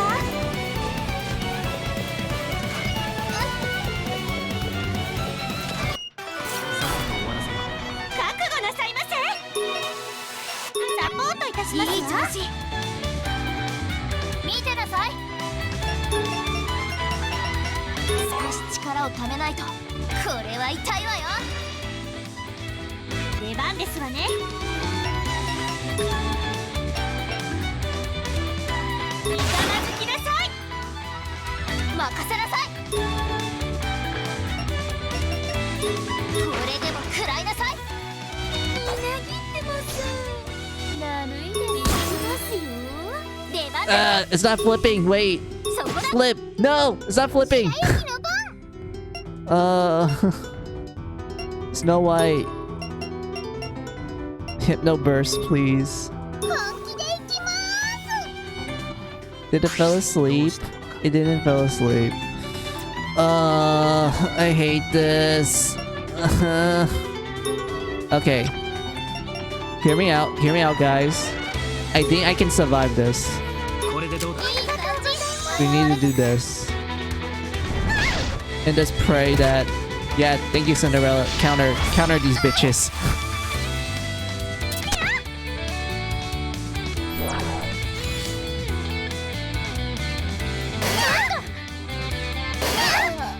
Of course, Red dies. Of course. I mean, at least we're able to survive the onslaught.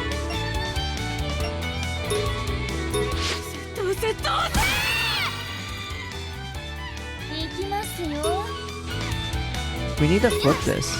I can't why are you not flipping?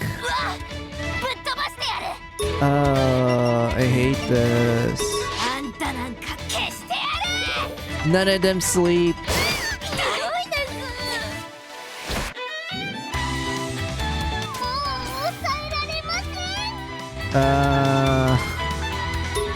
Snow White, can you recover us?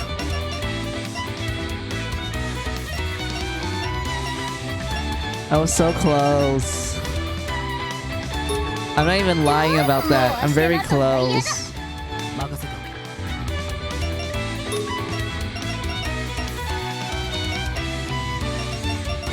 I hate this. もうヘマはしないわ。私なんてなんで私が窃盗だるいです。 Please, please flip. 来た。我慢できない。Snow White, you died. And everyone has like high corruption levels. I hate this. Hold on, we're gonna revive Snow White. 一丁上がり。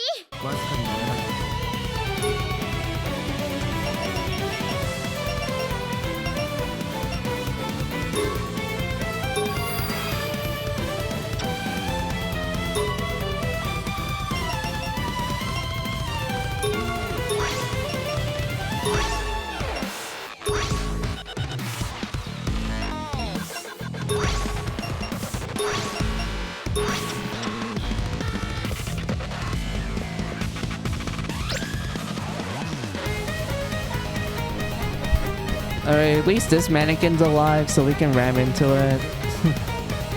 Whoa, buddy, what are you doing? You can't have him do that. He's a married man. You can't let him cheat. Like, it's a mannequin. So, I highly doubt his wife cares that he's doing it with a mannequin. You're gonna have his wife kill him just because he made him ram into that. Look. I'm sure she's fine with it.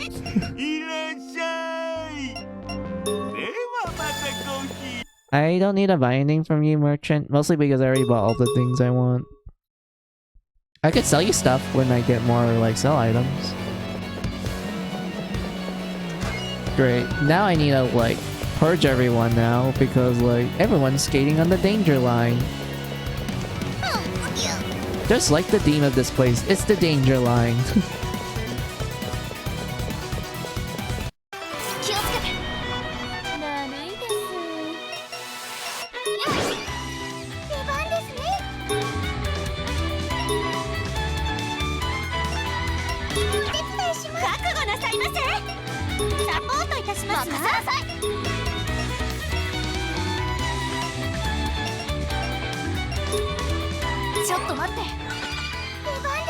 Oh fuck. Wait.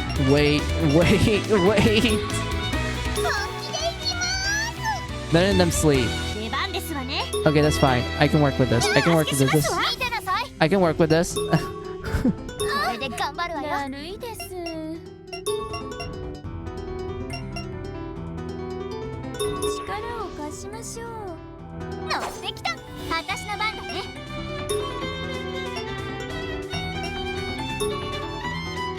I don't think any of these enemies use magic, so that's fine.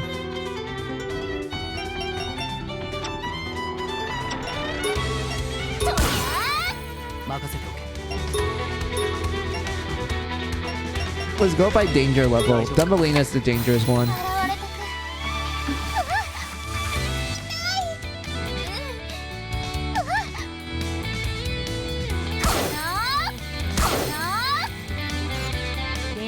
わね。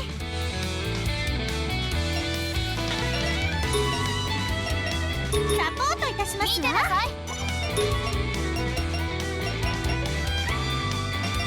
これで頑張るわ。待ってました。どうしたのか。これで Red's next. 白雪の番。よいしょ。だるいです。だる。私の番だね。よいしょ。任せて。 Cinderella. Jew, why you pass out? Okay, I can fix this. I can fix. We just have to kill these guys now because I don't think Jew's gonna wake up anytime soon. 覚悟なさいませ。痛まずきなさい。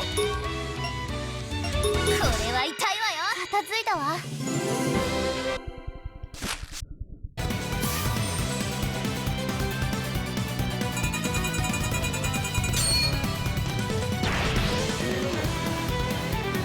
Alright, dude, Dumbelina is the danger.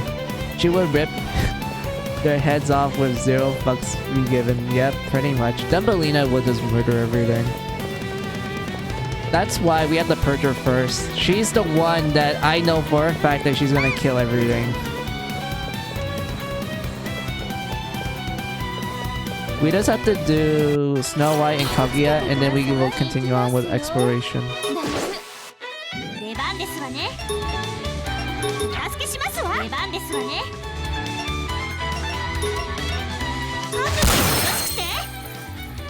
What is it? Yeah, this is an interesting thing. They made all 3 of the enemies here water, which is interesting. That's cool. Yes, it flipped.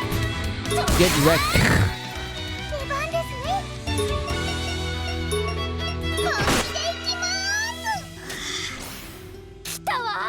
あんたなんか Can I sleep these guys? Hold on. あんたなんか消してやる。 AO, let's go, AO. Dumbelina, thank you. Oh my god. Thank you, Dumbelina.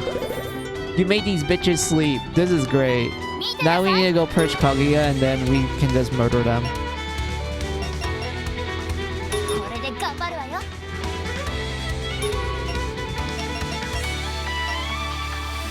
サポートいたしますわ。力を貸しましょう。待ってました。ほら、しっかり。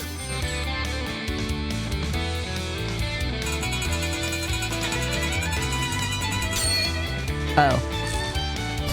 Okay, that's fine. Stun's pretty great as well. Now we can murder them. 出番です。お口はいかがですか。待ってました。お疲れ様でし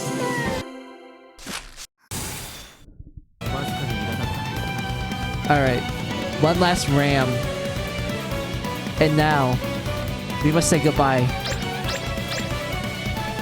Thank you, Mannequin. You have saved our life. Like, literally, you actually saved my life and allow me to purge all the girls. Thank you.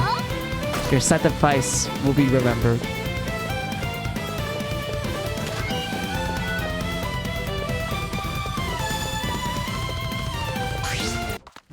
I can see Red and the other girls relax in the back drinking some tea while Dumbelina carries the whole team. Yeah, Dumbelina would indeed carry the whole team. Like, we all know how Dumbelina can naturally like carry the team in the first game. And then in the second game, she can technically do it as well, but everyone else was able to like carry themselves. But Natalie, yeah, Dumbelina is just doing so much damage with the magic, along with Hamlin. Like, they're doing so much damage with magic. It's insane. Nope, you made this man cheat on his wife. It's a mannequin, Stella. It's fine.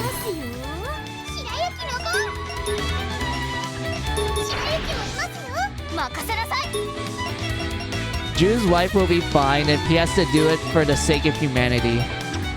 We need to save this world. The world's about to end.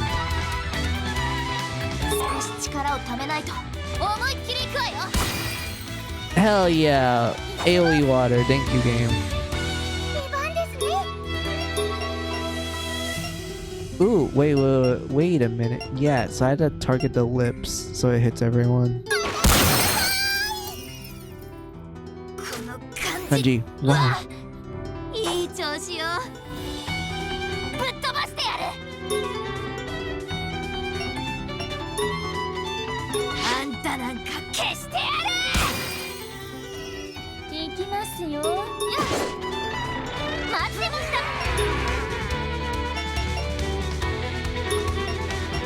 Wait a minute. I can't really see anything. Hold on.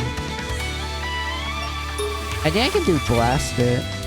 Wait, why did I even have this? What was I thinking when I got this? Wait, why do I have this? I'm sorry, like, wait a minute. Why do I have this? 手加減できないよ。 At least I'm doing a lot of damage with that.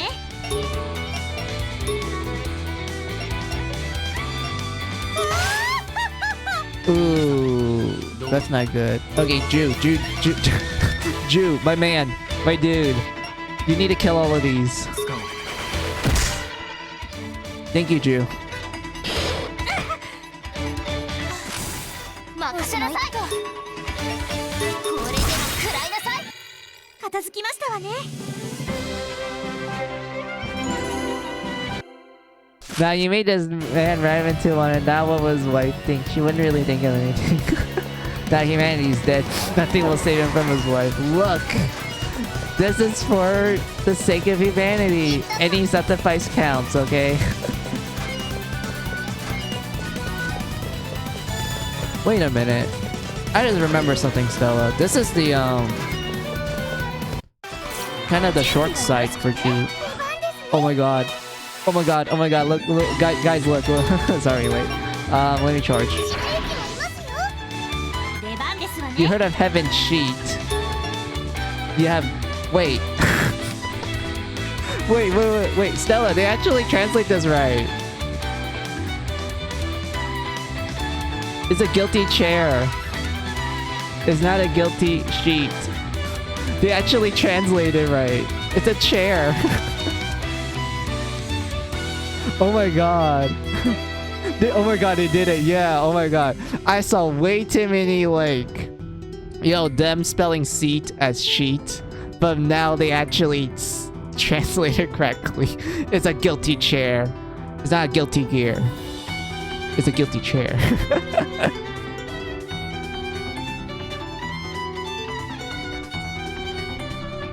Oh, this is wonderful. I love this. サポートいたしますわ。出番ですね。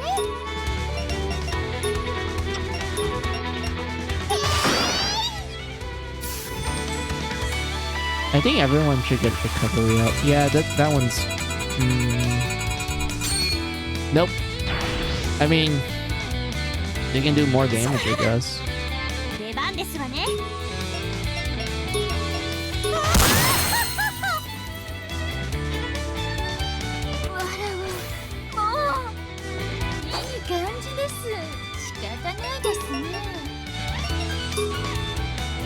Oh yeah, chat, I was... Well, chat, Stella, I don't know. Like, you guys are all considered chat to me, but, Ooh, level 3 crit, hold on. Let's murder them.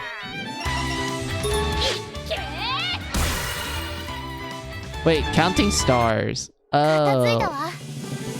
Wait, why is it called that? But anyway, back to topic. So recently, I've been watching Cardfight Vanguard, like the original series back on 2011. And all I have to say is that I didn't expect the actual card game of Vanguard being very simplistic. Like, outside of like it looking complicated, when I actually like look at the rules and shit, I was like, wait, this is really easy to grasp. It's like early Yu-Gi-Oh! Like in terms of like how the rules are set up.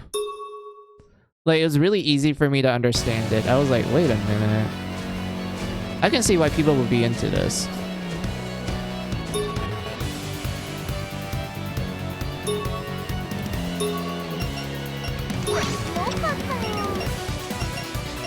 But yeah, I was watching the original series from 2011, Japanese dub, of course, because I listened to the English dub and I wasn't really a huge fan of the voice cast. But they chose for the English dub. Not saying that's bad, it's just I'm not a fan of who they chose for it.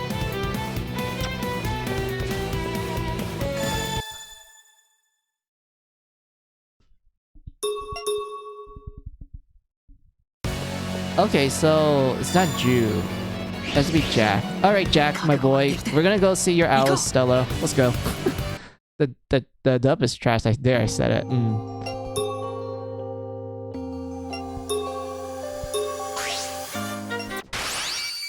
You're welcome. Everyone who wanted to see it.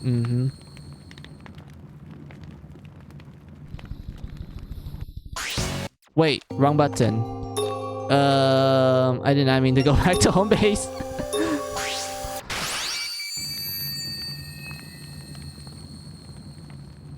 But yeah, I'm like at the 25th episode question mark. Like, let me check my watch log real quick. I don't mind getting ambushed by the nightmare since we're literally on top of the exit point. So that's not gonna cause too much of an issue. Where is my phone tab? Oh, I'm at episode 21.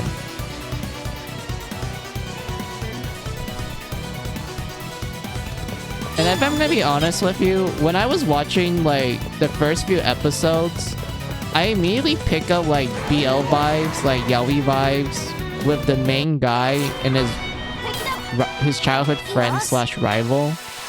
Like it's so apparent to the point that like, you know, like most like MC and like rivals and shit, like you can kind of pick up the BL, but at the same time it's strictly just rivals and whatnot. Like you can kind of see the subtext, but it's not like apparent.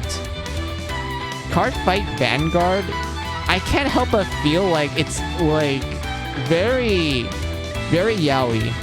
Like I just can't help but be like, yeah, this feels like a very yaoi rivalry with the main guy and his childhood friend slash rival. Like I just can't like, you know, unsee it. And it doesn't even help the fact that before I actually watched the series, I actually saw a lot of like fan art of the two, ranging from like wholesome one to like, oh yeah, this is completely like BL. And whatnot. Like I don't know why. Like it's just like at first I thought it was like, okay, it's just BL because like, you know, people like shipping the rivals together. But when I watched the series, and in the first few episodes, I immediately went like, oh my god, are you sure they're not like into each other? Like it feels like they are. I'm not trying to say they aren't, but like it just feels like it. I'm like, wait.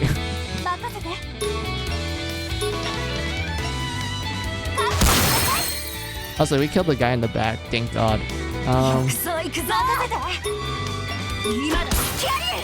Frostbite, nice.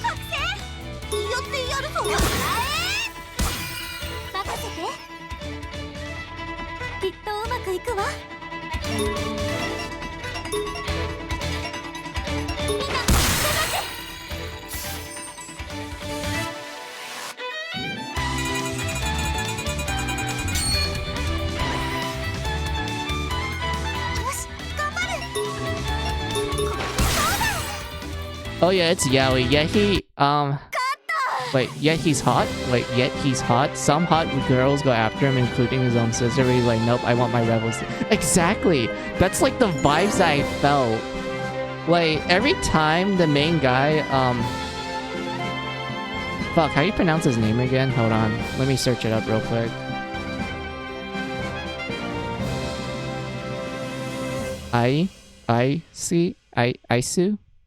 Aishi? Wait, hold on.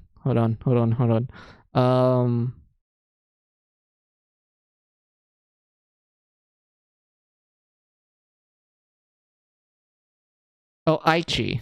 Yeah. Like, every time Aichi talks about how he wants to fight Kai and whatnot, I can't help but be like, he's totally into him.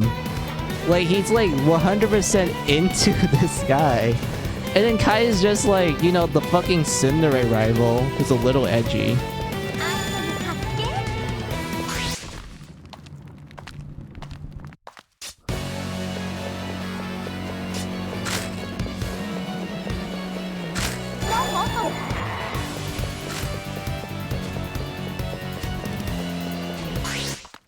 And whatnot. Like, from my 21 episodes, I do like the main guy. I do find his, like, overall demeanor to be essentially, like, classic Yugi. Except he actually grows a fucking spine. From what I hear, it gets more yelly as it goes on. It kind of felt like it. Like, I felt like it in the early parts. But from where I'm at right now, Stella, it doesn't feel like they went full on Yaoi. Like, it feels more like they're actually acting like rivals of sorts, but at the same time, Aichi keeps like saying he wants to duel Kai and like act the way he is as usual. So like, I don't know, man.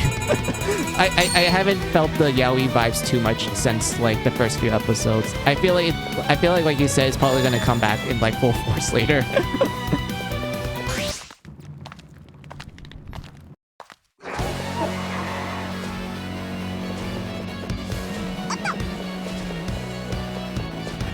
And whatnot. But yeah, I think the reason why I pick up on the vibe so much was because, like, okay, outside of the fact that I literally saw fan art of the two getting shipped and shit, I also saw an equal amount of fan art of like them gender bending the characters to like either, you know, one of them becomes a girl and the other one remains a male, and vice versa and shit.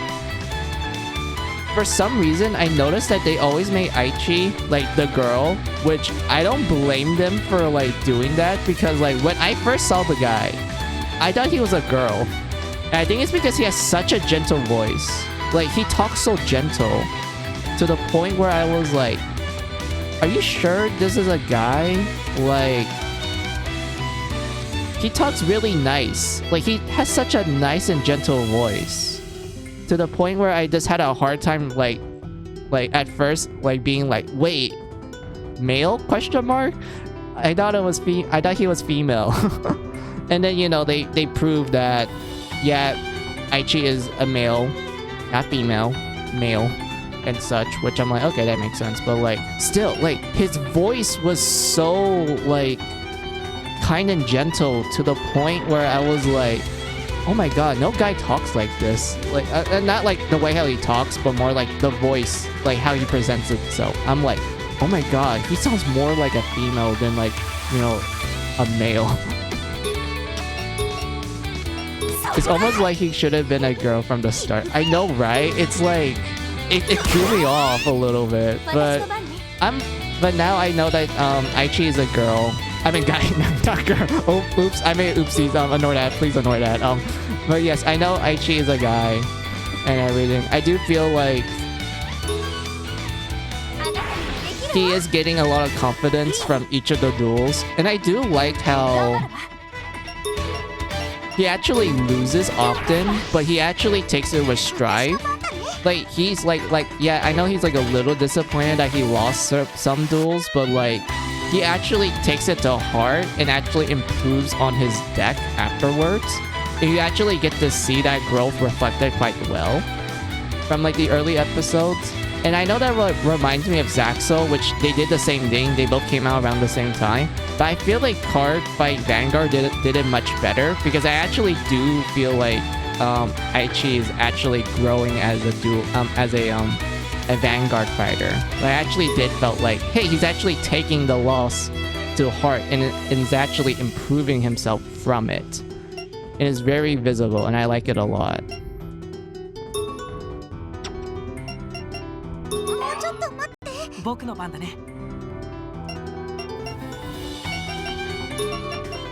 But yeah, I'm not sure when I'm gonna finish it, to be honest. It's probably gonna take me like maybe a few days if I don't sleep at all. Like if I just decide to stay up all night, Stella, like I'd just be like, oh yeah, let's just binge anime and just stay up all late, just never sleep. Just drink some coffee and tea and just like start watching it.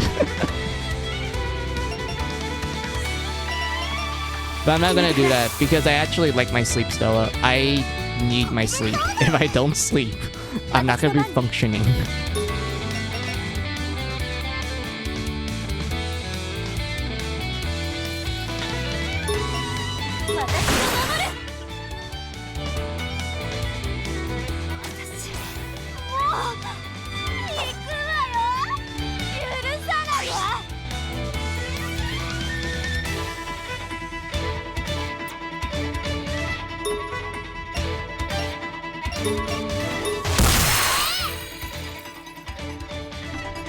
Oh look, Stella, we got 269s.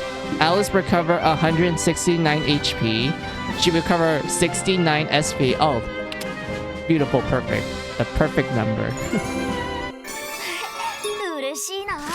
It's just funny that he got some hot girls like his sister, but moves from them to the side of his rival.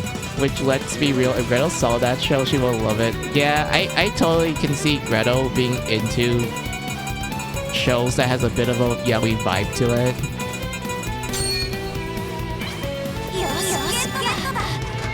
I think it's mostly because like she finds it interesting. Like she doesn't like, you know, get 100% the appeal of like, you know, guys doing it with one another, but she'll be like, this is interesting. I wanna research this more. I feel like that will be what Gretel will do. Wait, what do these blue ones do? I'm curious. I want to smack myself into the blue ones after I finish Mary's map skill.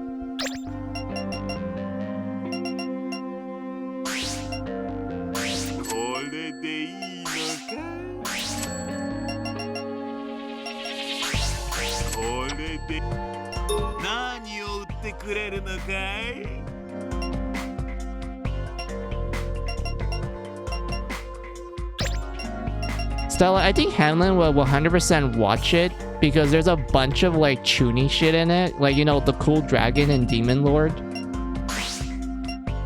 Like, wasn't there the dragon overlord? I think that's something Hamlin will actually be into.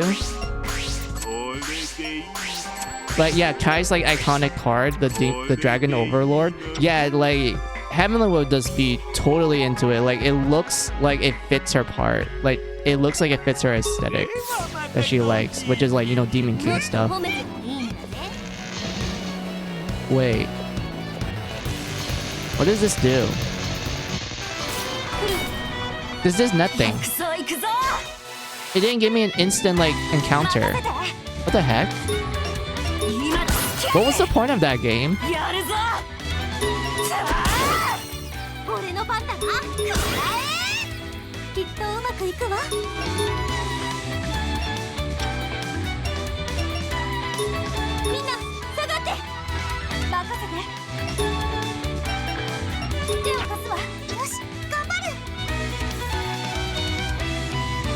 Buddy, you're wait, you mute yourself? Wait, did I mute myself?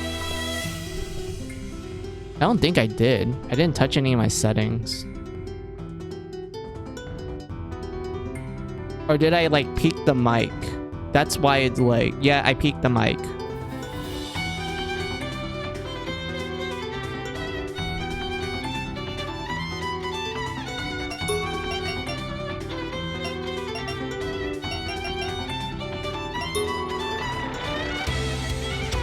You did it, yeah. I think it's because I was talking way too louder than usual, and my mic just decided to peak and just not register the fact that I talked.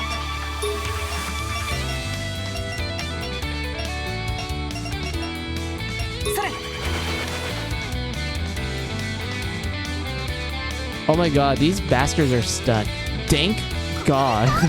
Now we can murder them.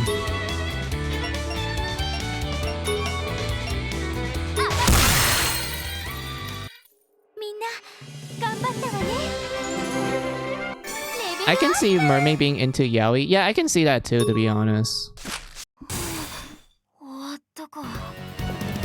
What is this? Oh, I just realized this, Stella. It's just it's basically a free lure. You know the skill that like increases your encounter rate? That's what the trap does. I just noticed it. I was like, what do you mean by alert? There's like nothing appearing. And then I like took a corner. Like I look at the corner of the map. I'm like, oh, that's what it does.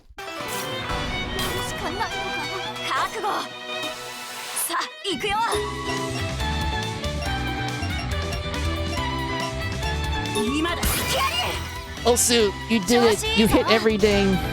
And you flipped most of them too. Good job, Osu.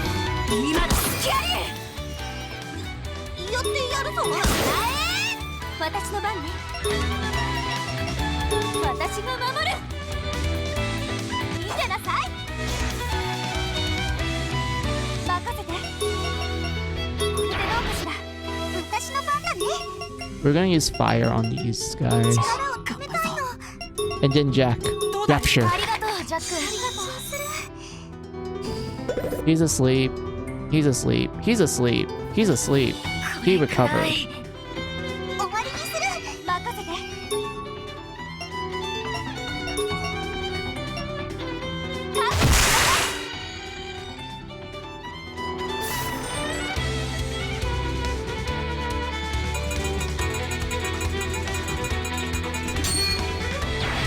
Let's see, Mary wouldn't care. She will go to sleep or want booba from a Mei-chan. Wait, would Mary be into Card Captor Vanguard? I think she would, right? She'd be that one character that acts smug at the fact that she's able to, like, duel, but she only duels, like, the younger kids because, you know, she has a higher chance of winning. You know, she just talks shit, essentially.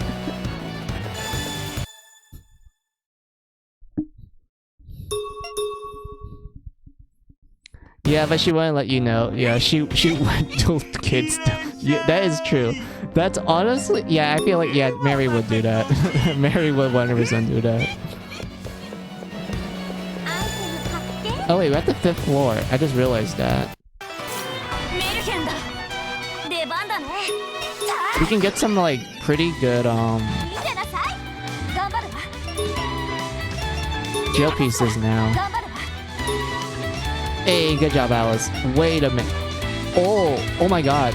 Look at this, guys. We have 4 and 3 in the back.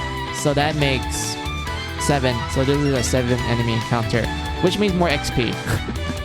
We're gonna get a lot of XP from this.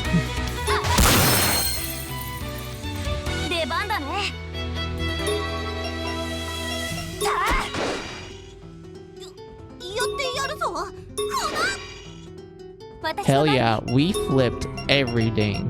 Now we're gonna murder everything.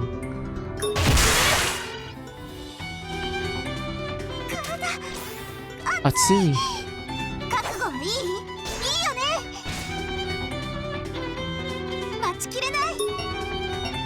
Mermaid.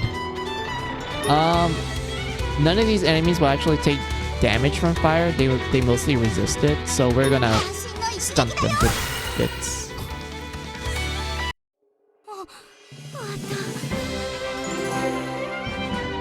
Oh, the experience. Beautiful, lovely. I love this. Hey, it's 69 SP.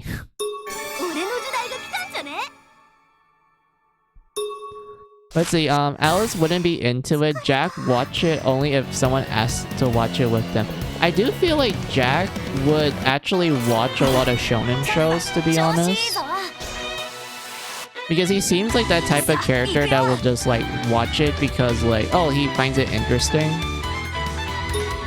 and such. Like, he's not like a big fan of it, but he'll just watch it because like, ooh, this seems like a cool show to watch every now and then. I feel like that's what Jack would do, to be honest.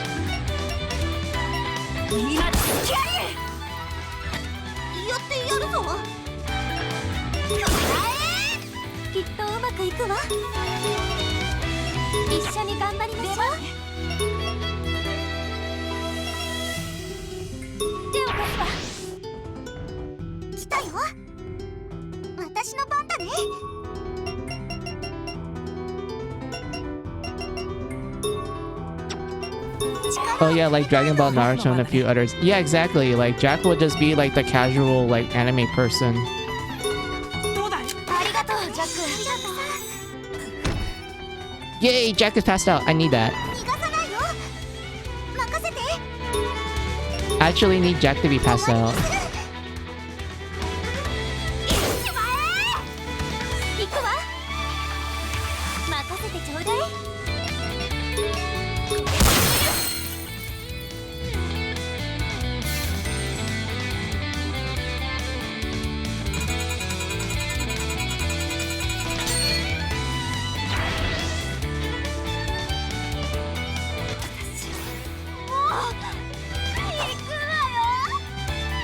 Alright. Alice. Murder them. それでも勝った。ならないわ。この感じいいものかな。しかないのか。見せてあげる。任せて。手を貸すわ。 It's the Play Wars. Hold on. Yeah, that works. よし。任せて。 Do you think Dummy might be into like magical girl shows? 今つきあり。行くぜ。こらえ。 Hell the fuck yeah. It is stunt. Let's go. 任せてちょうだい。 And also, I think Sleepy might watch that one anime about a human princess getting kidnapped to the demon lord's castle. But she's literally like the final boss essentially, because all she cares about is sleeping. And like all the demons are actually scared of her. And she's a human girl though. But she like, you know, she always tries to find ways to have better sleep. I feel like Sleepy would actually like, you know, be into that. これで決める。したよ。よし、頑張る。 Damn it, the first Play Wars didn't get stunned. Wait, so the rest are immune. But Play Wars is not immune to stun. That is good to know. I like this. This is really pog. 力をためたいの。いつでも。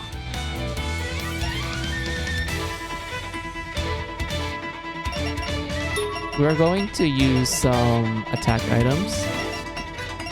それ。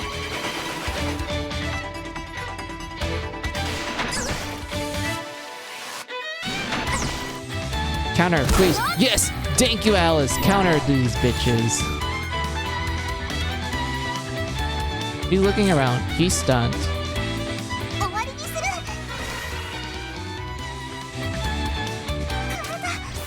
Hatsui. 行くよ。待ちきれない。 Alright, stunt these bitches. 一撃だよ。任せて。上がって。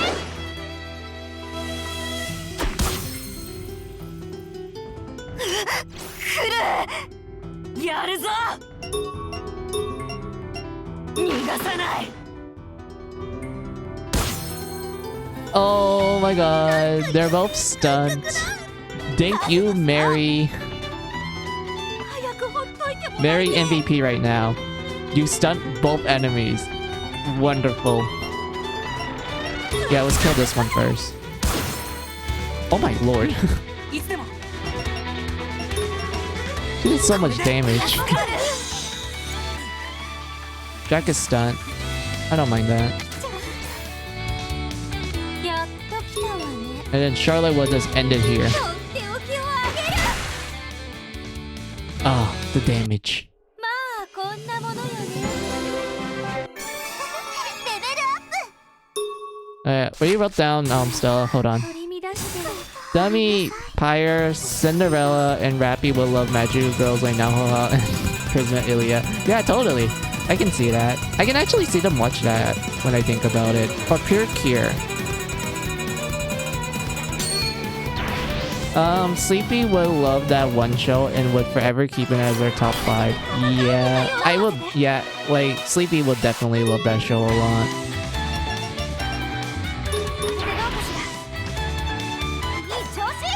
Let's see. There's only one win enemy. The rest is weak against water. I don't have it on me right now, so I had to use Wind Edge to hit everything.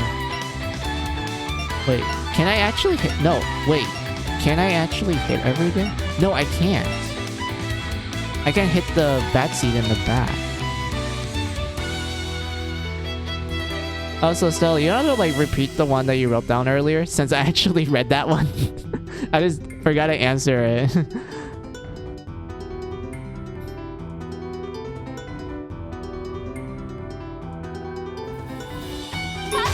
But yeah, I do feel like Alice would...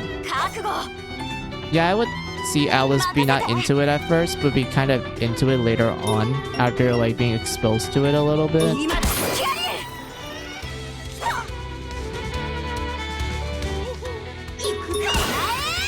And all of these got flipped.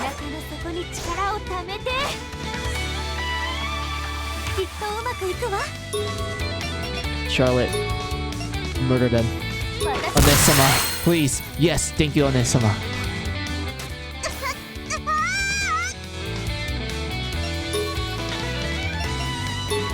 Wait, I can burn them all.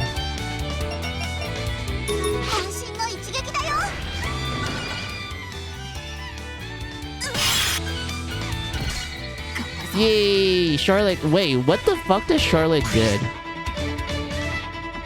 Let's see. Took hit, defeated demon with counter. The demon was one hit KO. Oh my lord.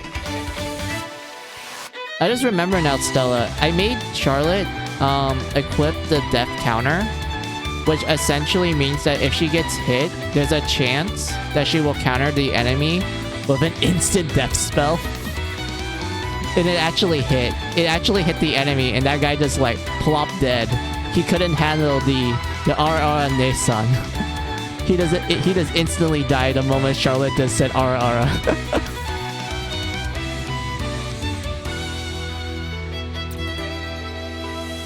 Just like that, instantly dead.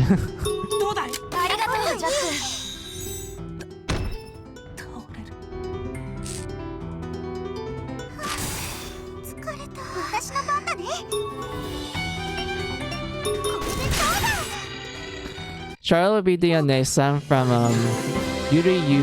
Wait, Yuru. Wait, Yuru. Yeah, Yuri, who loves her little sister too much. Yeah, actually, yeah. That would fit Charlotte, actually.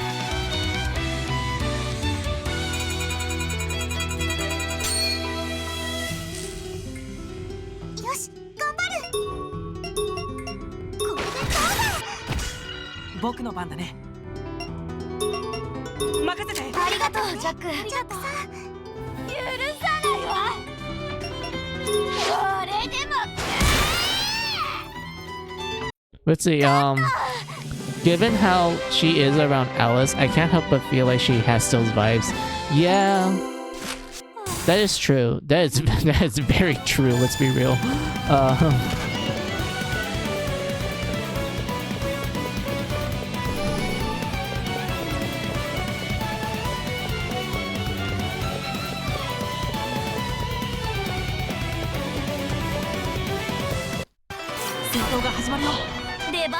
Sorry if I'm yawning.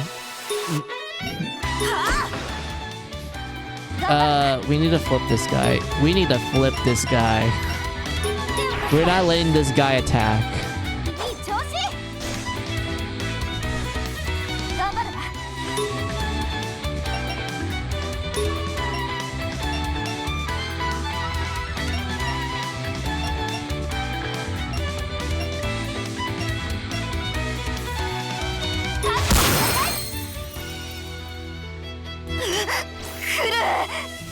やるぞくらえはあ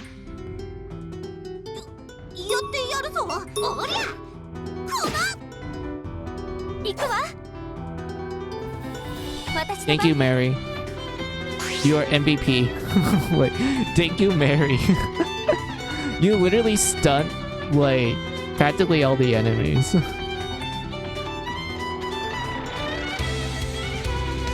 And whatnot. What do you wrote down?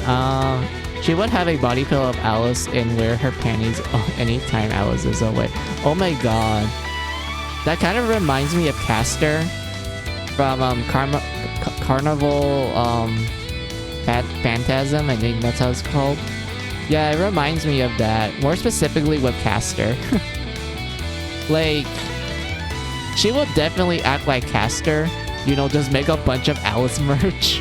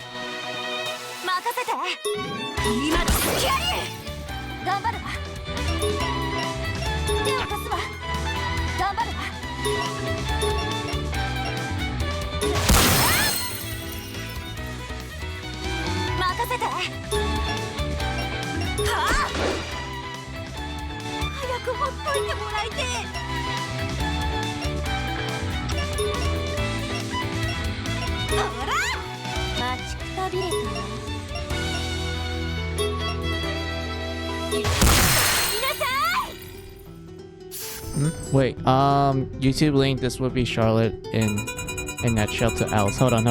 Let me click on that.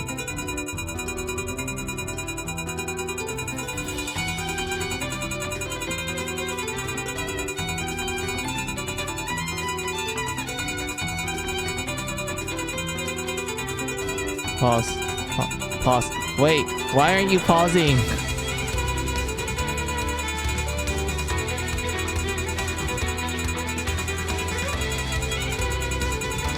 Yeah, I remember this. I actually remember this because I actually like binge watched this with my friends back in like high school ish time, question mark. I don't know how long it's been since I watched. Wait, actually, when did I binge watch this? No, wait, I remember now. I binge watched it back when I was attending college when the anime was airing with my friends, and we were just like enjoying it.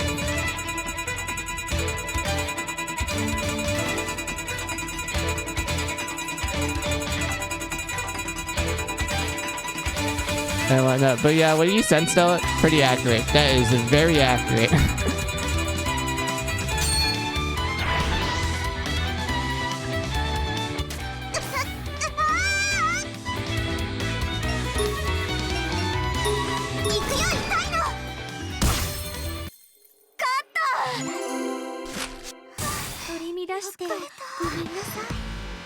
しだけ困ってる。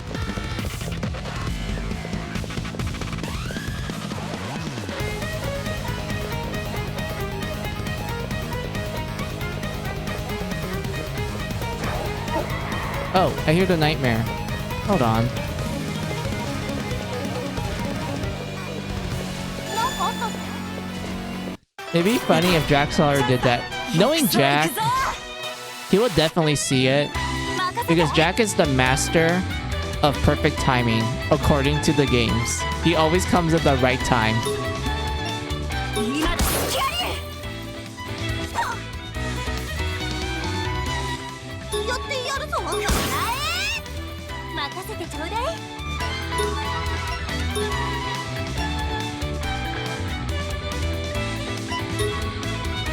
あなたにはできるわ。覚悟して頑張るわ。手を貸すわ。私の番だね。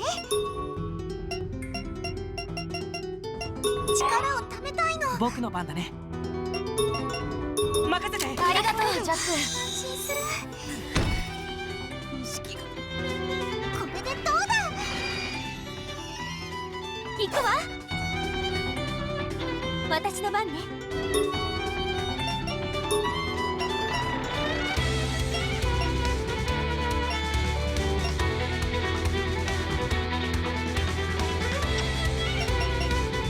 みんな下がって。覚悟して任せて。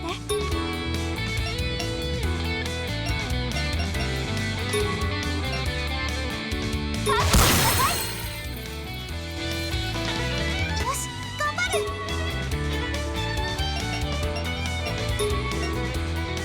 これでどうだ。覚悟任せて。今だスキャリ行くぜ。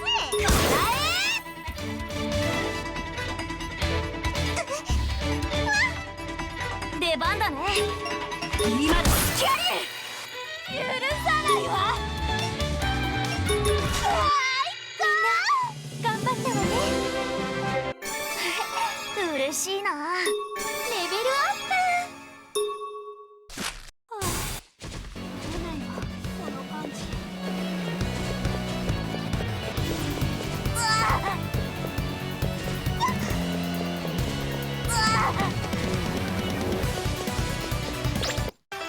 隙だらけだ。任せて。じゃあ俺の番だな。私の番ね。Good job. Good job, Mary. Oh, good job. You flipped everything. あなたにできるわ。任せて。手を貸すわ。任せて。 Let's see, we're only gonna do win here because that's literally the most. That's like the element that most of the enemies are weak against. どうだい。ありがとうジャック。ありがとう。 Pass out Jack. Thank you, Jack. これでどうだ。任せて。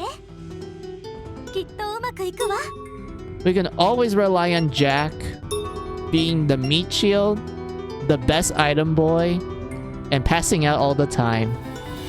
Good job, Jack. You're the best. Well, I'm not even joking with that either. Like, Jack passing out is actually a good idea. Because we want the extra damage output.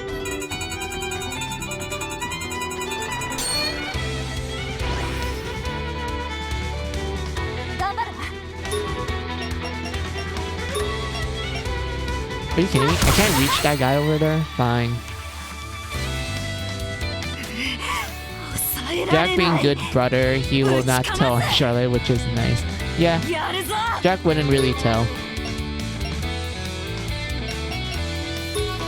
これで終わりだ。楽勝だ。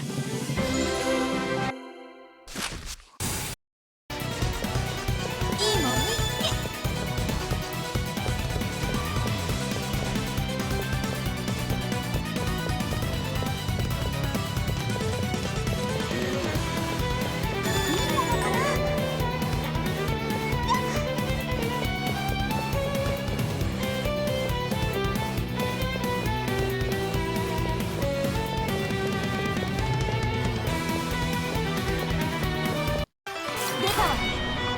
See, ramming into Alice is great too. Jack knows his stuff.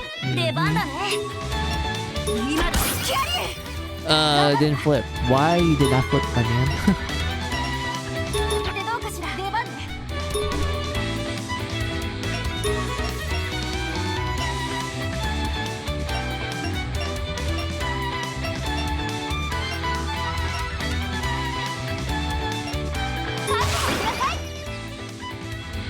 よし。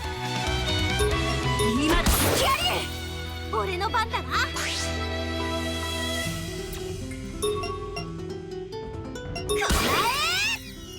行くわ。私の番ね。こ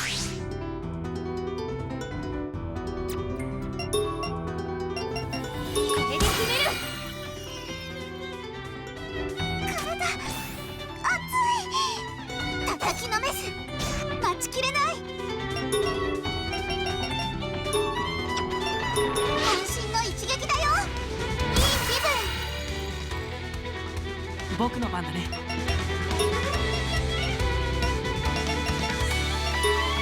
聞いてくれ。 No, it didn't die. But he got distracted. Good job, Jack. 私の番だね。逃がさないよ。みんなのおかげだね。俺の時代が来たんじゃね。 Man, these level ups are great. I'm loving this Stella. These level ups are pretty good. よし、ゲットだ。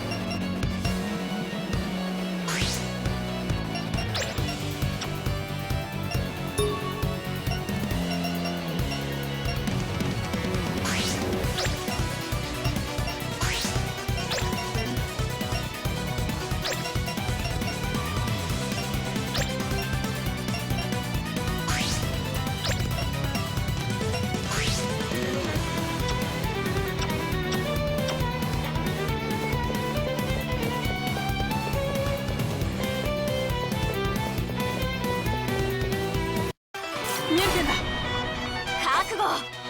出番だね。今だスキャリー。いい？任せて。でどうかしら。頑張るわ。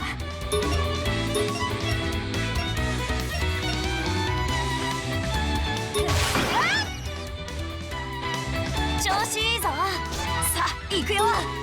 今だスキャリー。俺の番だな。おりゃ。私の番ね。私が守る。私の番だね。Fuck. Fuck, I hate this. The play wars is not stunned. Oh god, I hate this. It needs to be stunned. I don't wanna die.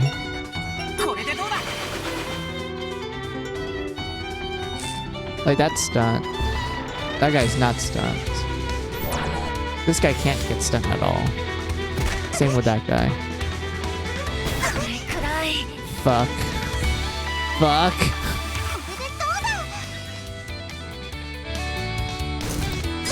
Oh. Okay, that wasn't too bad. That was not bad. I'm not gonna lie, that was not that bad.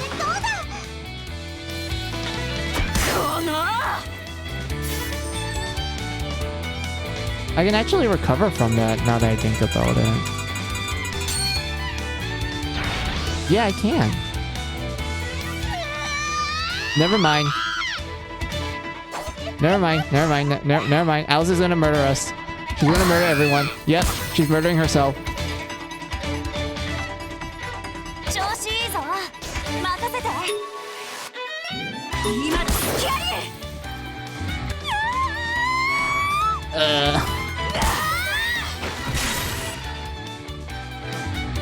Alright, I need to take the L. I need to run. I don't care. We need to run.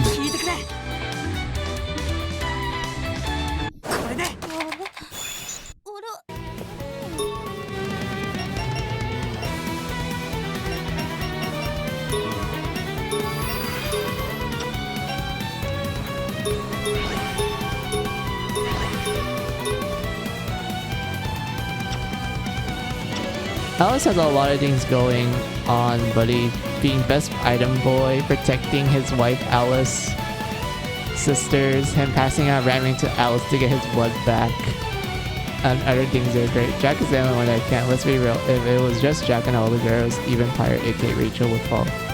All for him more. Besides, Little Mermaid, Elsie, Charlotte, and Mary. I do not want Jack to go in jail with Rachel. Oh, don't worry. What did you do to my wife? Why did she piss off? Why did she offer stuff? I don't know. I don't know why Alice did that. I thought she was gonna murder everyone, but she ended up murdering herself.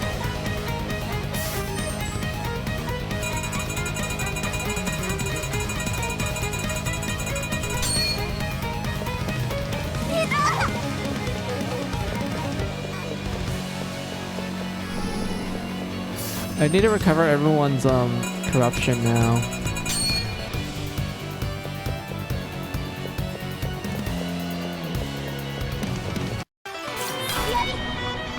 Hey, we got first strike. Alright.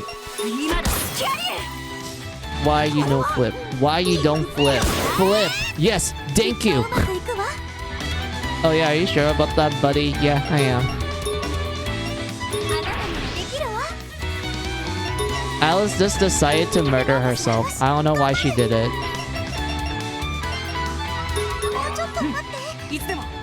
I do feel like I need to purge Alice because she is the damage dealer other than Mary and Charlotte.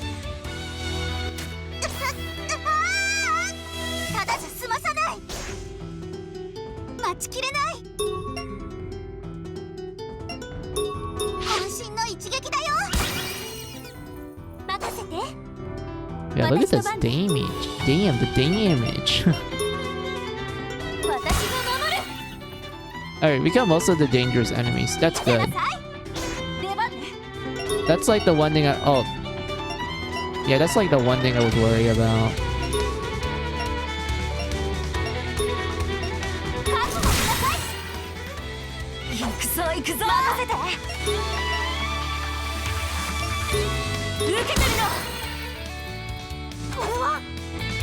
Excuse me. Hollow vision. And then we're gonna slowly purge everyone downward. Jack!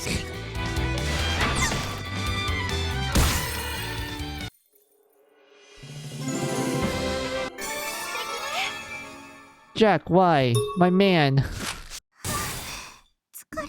You want me to... Okay, fine, Jack. Since you were passing out like a chum, there's some Osu's balls. Go ram into it.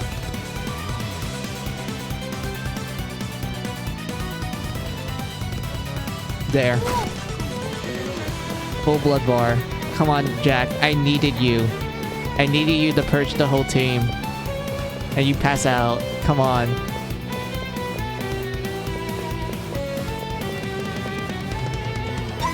Huh? Wait.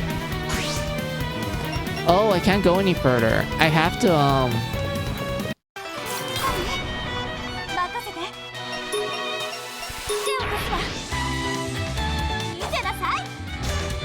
What was it? Oh yeah, I need to go to Juice side then. Or maybe Carla. To open it up for everyone else. Hold on. Kinda wanna murder this real quick. Yeah, that's good damage. It's actually good damage now that... Yeah, this is good. Yes. Thank you. Thank you for stunting them.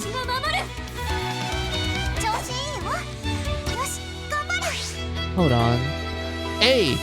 Stella, we got lucky. Both play wars got stunned.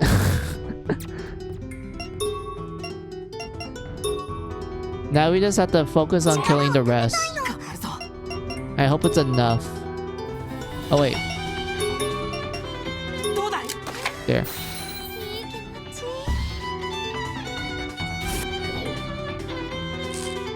Yeah, he's stunned. He's gonna attack. They're stunned. Alice, counter. Yes! I called it. I called it, Stella. I knew Alice was gonna counter.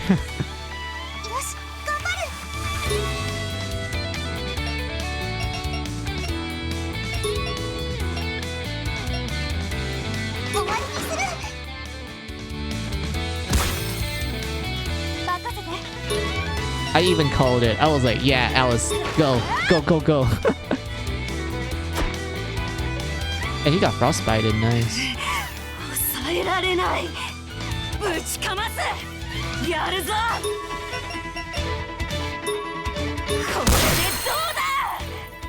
Wait, I just realized this, Stella. Mermaid's kind of on the red.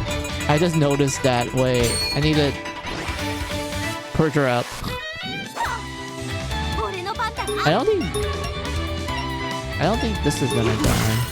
Yeah. No follow-up attack. Good. Thank you, Mary. He recovered, but he's looking around. That's fine.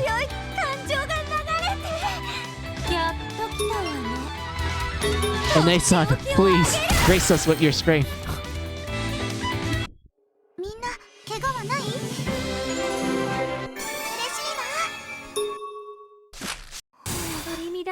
Alright, that's good. Oh my god. We got lucky. Let's go. Alright, ram yourself more, Jack. There.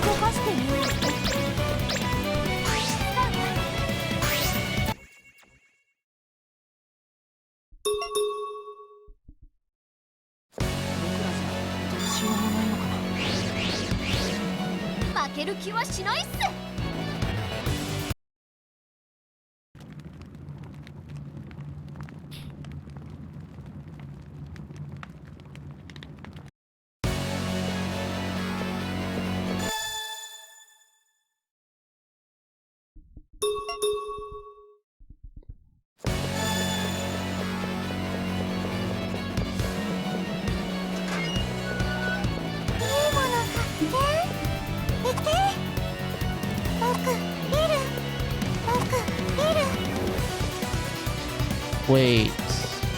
Yeah, okay, I get it now. I get the puzzle. Alright. Why can't you let Jack ram into Alice's hot body? Look, Jack doesn't get his blood back when he rams into Alice. He only gets it if he rams into Osu's balls. I'm sorry, but until that happens, Stella, we have to ram ourselves into Osu's balls. Wait, what is this open up?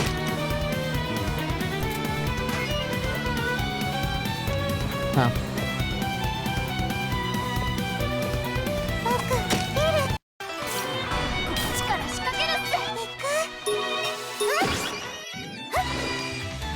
Oh, good job, Sleepy.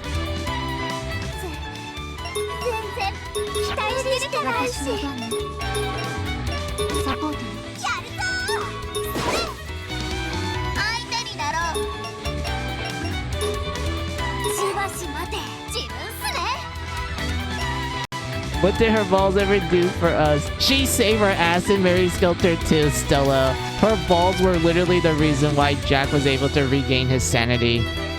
And why purging is so much easier to deal with in the second game. Because Stella, we both know how much of a big step up in terms of like how purging works in the second game. And everything. Like we both know how difficult purging can be in the second game. Also managing corruption as well. but it was also easy at the same time because like they limit purging to just single target or AoE. And the AoE purge actually recovers more than usual compared to like the other games. Because in the other games, AoE purging just recovers like 25%. In Mary Sculptor 2, AoE purging recovers 50%, which is such a huge boost. I love that. And like, there's also the whole like critical notes thing where you're like, oh, at like certain crit levels, if Jack deep breathes, it recovers like a huge amount of his sanity. And then if you end the battle with like, you know, very high insanity levels with Jack, just make him ram into Osu's balls and he just calms down quickly, which is like the best thing in the world. I'm so glad I found out about that. That literally saved my ass when I played Mary Sculptor 2 for the first time. When I discovered that Stella, I'm like, thank the fuck. Like, I have no problems with purging from that point on. And like, granted, there's like every now and then when I get unlucky with the Blood Skelter, but like still, I was so happy when I found out about that. And the fact that Osu's balls literally cost like 0 SP to pull out in the second game, very pog.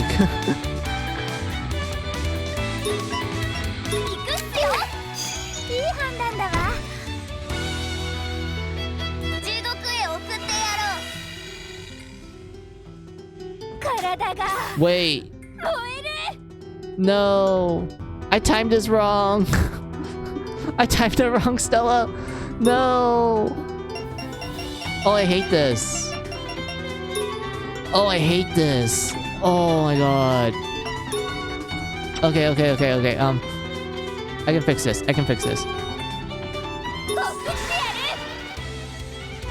Nope. Fuck that. God damn it. I messed it up.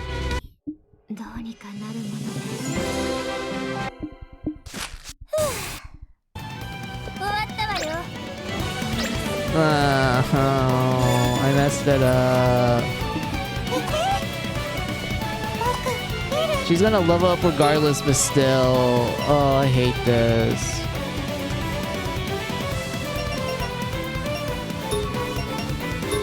Okay, Pyre, let's recover your HP for now.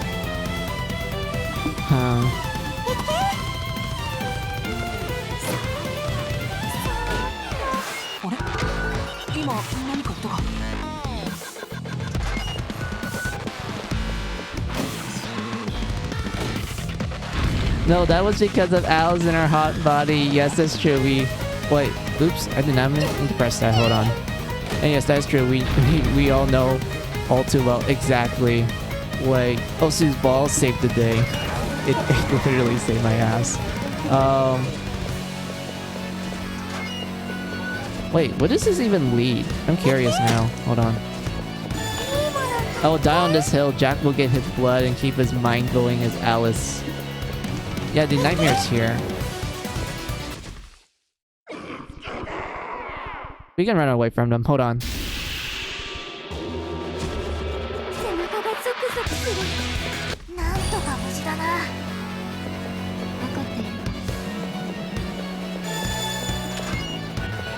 Wait, what does this even unlock? I'm curious now. Hold on.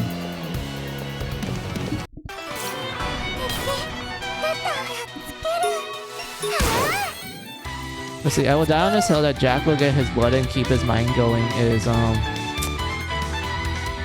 Alice, not Osu's balls. Only Little Mermaid can use Osu's balls. I woke up to balls. Hey, Eagle, how was your nap? I hope it was a wonderful nap.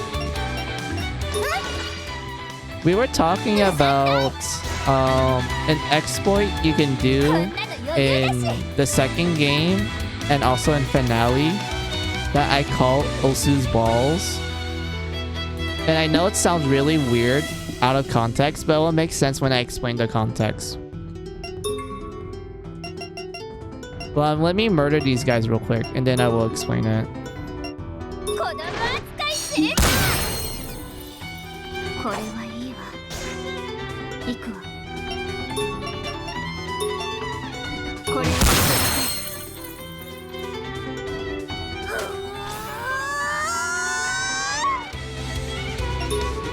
Hold on.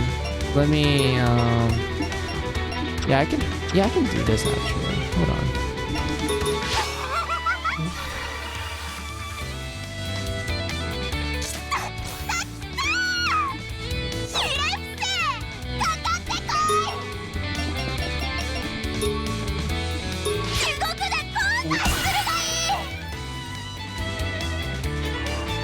Hey, get frostbite, bitch.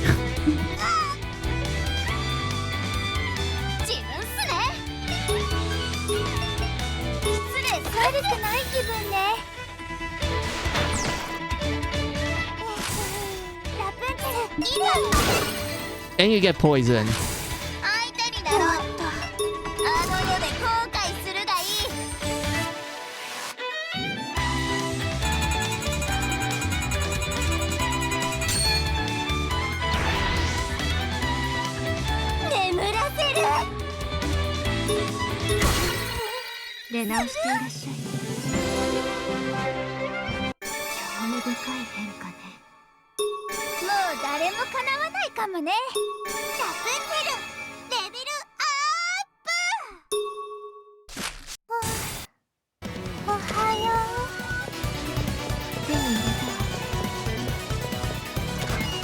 Alright.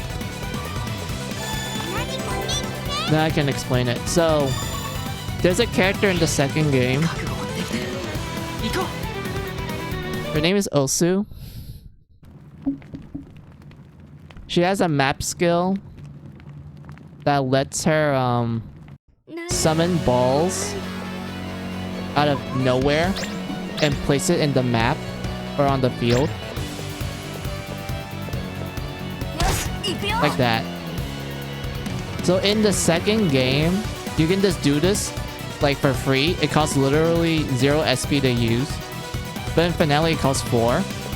And if you're wondering, like, is there a benefit to like making Osu pull out her balls? Yeah, there is.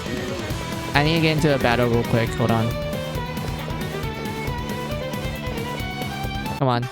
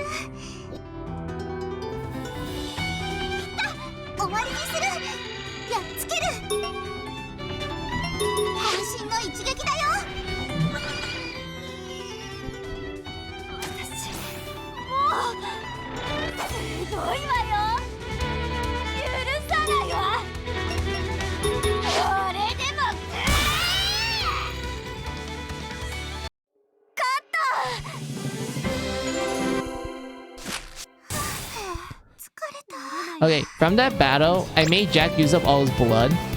His blood bar is at 0%. So what we're gonna do is ram ourselves into Osu's balls.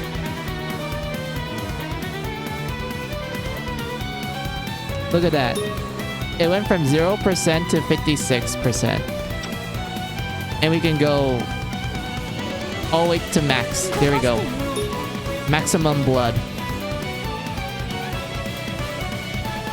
You can literally do this in the second game.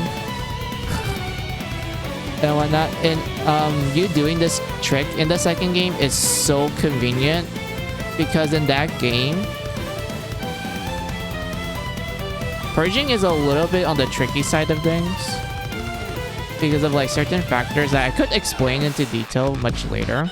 But all you need to know is that in the second game, they make managing your corruption a little more difficult and like purging a lot more simplistic, but it can be hard to get your head around it. Because in the second game, they limit your purging to like single target, which will remove all corruption, and AoE purging, which will remove 50% of the whole party.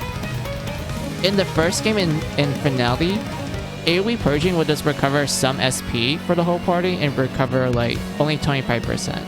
So the fact that the second game is like, oh hey, AoE purging no longer has the SP regain, but the purging amount is better now.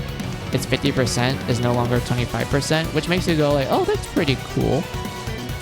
But AoE purging will literally take away 100% of Jack's like sanity. So because of that, you're kind of left with in a scenario where Jack will literally go batshit crazy and would just start murdering everyone. And everything. There's like ways you can like prevent Jack from going batshit crazy. You can make him deep breathe in battle where he will essentially regain some of his sanity and whatnot, but the amount he can recover is based on your crit level. So let's say you got a level 1 crit eagle. That means you can recover 50% of Jack's sanity when he deep breathes. And like, you know, it increases as you go to each level. Like level 2 is 75%, level 3 is 100% recovery. And if you're like, oh, I wasn't able to deep breathe in battle and I'm left with like very almost insane Jack, and I'm like wandering around the field and shit, don't worry about that. Just make Osu polar balls and ram into it. He will become completely normal again. I'm not even lying with that statement, Eagle. Like, he went from 100% insane to I'm calm now. You just had to give him some balls. And whatnot. And because of that, that made the second game so much easier to like manage. Like, when I found out about those tricks, Eagle, I literally found it by accident. Like, I was just like busy playing the game, and then I ended up like ramming myself into Osu's balls by accident, and I noticed that Jack regained his sanity quickly. I'm like, wait a minute, this works. And then I learned about the whole crit thing by like pure happenstance as well, because I was like, wait a minute, the amount of like sanity I regained when I was like, you know, deep breathing during a crit actually, you know, is much better. Like, a lot of the things I found out, Eagle, is literally just through like either pure accident or I just spend way too much time in the game. Like, I just played this game way too much.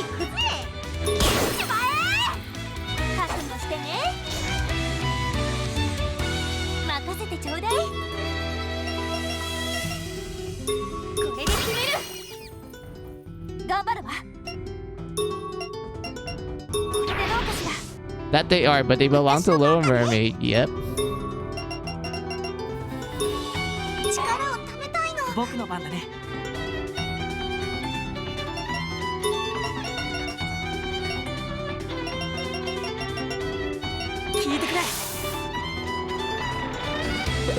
He's asleep.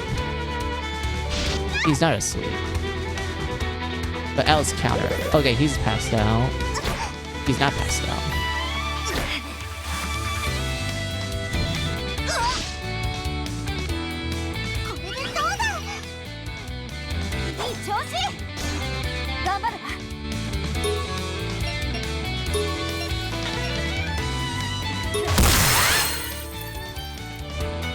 Good job, Alice. You literally murdered them all. Well, practically almost all of them.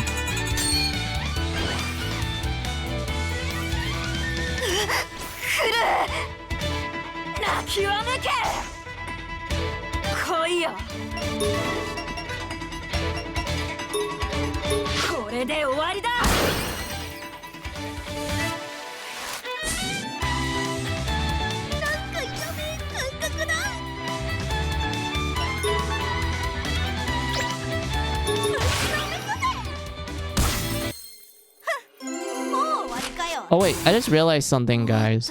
Did I ever show you how many hours I spent on Mary Sculptor 2 and Finale? I can actually show you guys it. Hold on. Let me pull up my blockers because I don't want you guys to see stuff. Like private stuff.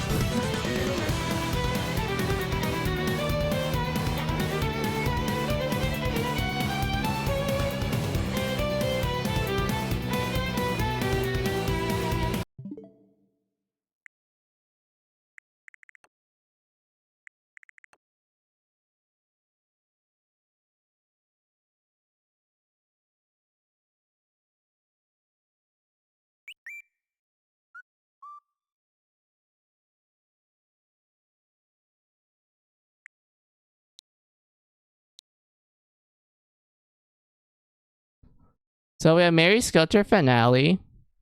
I spent a total of 345 hours on it.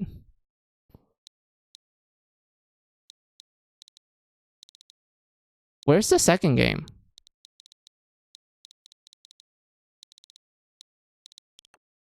Wait. Wait. Wait a minute. I just booted up the second game earlier. Where is it?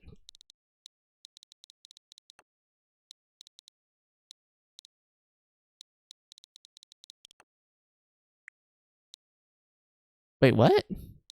Why is that showing the second game? I guess it's not gonna show me it. Sorry, guys. It probably will show me if I, like, you know, plug it in and, like, play with my private account and such, but I don't want to do that in front of you guys, so let's just ignore that.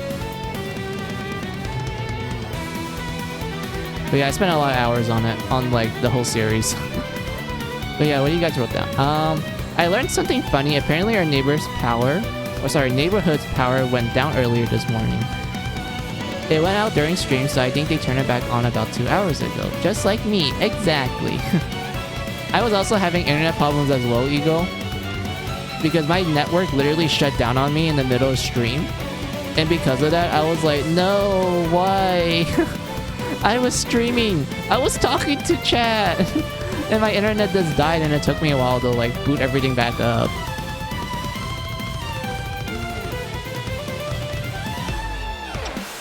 But yeah, I spent a lot of hours in the Mary Skelter series. I have a lot of intelligence with the game's systems, like the combat system and how everything works.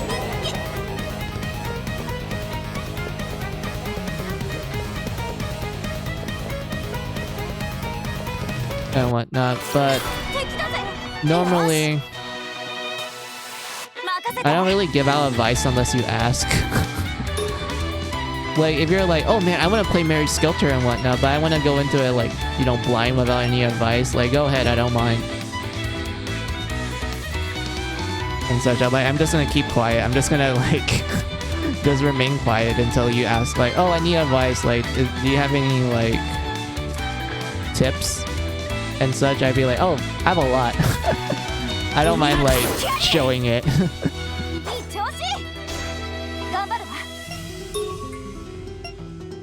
And also we wrote down, yeah, but it seems like my stream went just fine. Our solar panels did their job and kept the power on. That is very pog. I'm glad that happened, Eagle.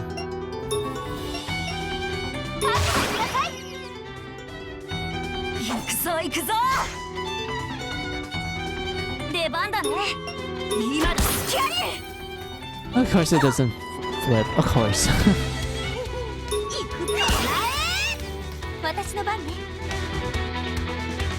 Wait a minute. Where's my VOD? Wait, you didn't save the VOD?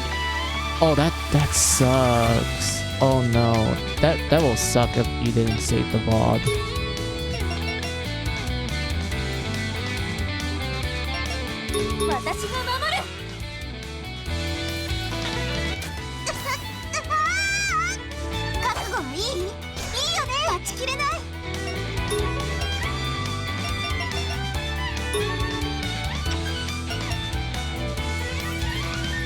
That's weird. My Kick VOD is up, but not my Twitch VOD. Oh, that's interesting.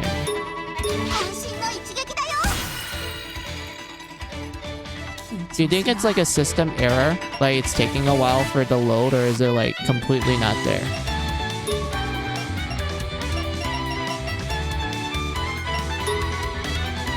He's stunned. He's stunned. Thank God. Now we can murder both of them. Yeah, stay stunned, bitch.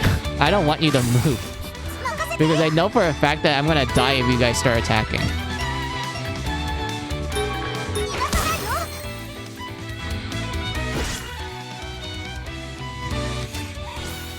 I don't know. I need to look into this. Alright.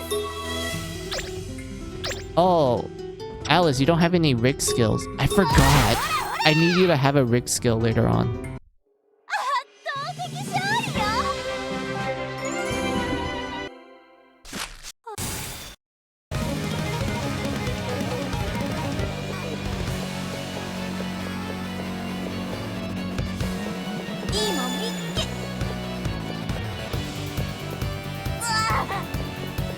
いいものね。気をつけよう。よし、さあ行くよ。今だ。キャリー任せて。これでどうかしら。任せて。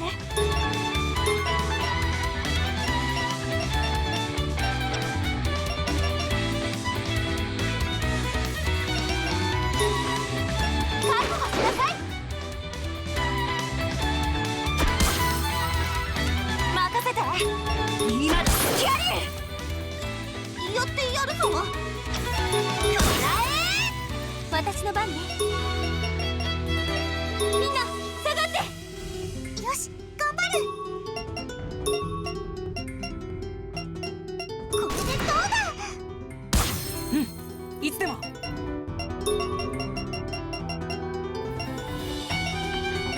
それ。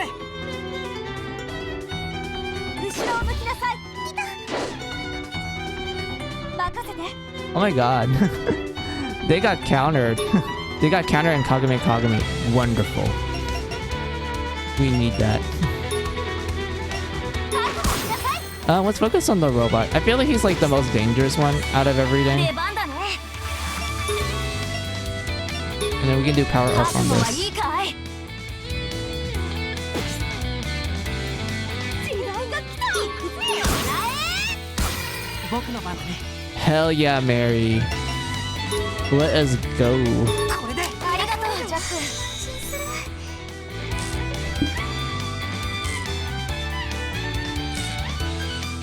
よし、頑張る。もうちょっと待って。強い感情が流れて。終わらせる。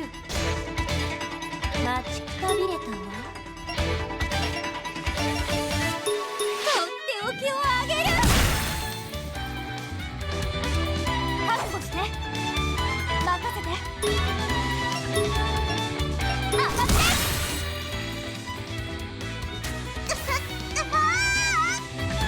行くよ、痛いの。まあこんなものよね。取り乱してごめんなさい。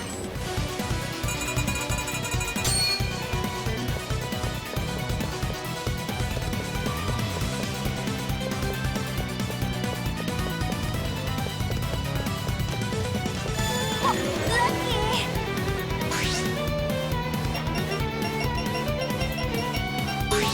行くか。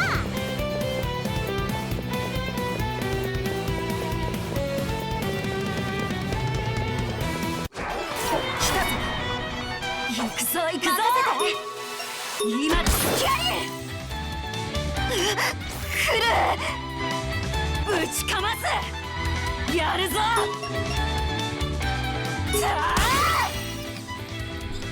Hey, good job, Otsu. You hit everything. おりゃ。私の番。 Same thing with you, Mary. You hit everything. That's wonderful. みんな下がって。任せて。 I don't think any of these got stunned, did they? Stunt burst, Play Wars got stunned. That guy got stunned. The others did not because they are immune to it. 覚悟しなさい。よし、頑張る。終わりにする。いつでも。これで。助かる。安心する。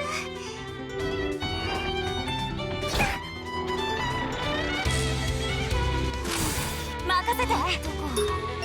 そこだ。早くほっといてもらいてえ。やがれ。許さないわ。やっつける。次はきっとうまくいくわ。えい。勝てると思った。はあ、やっと。ここだね。落ち着いた。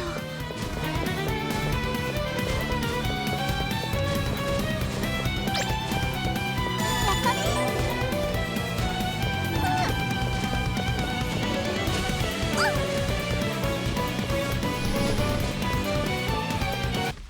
気をつけよ。調子いいぞ。出番だね。今だ。キャリー。任せて。でどうかしら。頑張るわ。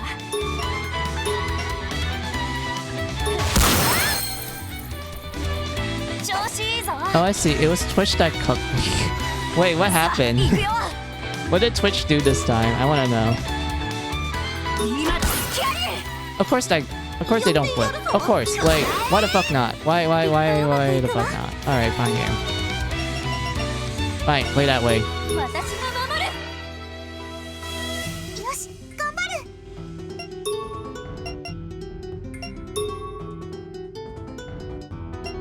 He's stunned. He's not. 終わり。 Burn. Twitch changed VOD setting. They did? Now VODs remain for 7 days instead of 14 days. Oh, okay.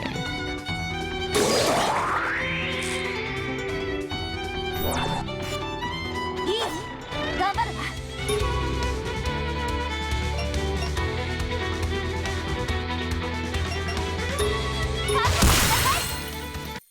みんな頑張ってわね。嬉しいな。 Hey, 69 HP. Let's go. Good job, Osu.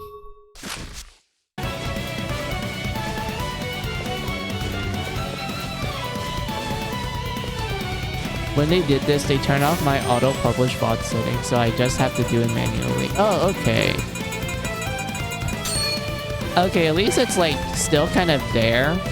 Because at first I thought like it's straight up deleted. I was like, wait, no, that can't be. That will suck.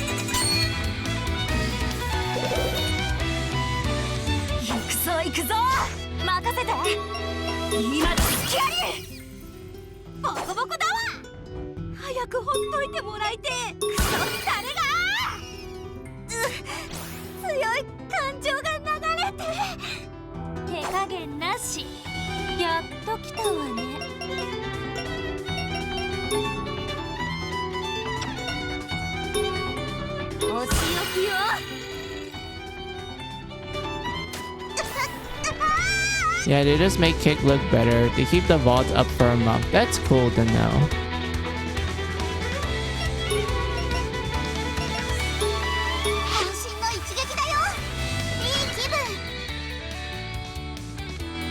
Okay, he's all...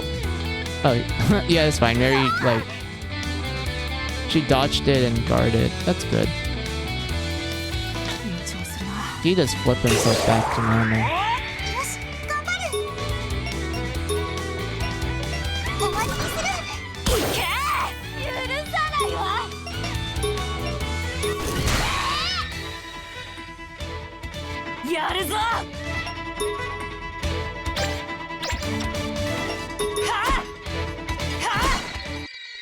Yay, good job, Elsa. 「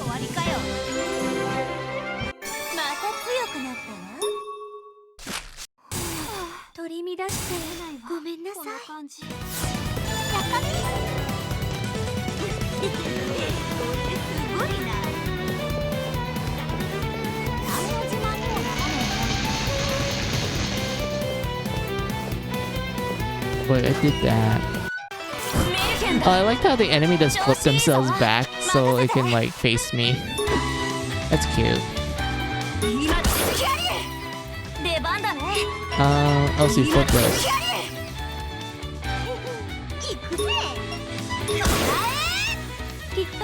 Why is Nana fine game? Do this.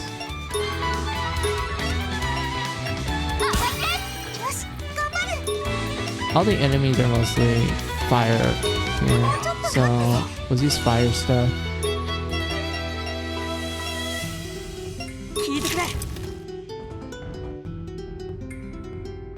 Right.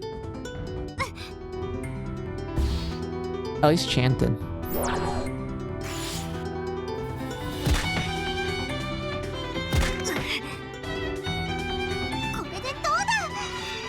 Right, that hits everyone. That's good. That's good.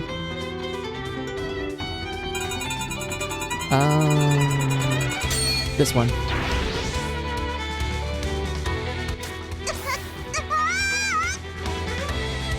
And then Mermaid, you can just burn them again.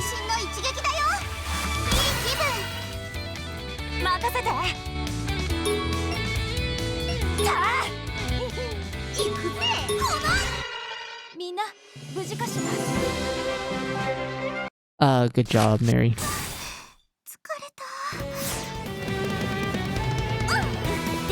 Oh yeah, Ego. I was like talking to Stella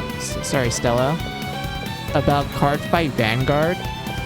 I was like watching the original series lately on the 2011 one, the original one. And I was talking to Stella about like, I only saw like 21 episodes. And I picked up like massive BL/Yaoi vibes from the get-go. Like, I immediately picked it up. I was like, wait. This feels like BL. This feels like Yaoi. And it's like between the main guy and his rival. Card Fight, I love the original version. Yeah, I'm watching the original one on the 2011 one. Massive BL Yaoi vibes. Yeah, it is. Like, me and Stella were like talking about it. We're like, yeah, it feels BL. And Stella explains that it's gonna get more BL later on. But from the episode I'm at right now, it seems like it's not there yet. I didn't really feel too much BL like the first few episodes. But like, yeah, since Stella mentioned that it gets more BL later on, I was like, yep, I can't wait. I honestly can't wait. I do like BL.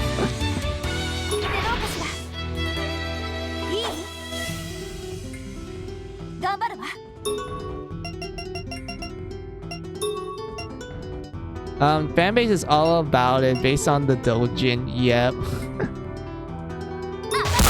Also, can I tell you something, Eagle? Like, before I actually watched the anime, I only heard about Card Fighter Vanguard through the doujins and the fan art. That's the only way. That's how I was actually exposed to it. It was through the fan art and doujins, and most of it was like BL.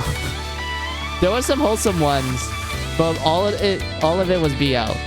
And for the longest time, I was like, wait, what is this anyway? Is it like an actual card game? And then I searched it up and I found out that it was a real card game. And I actually played the demo for Dear Days, like you saw from my Twitch home page. I actually did download the demo and played it out. I liked it. It was very simplistic. Like, I didn't expect the actual card game to be very easy to understand. I thought it was going to be like a lot more complicated. But I didn't expect the mechanics to actually be easy enough for me to be like, oh yeah, I know how to do it now. Like, it only took me like one practice battle, and then I was immediately able to like literally final turn like the next few encounters. Like, that's the funny thing about it, Eagle. Like, the game is like, oh hey, here's like a tutorial battle and like one real battle. Like, after that, I immediately understood how everything works, and I just immediately just final turned the guy. I was like, wait, this is simple. Wait a minute. Like, I know it gets complicated with like other mechanics and shit, but like for someone that never played the card game like at all and has barely any like exposure to it, I was able to like pick it up rather easily. Like, that's the funny thing about it. Hey, Frostbite. Slow down. I couldn't recommend buying it as it's ridiculously expensive for no reason. Yeah, it was like $69.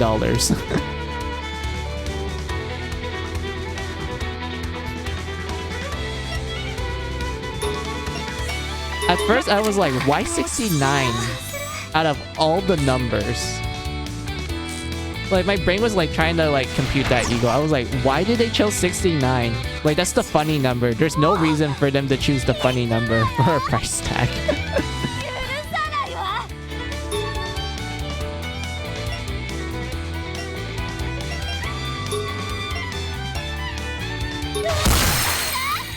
That's for the base. It's like, there's like 2 expansion and that's pretty much it as well. Alright, I see.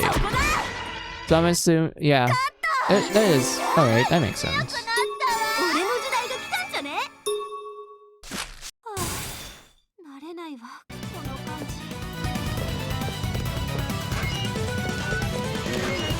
Oh my lord. This is a literal treasure room. Look at this, guys. This is a literal treasure room. It's filled with a bunch of treasure. Oh my lord. Antimatter gun. Yeah, this one's good.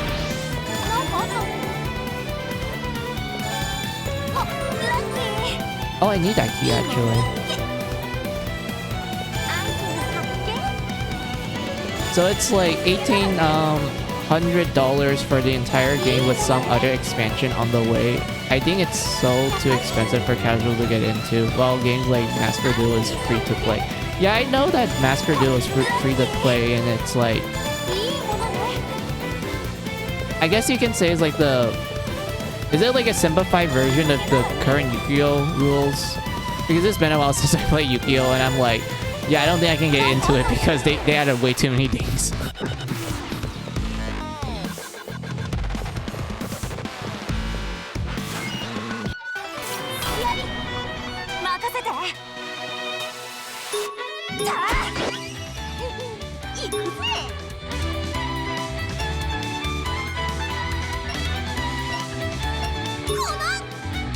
But Master Duel is new, user-friendly.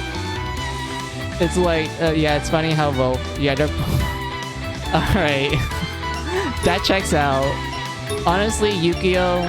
I can't get into you now because you made way too many changes to the point that it's very hard for me to get back into it.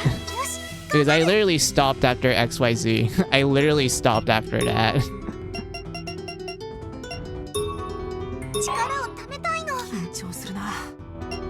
Alright, Jack, I need you to pass out. Yay, Jack, you passed out. Thank you.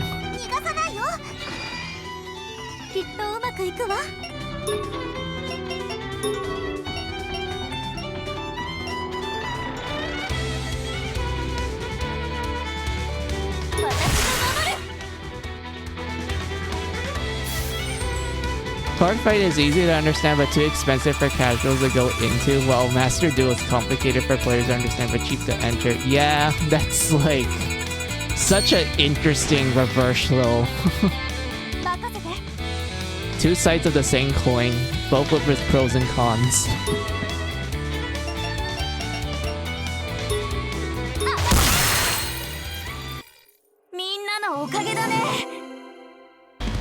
And I find that funny because, like, when you, like, if you want to buy, like, the physical card set for Card Fight Vanguard, it's so dirt cheap. Like, I looked it up, like, oh, I want to see how much a physical, like, deck costs to get into Card Fight, like, physically. And whatnot. And they're like, so cheap to buy. It's, like, barely double digits sometimes. And I'm like, wait. What?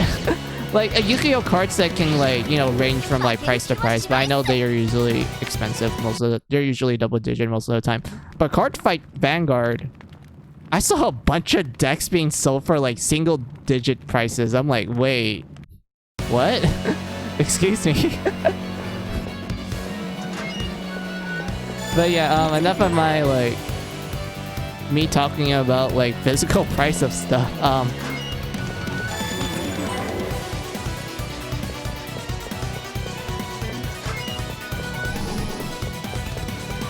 Oh yeah, I forgot to talk about the something that I find funny about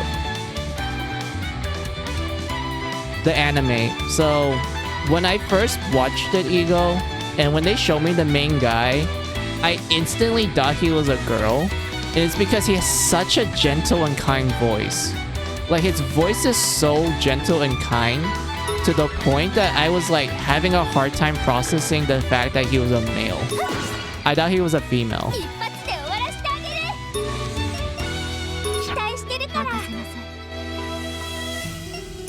It's only like after a few episodes I'm like, okay, I understand that he like Aichi is a guy. Like I fully understand that now. And also it didn't help the fact that like I saw a bunch of fan art where they gender bend him into a girl, and I'm like, wait, this fits.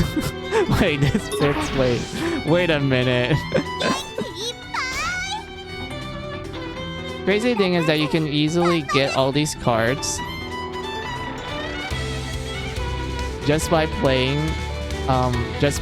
So it's pretty much like a free-to-play game, but the base is too expensive to purchase. Some of the cards are outdated, that's why. It's kind of like Assassination Classroom, really feminine characters despite being macho. Yeah, it's so like, yeah, it's like that, but at least for the main guy for Assassination Classroom, at least they like made it obvious that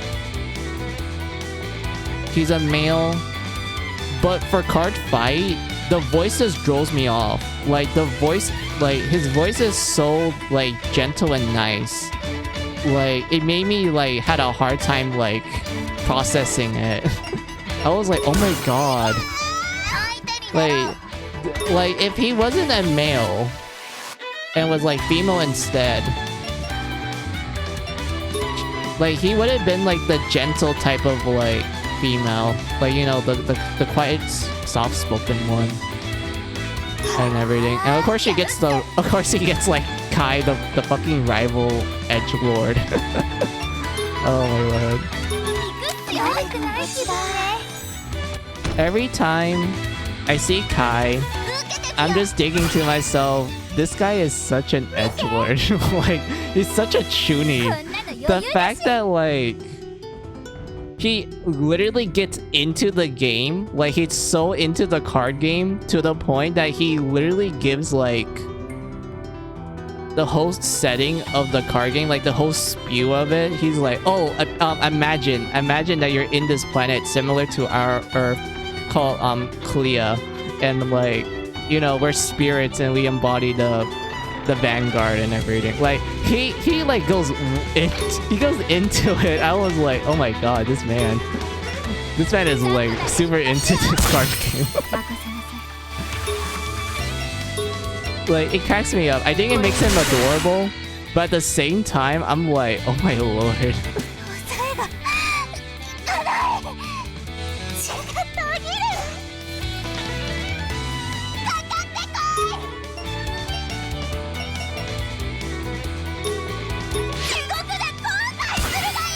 And unironically, I do like Kai enough to the point that when I actually do play like the physical card game Ego, I would unironically say stand up the Vanguard.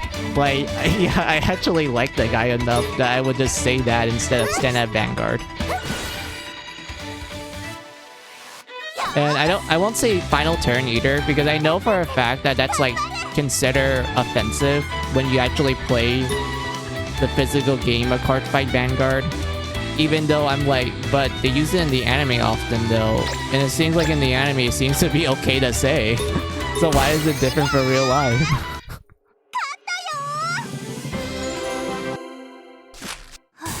I think I went through the same thing with Asako from Fate. I never watched the series, only the video game, so I thought he was a girl until I read the text. He was a guy. Oh yes, Astolfo. The iconic femboy slash trap of the Fate.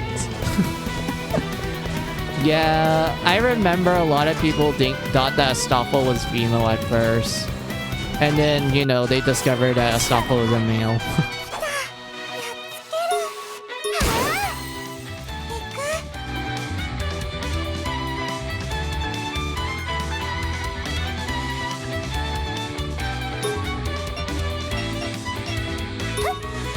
That was always a bad, like, it was always a form of bad manners in the card game. They had something done in the anime, you just can't, you will, they had something done in the anime, you just can't get that far. Yeah, I know for a fact that, like, in the anime and also, like, in the video game, you can actually declare final turn and whatnot. And it's like, yeah, that seems pog. But I know in the physical card game, like when you're actually playing with other players, like, yeah, you can't say that because that's like some very bad manner shit. And also a thoughtful moment. Hey, Rudo, how are ya?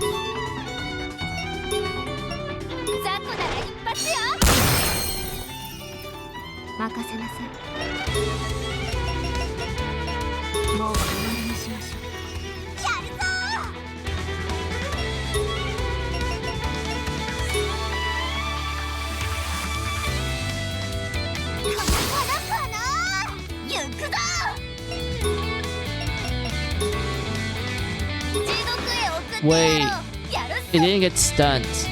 Oh no, I'm gonna die. Yeah, I'm gonna die. I don't think I can survive this either. Wait, can I survive this? You know what? I'll push my luck. I don't give a fuck that my luck is terrible. I'm just gonna push it.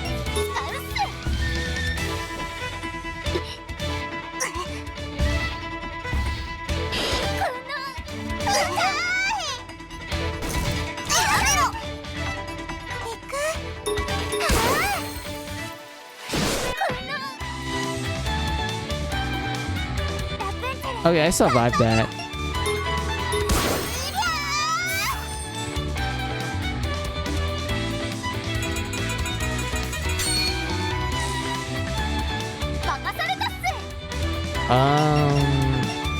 Yaoi.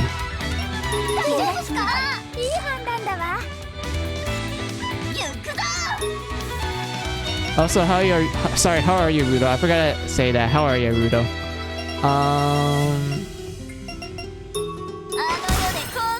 Yeah, we did that. Alright. Oh. Fire went to Blood Sculptor.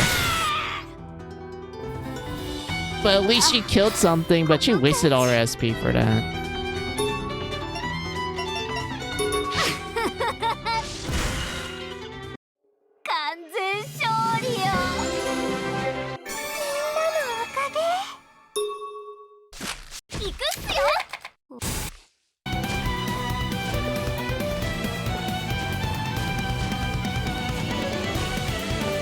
Wait a minute, I could technically do some shenanigans, hold on.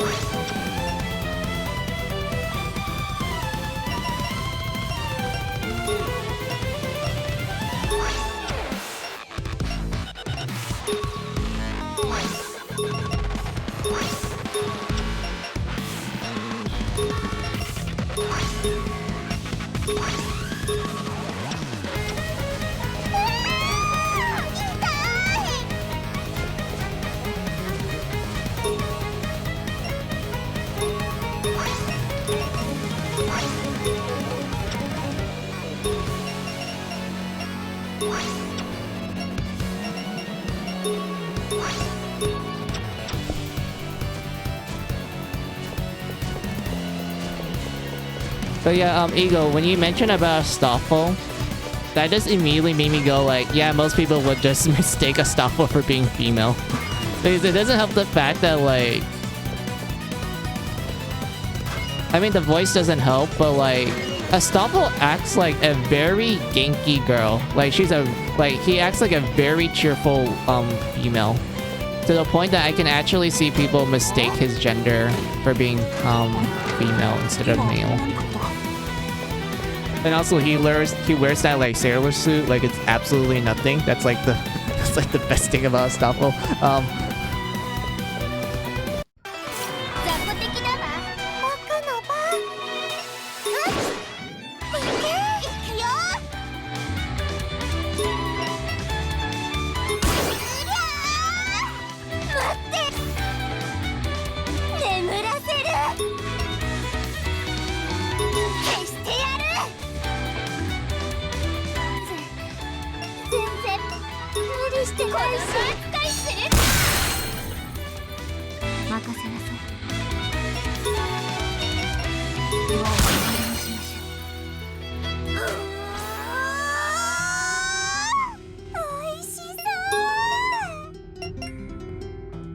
Also, I'm glad that you're doing well, Rudo.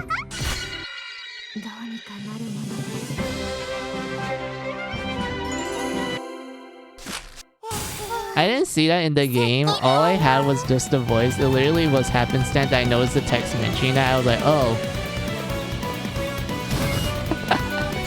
Yeah. Honestly, at first, when I saw Stoffel, I did dot female at first, Eagle. But then I kind of noticed his mannerisms and I'm like, oh wait, it's a guy.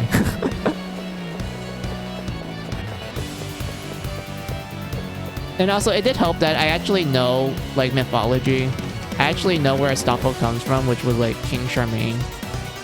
He's, like, the paladins of Charmaine, which is essentially the French version of King Arthur. But it's, like, King Arthur, but it's, like, something else. And everything. I do know, like, in like, the actual, like, mythology of Astolfo, he was described as being very beautiful looking. To the point that both guys and girls want him. And there was a time when his friend Roland was suffering from not being able to get a girlfriend.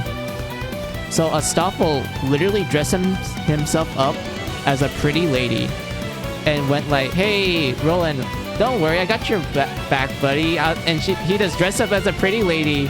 And like Roland seemed really ecstatic, like really happy about that, to the point that they actually slept together for like one night. And it was treated as like a homie scenario. Like there was no like romantic feelings after that. It was just like, oh, thanks for cheering me up. And whatnot. Like that was like the funny thing about it. That was literally like one of the fun tidbits that you can ask someone about Astolfo, like in the mythology. They're like, oh yeah, there was a time where he literally cross-dressed as a girl to cheer up his homie. And then they ended up sleeping for one night.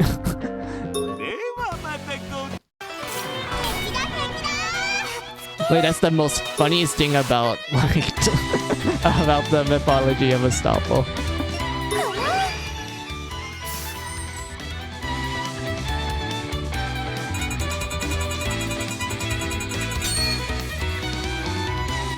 With a little bit of Ace Attorney, I will probably plead the fifth on asking further about that. Yeah. We already passed that story event though, so like... yeah, I won't talk about it though.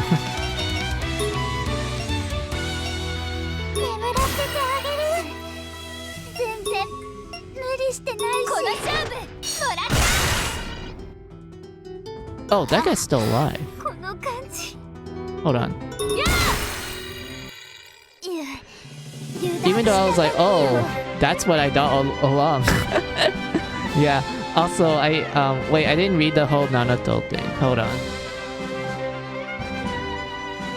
Let me pull up my log. Let's see. Funny thing, I didn't get that from Nagato from Persona 4. The moment she appeared on screen, I assumed that she was a girl. Didn't understand why they're hiding the fact until the sex reveal. Yeah.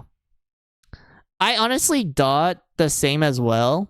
I didn't like think like, oh, it's just a pretty boy. I was like, nah, it's a pretty girl. A very handsome girl at that.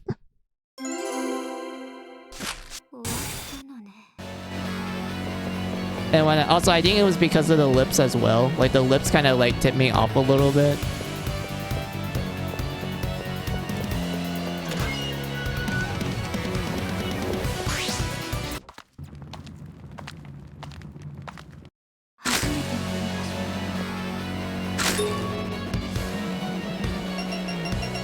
But yeah, Rudo, you didn't really miss much. All I've been like talking about with Stella and Ego was at first we were talking about Card Fight Vanguard and how I was like watching the original series from 2011. And I was telling them like I was picking up massive BL vibes from it. Like within the first few episodes. And then we ended up like talking about like how I thought the main guy was a female because he has such a nice and gentle voice. Like I was like having a hard time processing that the main character was male. I was like, but his voice is so nice and gentle. Like if you were to make him into a girl, I wouldn't even like think too much of it. I would be like, yeah, that's totally like a girl voice and whatnot. And then we like talked about like Yu-Gi-Oh! Master Link and also the Card Fight Vanguard Gear Days. And how like the two games are practically polar opposites of each other. Where one is free to play but it's like complicated to get into. And the other one's like super expensive but it's like actually easy to get into it. Oh, I fucked that up. I fucked that up.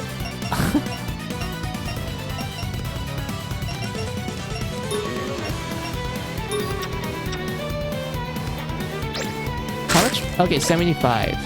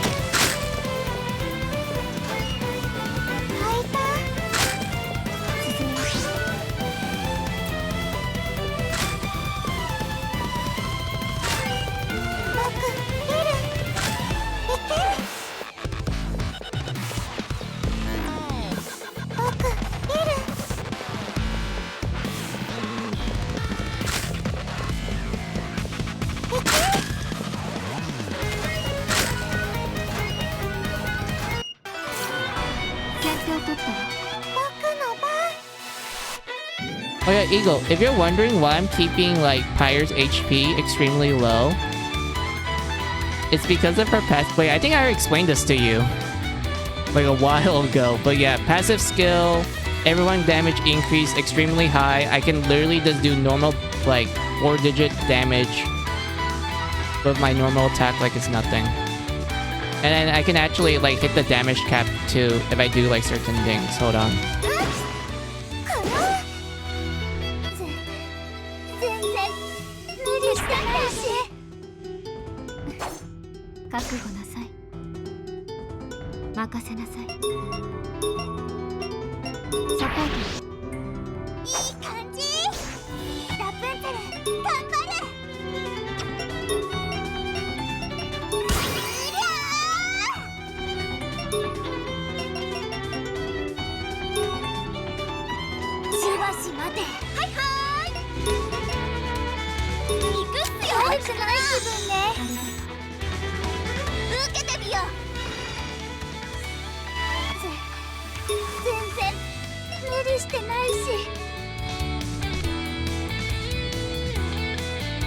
Alright, are you guys ready to see the damage cap? Are you, Eagle and Rudo, are you guys ready to see me just hit the damage cap like it's nothing? Alright, here you guys go.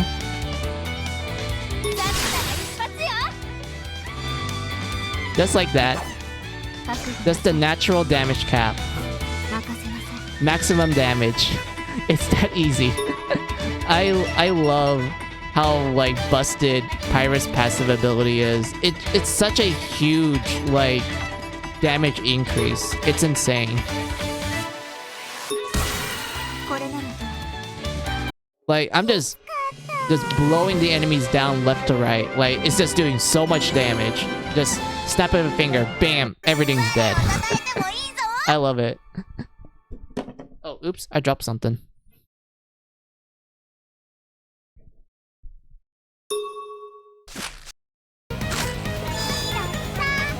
Oh, this is a puzzle. Hold on.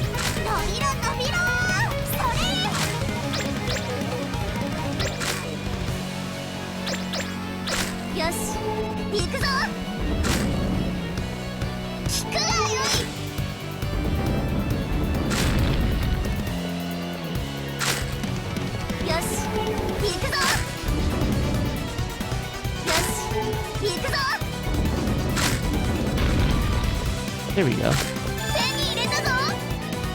Oh, this is where I can get the Brave Knuckles. Alright, that's good. Need to recover some blood real quick. Hold on.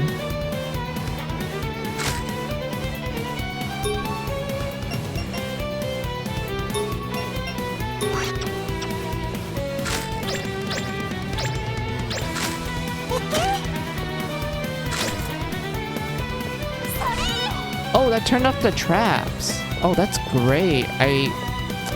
I no longer can take chip damage from it. That's good.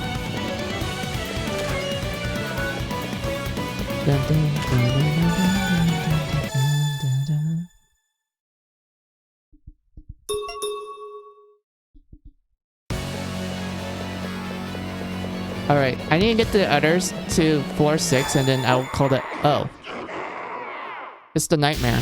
Hold on. I want to smack it a little bit.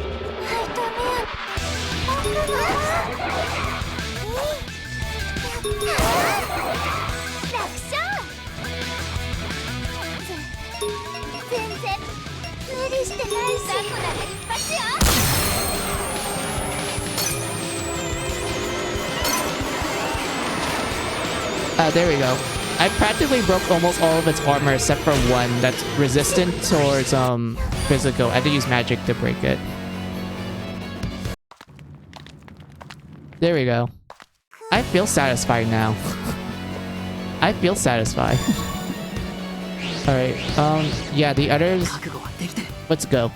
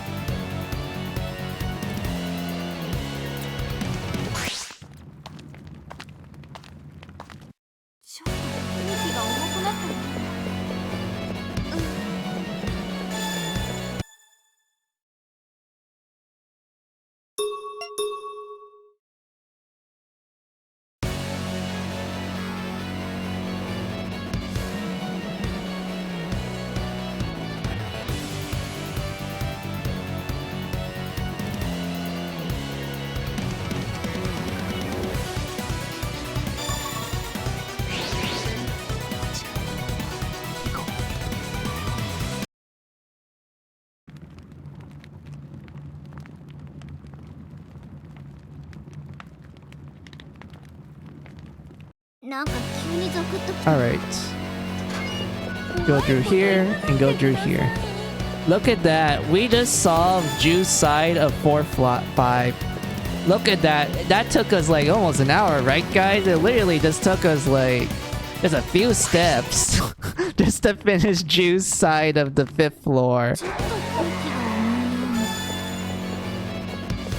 Also, this is a is either a story encounter or a side quest. I know it's gonna be... We had to fight enemies on it, so let's go.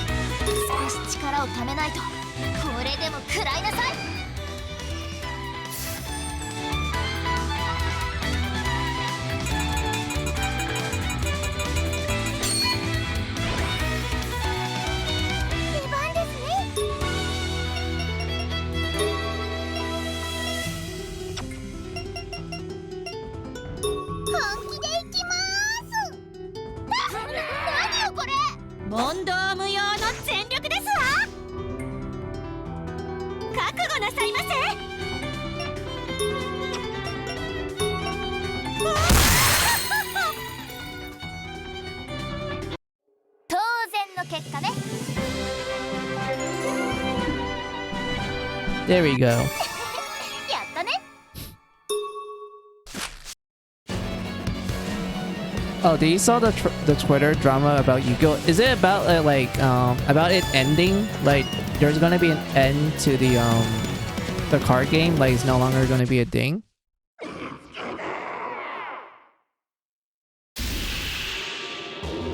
Wait, was it real or fake? It was funny. VTuber rage bait Yu-Gi-Oh players. Oh, okay. I thought it was real for a second when I saw that like image. But judging by how you said it's a VTuber rage baiting them, that means it was fake. もう過ぎたわね。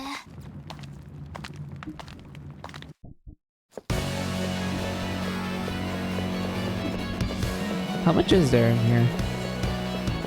Oh. Oh, it's one of those rooms. Got you.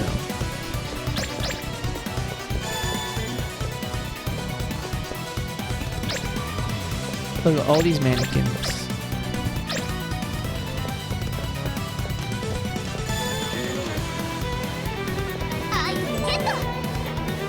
Ooh, the suit prototype. I actually want that. Nah, some guys stated they wanted to rage bait the Yu-Gi-Oh! Community. He succeeded and got some interaction, now became a main. Oh, okay. 敵だよ。だるいです。出番ですわね。サポートいたしますわ。見てなさい。少し力をためないと思いっきりいくわよ。来ましたわ。出番ですわね。よ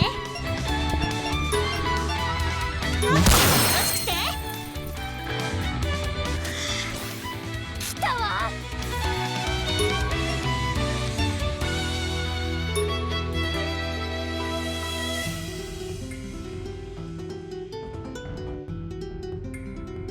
あんたなんか消してやる。だるいです。 Let's see, one Yu-Gi-Oh! YouTuber did the same during it by rage baiting the Magic the Gathering community, copying and pasting what the VTuber said. He got so much backlash before explaining why he did it. Wow. Now so many Yu-Gi-Oh! Players are posting running rage bait posts as a meme. Oh my lord. That's funny. That's actually funny.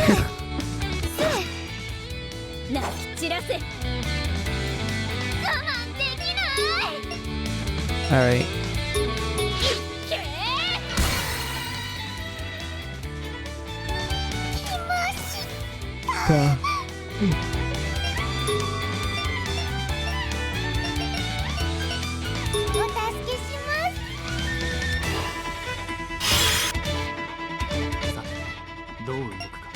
And can't hit me. I'm too fast for ya.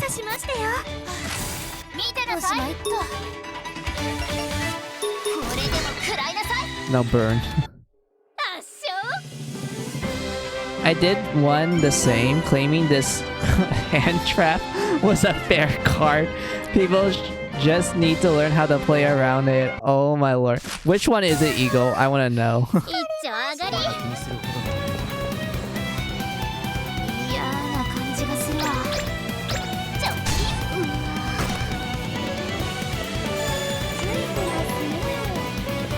Alright, I think I'll save this for like another stream.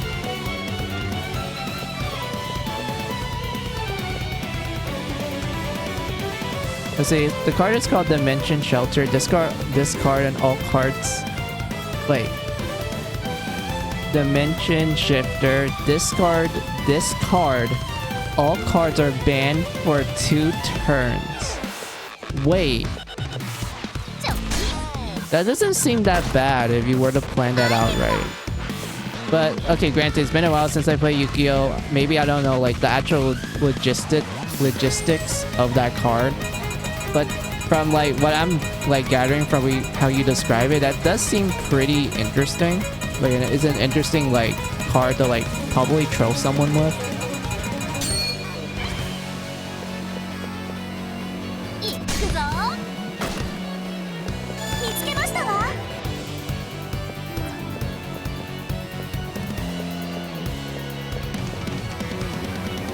いくぞアイテムゲットいくぞ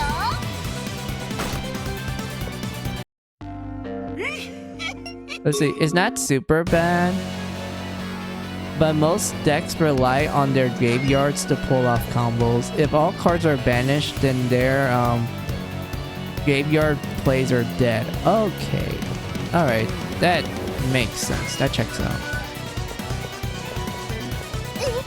Wait, I can't go through that? Oh yeah, I had to like probably flip the switch over there.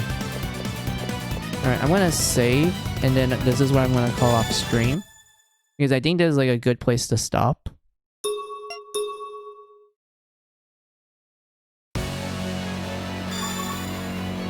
But first, before we do that, I want to check out the map real quick. Let's see. These are not good spots for my grinding. Excuse me, game. I need better blood farm spots. Hello? But fine. Fine game. Play your way.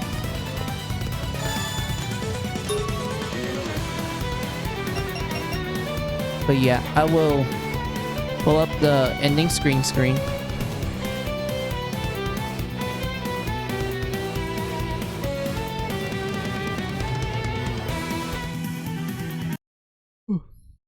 Alright, what do you wrote down? I did it because a while ago people were raging super hard for it to be banned from competitive play. Honestly, that does seem like a very good card to pull. If you can kind of like guess if like the person you're fighting is relying on like a certain strategy and whatnot, like that actually does check out. That does check out.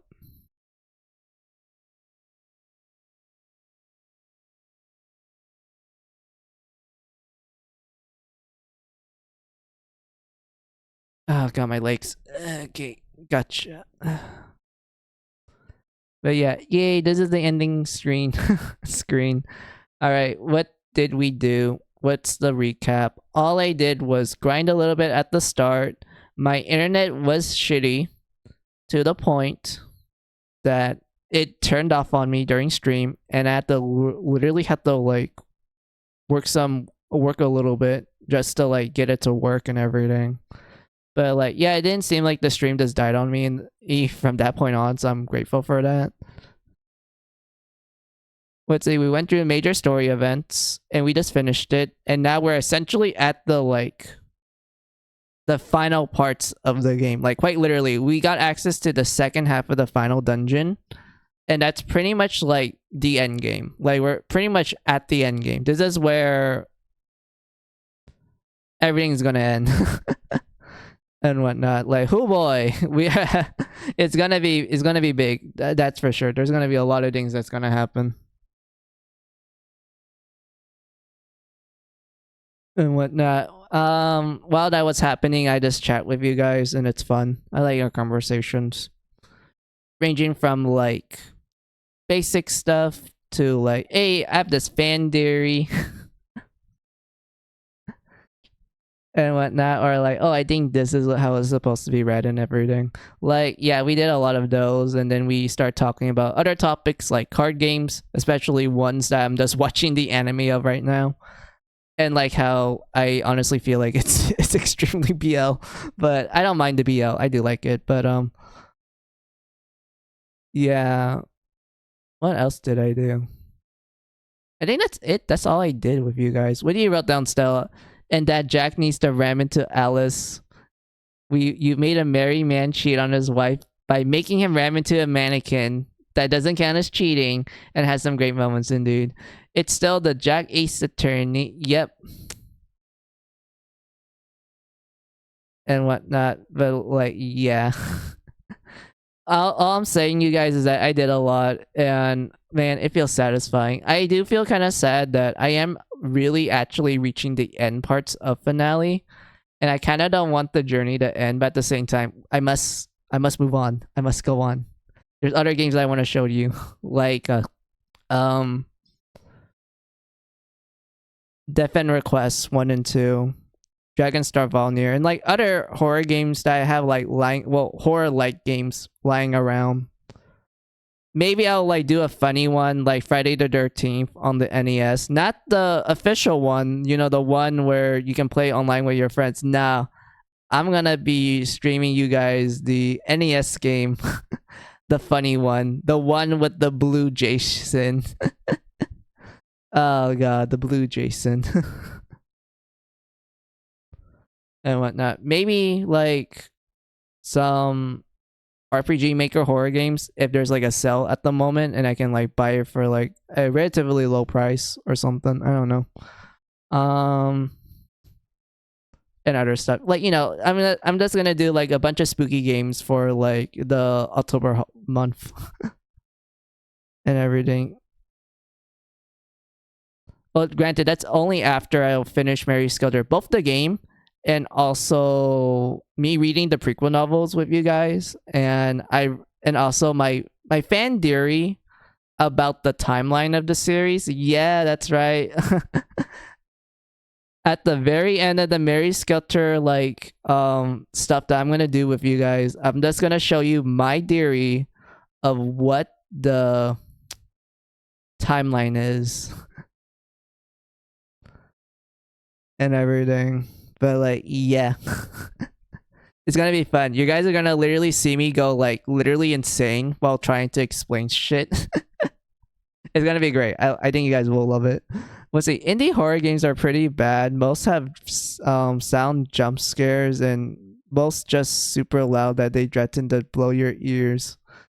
I mean, some of them, yeah, but like I do feel like there's other ones that do a good job at a creepy atmosphere, which I think is like pretty pog. Like them managing to like create the atmosphere is like absolutely wonderful. I do feel like some indie some indie games do a good job at that aspect. But there's other ones where I did felt like, yeah, it's kind of fine for what it is. And I don't really like modern horror games either, because like some of them just feel like jump scared galore. And like I just don't really enjoy modern horror games that much. And it doesn't really help the fact that like the only time I was actually scared in a horror game that's like, you know, mainstream and shit was like the ones back in like the PS1 and PS2 days. Like that was like literally the only time I actually got scared playing on a horror game. But like after that, starting from PS3 and onwards, I just did not find like modern like video games scary that much. Maybe like one in particular that I remember getting a little scared of, but like even then I didn't think it's like the most scariest thing in the world. But yeah, what else do you guys wrote down? It better be Ib, the Witch's House, and the Mad Father remake. Oh, we're talking about RPG maker horror now? Yeah, a little bit. Lomal, let's eat it good. And whatnot. Yeah. I do enjoy Ib and the Witch House and the Mad Father, like the original versions, a lot. So I'm not really sure what the remakes will be. Like, would they actually still maintain like the atmosphere that I actually enjoy from those games, or would they just like shit over it? Like, I don't really have the most like positive opinion when it comes to remakes. It's like most of the time remakes are just hit or miss for me. It's either like it's a good remake, is able to hold its ground like the original, or it's absolutely shitty. Like those are like the only ways I can classify a remake and whatnot. But like, yeah. Yes, nope, can't blame you. Yeah, like I do feel like when it comes to remakes, there's such a mixed bag. Like there's such a mixed bag to the point that I don't blame anyone for having like a specific opinion on them. because like it's such like a, it's like it just makes you go like, man, it's either gonna be as good as the original or just gonna shit all over it. Like there's literally no in between. And whatnot. Like there's literally no in between.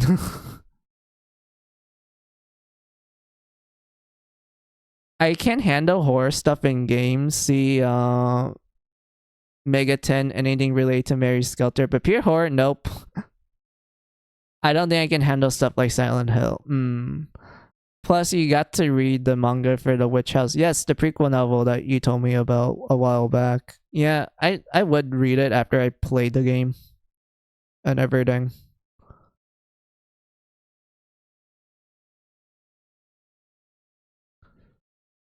Yeah, when it comes to like actual horror games, like you mentioned, Rito, like Silent Hill, I unironically like the Silent Hill games. Like, I love the first 4 games a lot. And if you ask me like my opinion on those, it'd be like this: 1, pretty pog. I like that game a lot. 2, pretty awesome.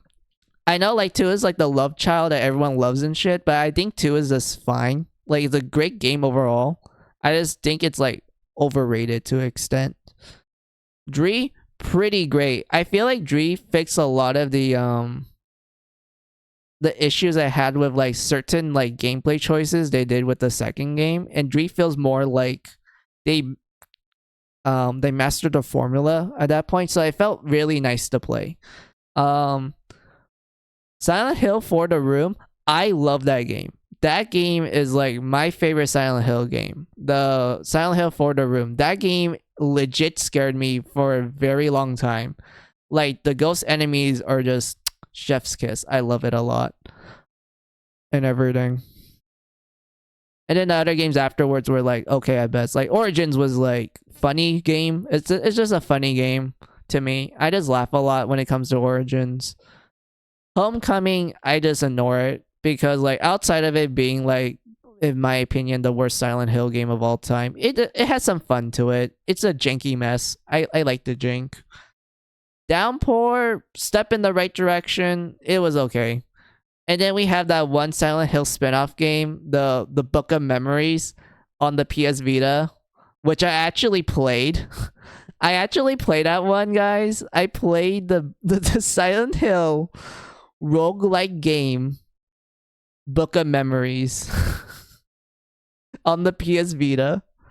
And I unironically liked it, even though I know for a fact that like at that point, it was not even a fucking horror game. It was just a roguelike RPG. I did like the anime ending though. Like the ending you get, which is essentially like a joke ending, but it's like, you know, everyone looks anime and such. Like, I like that one. That was a really cool ending. I feel like I'm forgetting like one silent. Oh yeah, I forgot. There was Shattered Memories on the Wii. That one was also pretty good too. I thought Shattered Memory was like a decent game, even though I hate the fact that you can only run away. I like to fight back and whatnot, but like, yeah. What do you wrote down, Rudo? I'd rather have Konami focus on Castlevania Binani. Wait, Bimani? Wait, Bimani and Zone of the Enders though. Honestly, I kind of miss like their other IPs, to be honest, but like, damn. I don't like how they treated certain ones. And then for Castlevania, I think Castlevania is living fine at the moment. I know people are like, oh, the Netflix series and whatnot. Like, honestly, I do understand why people like it. I do think that the first season of the Castlevania Netflix series was like, okay, I thought it was decent. Like, they did a good job at adapting the story of Castlevania 3, but they add some liberties to it by adding like certain plot points from Symphony of the Night and also a little bit of Curse of Darkness, which is like my favorite PS2 Castlevania game other than Lament of Innocence. Like, those two are like very great Castlevania games, but outside of that, I thought it was like, okay. I didn't really think too much of the Netflix series of the first season. And then you get to Requiem, which I just didn't really like at all. Because I honestly thought that the story structure was like a bit shaky for me. Like, I just couldn't really get into it. Not saying that's bad overall. It's just like, for me, I just couldn't really get into how the story was structured. And then I just like dipped out in the halfway point. And whatnot. But yeah, what do you wrote down, Rudo? B-Money, as in the rhythm games. Also, Dance Dance Revolution. DDR. I love DDR. DDR is great. I played that a lot in the arcade with my family and friends. A lot of good memories. I wonder how Persona 4 and 3 remake will go. Honestly, I think the 3 remake will go fine. Like, it will do fine. Persona 4 remake, I don't know. I honestly don't know. I don't even want them to remake like 4, to be honest, because 4 is fine for what it is. 3, I don't know how. I don't really want to know how they will do the changes for Persona 3. To be honest, like, I know they made changes to the combat and everything, which is like fine and dandy, and like the UI and everything. Like, that's fine. But at the same time, I don't know, man. I honestly feel hesitant about how they're gonna change the story and everything. Because I know for a fact that they're probably gonna change the story, and then I'm just not gonna like the changes that they're gonna make. I believe the Persona 4 remake will be great. Alright, that's good to hear that you're excited about it, Stella. Me personally, not so much.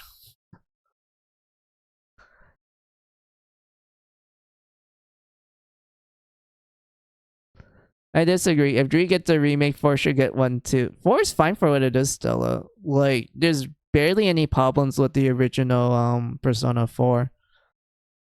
Both Golden and the original. There wasn't really too many issues with it, to be honest.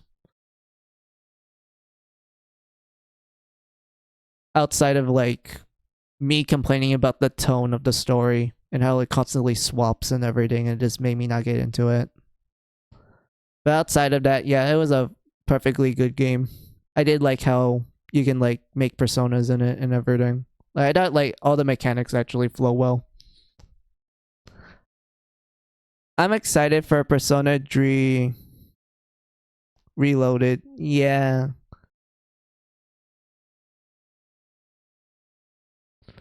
Though I believe OG Persona 1 and 2, both parts should have gotten the remake first before 3. Exactly. I honestly felt like Persona 1 and 2 should have gotten like remakes first, because barely anyone is able to actually play the games. Because if you want to play 1, you have to play either the PS1 version, which I think has the better soundtrack, or the PSP remake, which I highly doubt anyone's going to play a PSP game nowadays unless they are really into it.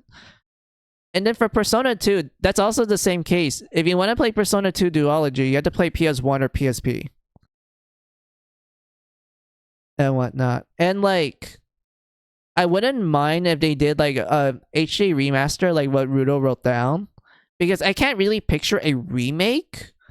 Because like most people, especially those who like joined the Persona fandom from like Persona 3 and onwards, they don't really know what the original 2 games were like, both in like a story point of view, but also in terms of tone.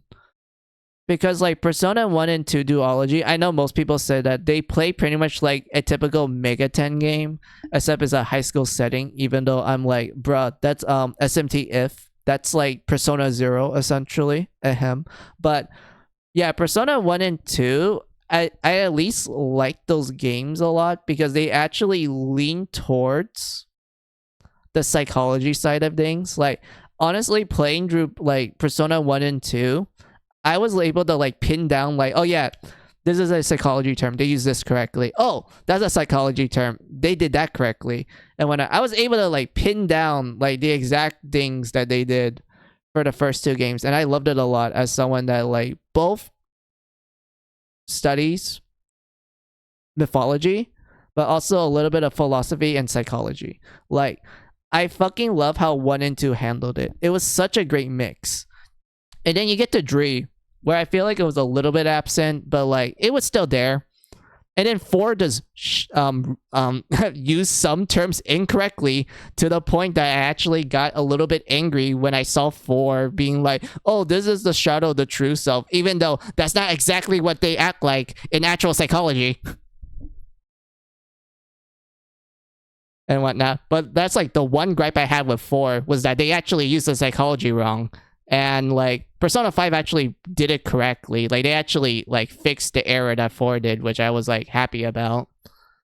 And whatnot. Even though there was the whole topic of like Persona and Shadows being like one of the same thing, even though in actuality they're technically 2 different things. But outside of that, yeah.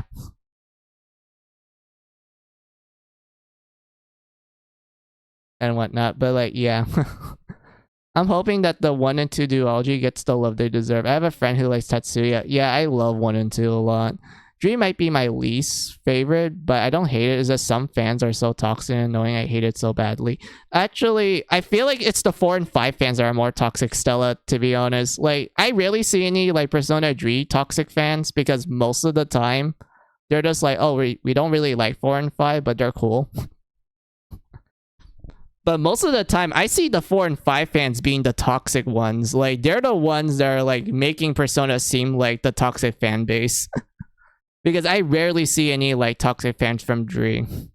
Only from 4 and 5. Like, those are the ones I see being the most toxic. That's, like, the funny thing about it, too, Stella. Even though I could be, like, kind of wrong, but at the same time, like, you can't deny the fact that, like, every time I see, like, a fan of Persona, the toxic ones tend to be either liking 4 or 5 more compared to Dree. And whatnot. But like, yeah, thanks for the information, Atlas. I was not aware of that, but now I'm aware of this particular piece of information. I appreciate you informing me now. I feel informed. Yep. I kind of have a love and hate relationship with Persona nowadays. Because there's some like aspects of it that I just did not like whatsoever. And it's not like a case of like, oh yes, high school setting. No, fam, I actually like that a lot because it makes sense given how it's like very heavy on psychology and given how Japan has a heavy emphasis towards high school. As to them, that was pretty much like when they were able to be free, you know, like chillax and whatnot before, you know, adulthood comes in, and then you get to see how toxic the workplace system is like in Japan. And I know people are like, well, there's college and there's like, you know, there's parties in college, to which I'm like, yeah, but that's like rare though. That's like really rare for like colleges in Japan to be like, oh hey, here's like a party and whatnot. Most of the time in college, you're just focused on trying to get good grades and trying to get a job afterwards. I know that also applies to high school, like your senior year and whatnot in Japan, but like that also applies to college, but even more.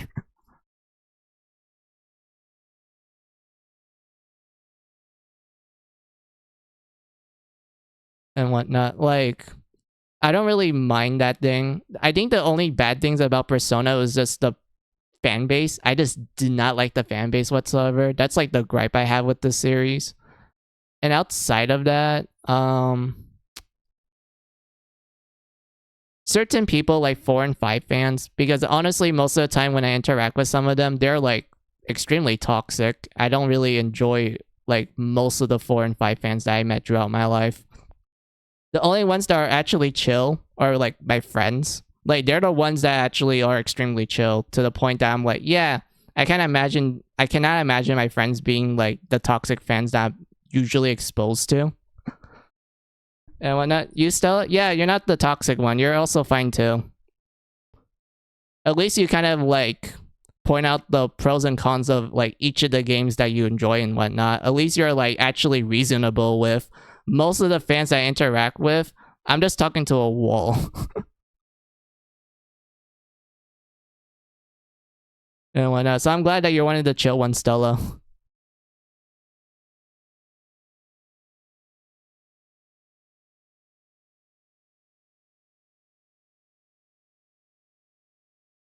And whatnot. What other things I hate about Persona? I do feel like I'm not a huge fan of like the difficulty of Persona, not because it's hard. I just find it easy. The only way for me to feel challenged in Persona is by playing it on like harder difficulties, and like outside of that, I feel like for 4 Golden, they made that game way too piss easy, even on the hardest difficulty. I was like actually surprised how they made 4 Golden so easy to the point that I was like, this isn't fun whatsoever for me. I'm not feeling challenged at all. I'm playing this game on like the hardest mode and everything's just dying the moment I touched it. And whatnot. At least 5, like that one felt like it was hard that I would enjoy it and whatnot, even though I was able to break that game easily by like making certain personas and whatnot, and actually managing my time properly. But like outside of that, like yeah, most of the time I do feel like the Persona games are like very easy for me, and I didn't really like it. I wanted to feel challenged most of the time. I know most people are different. They're like, oh, I want a chillax time. Others are like, oh, I want some form of challenge so I can feel the adrenaline, the dopium and whatnot. To which I'm like, yeah, I can understand that. For me personally, I always like games that are a little bit on the difficult side, because like that honestly gives me like, you know, a good feeling about like overcoming an obstacle and everything. Like it feels satisfying and whatnot. Granted, I think it's because my difficulty ceiling is a little bit different than the average person. So because of that, yeah, I always like playing harder games.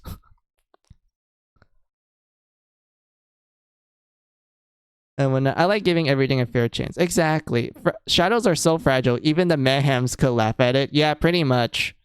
I never felt Dreadton at all when it comes to like a good chunk of the shadows in the game, except for the ones that use instant death spells, but that's the case of instant death spells. But like outside of that, yeah, it wasn't that bad. And whatnot. Also, the only like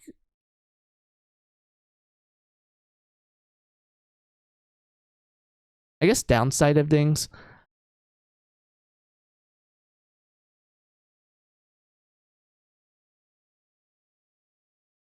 Wait, what you wrote down still? One thing I hate about Persona, and just me talking though, I don't know. I do know some of my friends who agree with this, is that they ruined Trails of the Cold Steel with all the harem BS that they did in Persona, yet Reign's canon lover is Alyssa. Honestly, I know a lot of people describe Trails of the Cold Steel as essentially Persona, but like more stuff to it, which I'm like, they're not wrong, but at the same time, I don't see it like that, to be honest. Like, I can see like how it inspires it, but I wouldn't straight up call it like a Persona type system. Like, there's other games that did the same thing that was not Persona, or even before Persona 3 was a thing. There was other games that did something similar to that, but I don't see people going like, oh, this is something else. Nah, they just think it's Persona and whatnot. I know it's because Persona is like the one that popularized it and whatnot, and like that's the example most people think of. But for the dear life of me, I can't like I can't really stand when someone claims that like, oh, this has data life elements. Oh, this is totally Persona. I'm like, bruh, no. Like, I'm sorry that Persona is like the only game you played, but like not every game with like some slice of life stuff in it is not strictly Persona. If that's the case, then every Harvest Moon game, and more specifically Rune Factory, should be called a Persona game then, because there's a lot of slice of life moments and you have to do time management. Especially Rune Factory, where you actually have to fight enemies and there's an actual boss and like final boss and like end game. And whatnot. Like, if that's the case, then people should have called Rune Factory Persona then, but it did not. People don't call it that. And Rune Factory even came out before Persona 3, if I remember correctly. But like, yeah, Trails of the Sky tells a love story between two people, and it really shows how much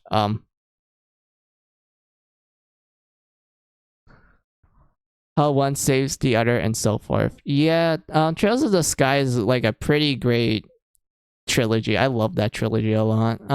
Yeah, sadly, I want racing games to steal slice of life elements from games, and no, I don't mean day and night cycles. I see.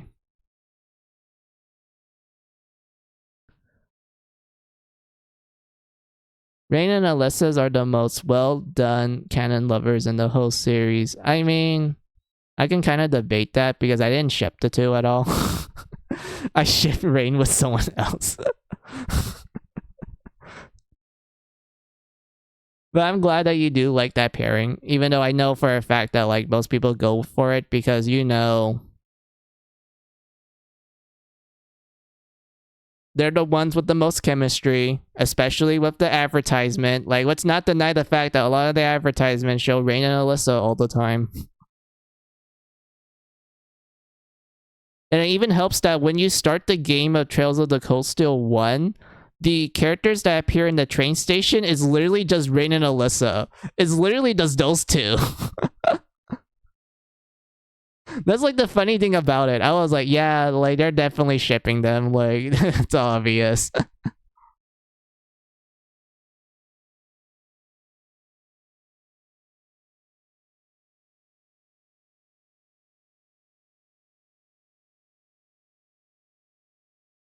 You're the one that who wants to be down bad for. Look, Sarah is great, okay? Who doesn't want a home teacher that's like energetic despite the fact that she drinks all the time, but like outside of that, she's a chill lad. I mean lass, not lad. I don't know why I call her a lad. A last and whatnot. But like, come on, who doesn't want someone like that? I know some people might be into Elma because, like, yes, shy girl, bookworm, yes, definitely. Glasses, hell yeah. Braids, poggers. And whatnot. And there's, like, other girls, too. Like, the long hair Buster Blade girl. I don't remember most of their names still. I apologize. There was, like, the girl with the long hair on a ponytail that uses the two-hand sword. I know people like her, too. And whatnot, like, the serious type and everything with a little bit of, like, moe in it. Like surprise moe and whatnot. Like, yeah, I know people will love her. And everything. But yeah, there was also the kudere. Like, I know people like the kudere too. I know you, Baka. You'll be running after Sarah and you'll be like, marry me, take me away. I don't. I hate her a lot. And such. Yeah, I know there's like a lot of girls in Trails of the Cold Steel that has like a lot of fans in them. No, Sarah. Oh.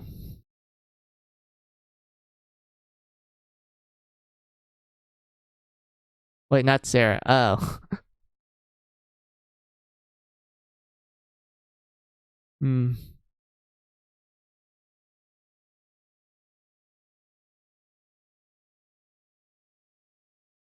I mean, Laura? Laura?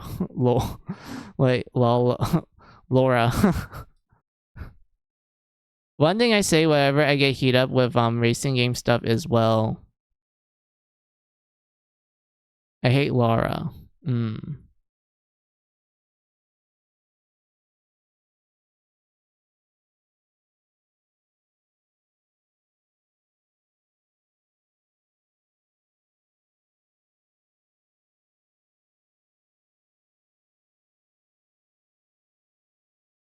our fans are really toxic. I highly doubt that. Because I guess it's because I barely interact with the fan base and whatnot. But most of the time when I do see like waifu popularity votes, I see them mostly as like chill. I don't really see any of the toxic ones. Which I'm assuming at that point, they already like weed out the toxic fan comments. So because of that, they're just left with the more chill ones.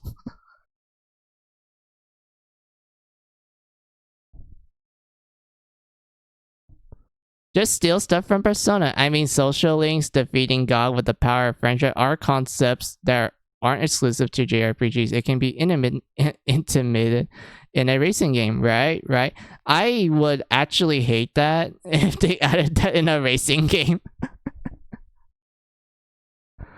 I mean the social link parts.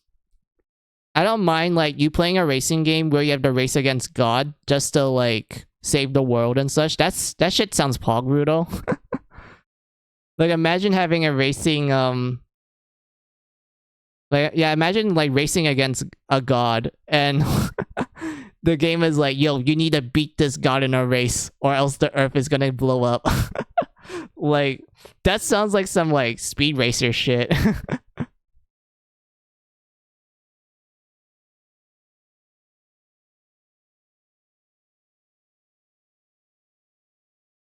And whatnot. But yeah, that that's funny.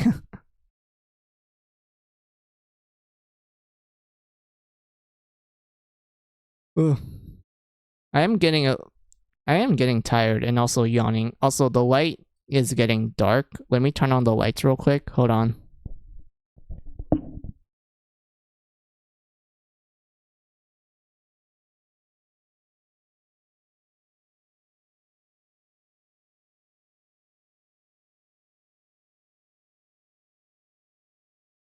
Right, the lights are on. Alright.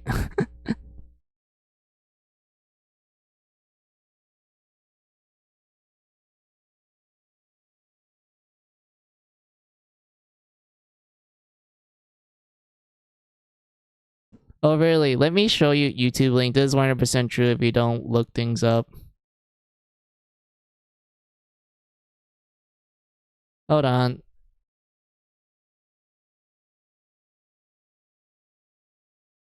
Even though not Wait, a lot of people pause. give Elisa some flack, I do.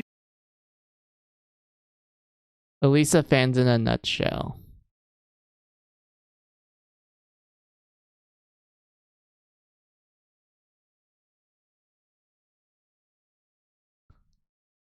Wait, this is a meme. Wait, this is a meme. Hold on a minute.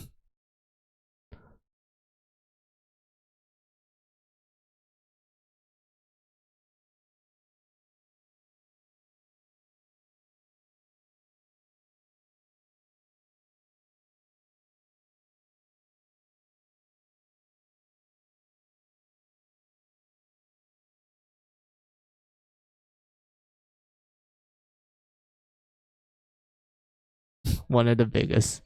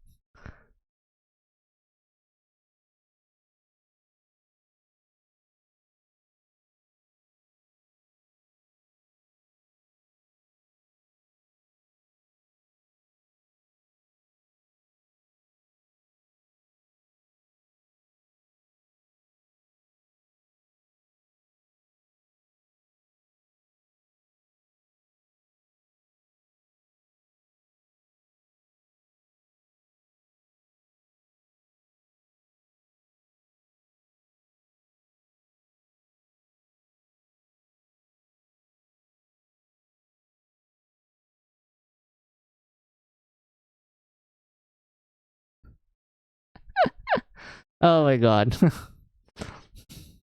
I don't know. That seems more like a joke.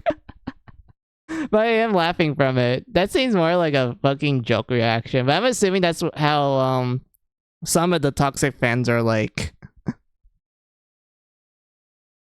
That is funny. I will admit that actually cracked me up.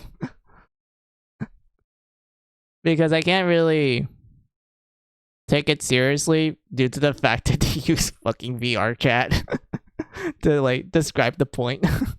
I just can't. It's just making me laugh. Wait a minute.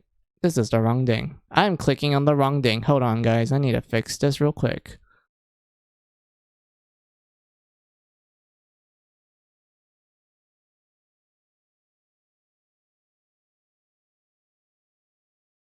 Wait a minute. What setting did I made this? Hold on. Let me fix this, guys, real quick.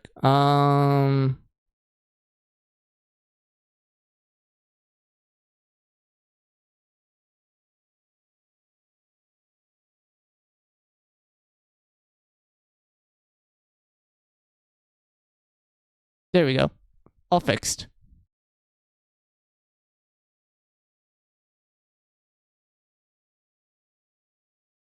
All right, but yeah, I couldn't really take it seriously because it's literally like, yes, three guys, VR chat.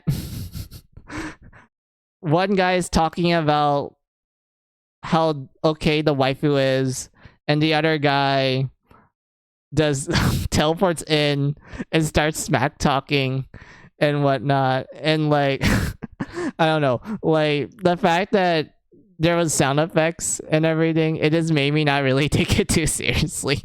I'm just like thinking like, okay, this may be true for like the toxic fans, like a certain like toxic fans of that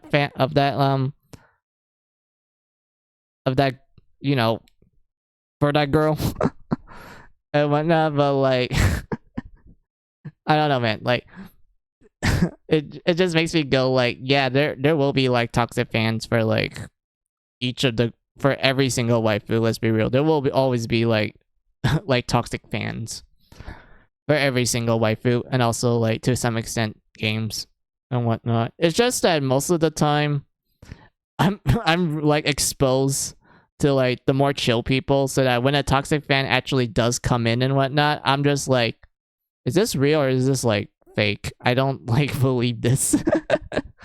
I don't know, like, is this one of those cases, Stella? It's like, yeah. But I can see how, like, fans like that do exist. And, like, you know, they just fucking teleports and just start smack talking. Like, that honestly cracks me up more.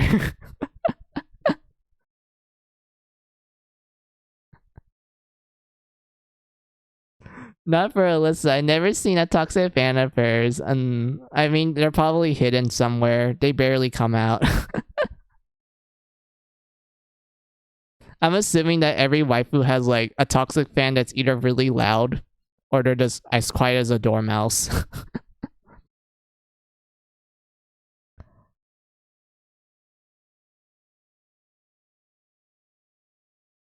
Oh man, Stella, just imagine just like just teleporting instantly and just start smack talking another's waifu. Like, imagine that's like actually the norm. Like, you just talk about your favorite waifu and then someone just teleports in, like instant teleportation, like Goku style, and they're like, oh, your waifu is trashed and like whatnot. I like, just imagine if that's like an actual like reoccurring thing. Because I rarely like see it that often, or well, I don't really see it too much. Like, it's, I can only count like 2 occasions I actually saw that happen. That's Twitter in the nutshell. I see. So it's a Twitter thing.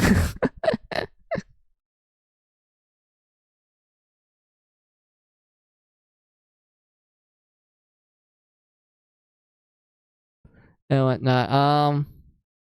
Maybe I've been friends with a lot of Alyssa fans, and no, not one is toxic like me. Wait, Stella, are you the toxic fan? Because you just wrote down that not one is toxic like me.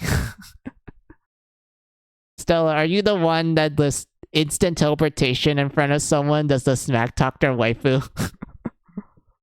I highly doubt you are, because you seem really chill. Indeed, low.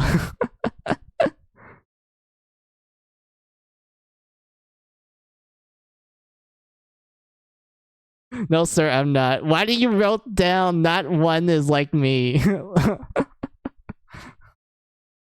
Why do you wrote that down, Stella? Are you confessing something? This seems like a confession.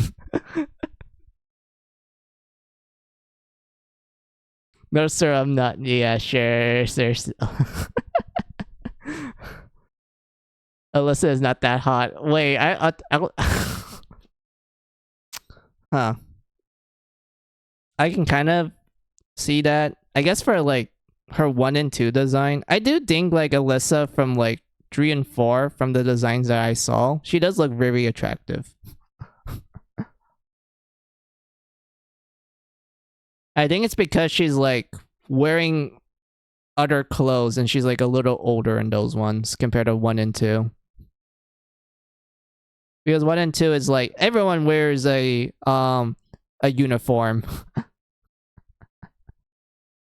And whatnot. Everyone wears a uniform. Sometimes like other outfits, but mostly a uniform. Which I'm like, okay, uniform looks cute and all, but like I wouldn't say hot though.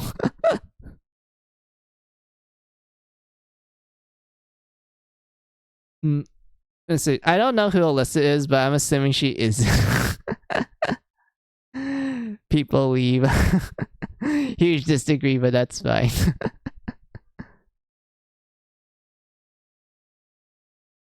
Low.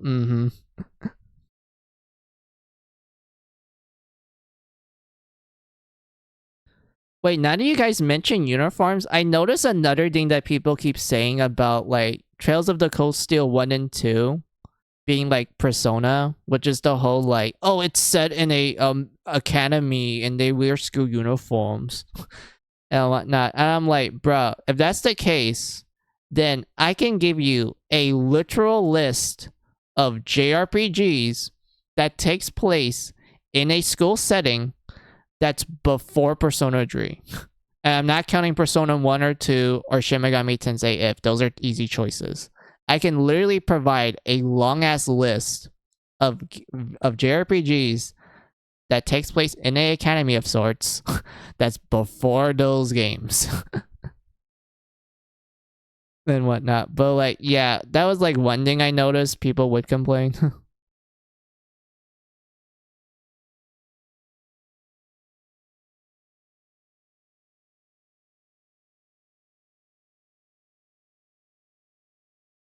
I hope you enjoy your retirement because that's how long it's gonna take you to finish.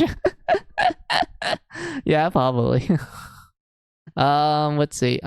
Oh, it's nothing like Persona if it's about the school. Exactly. Like when I was playing Trails of the Cold Steel, and I remember people keep saying that it's like Persona and whatnot. I'm like, bruh, just because it's in a school setting, that doesn't make it Persona. It doesn't even feel like it. Like, at all.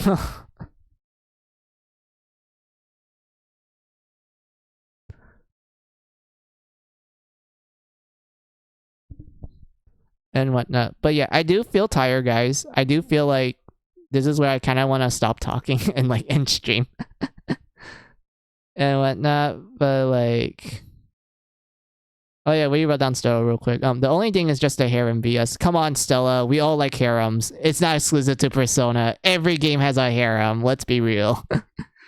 Any game that's a JRPG, there's always a harem in it. That's not exclusive to Persona. But I can actually list like some games that literally has the main character get a harem. And whatnot. But like, yeah, only if it's good.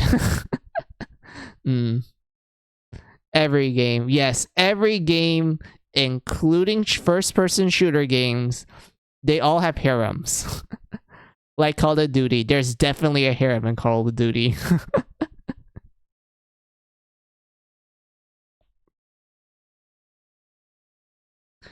And whatnot. But yeah, I will say like my thanks to you guys now because I actually do want to end now. So thank you guys for watching me. I do apologize that I'm literally talking you guys' ear off like for a very long time.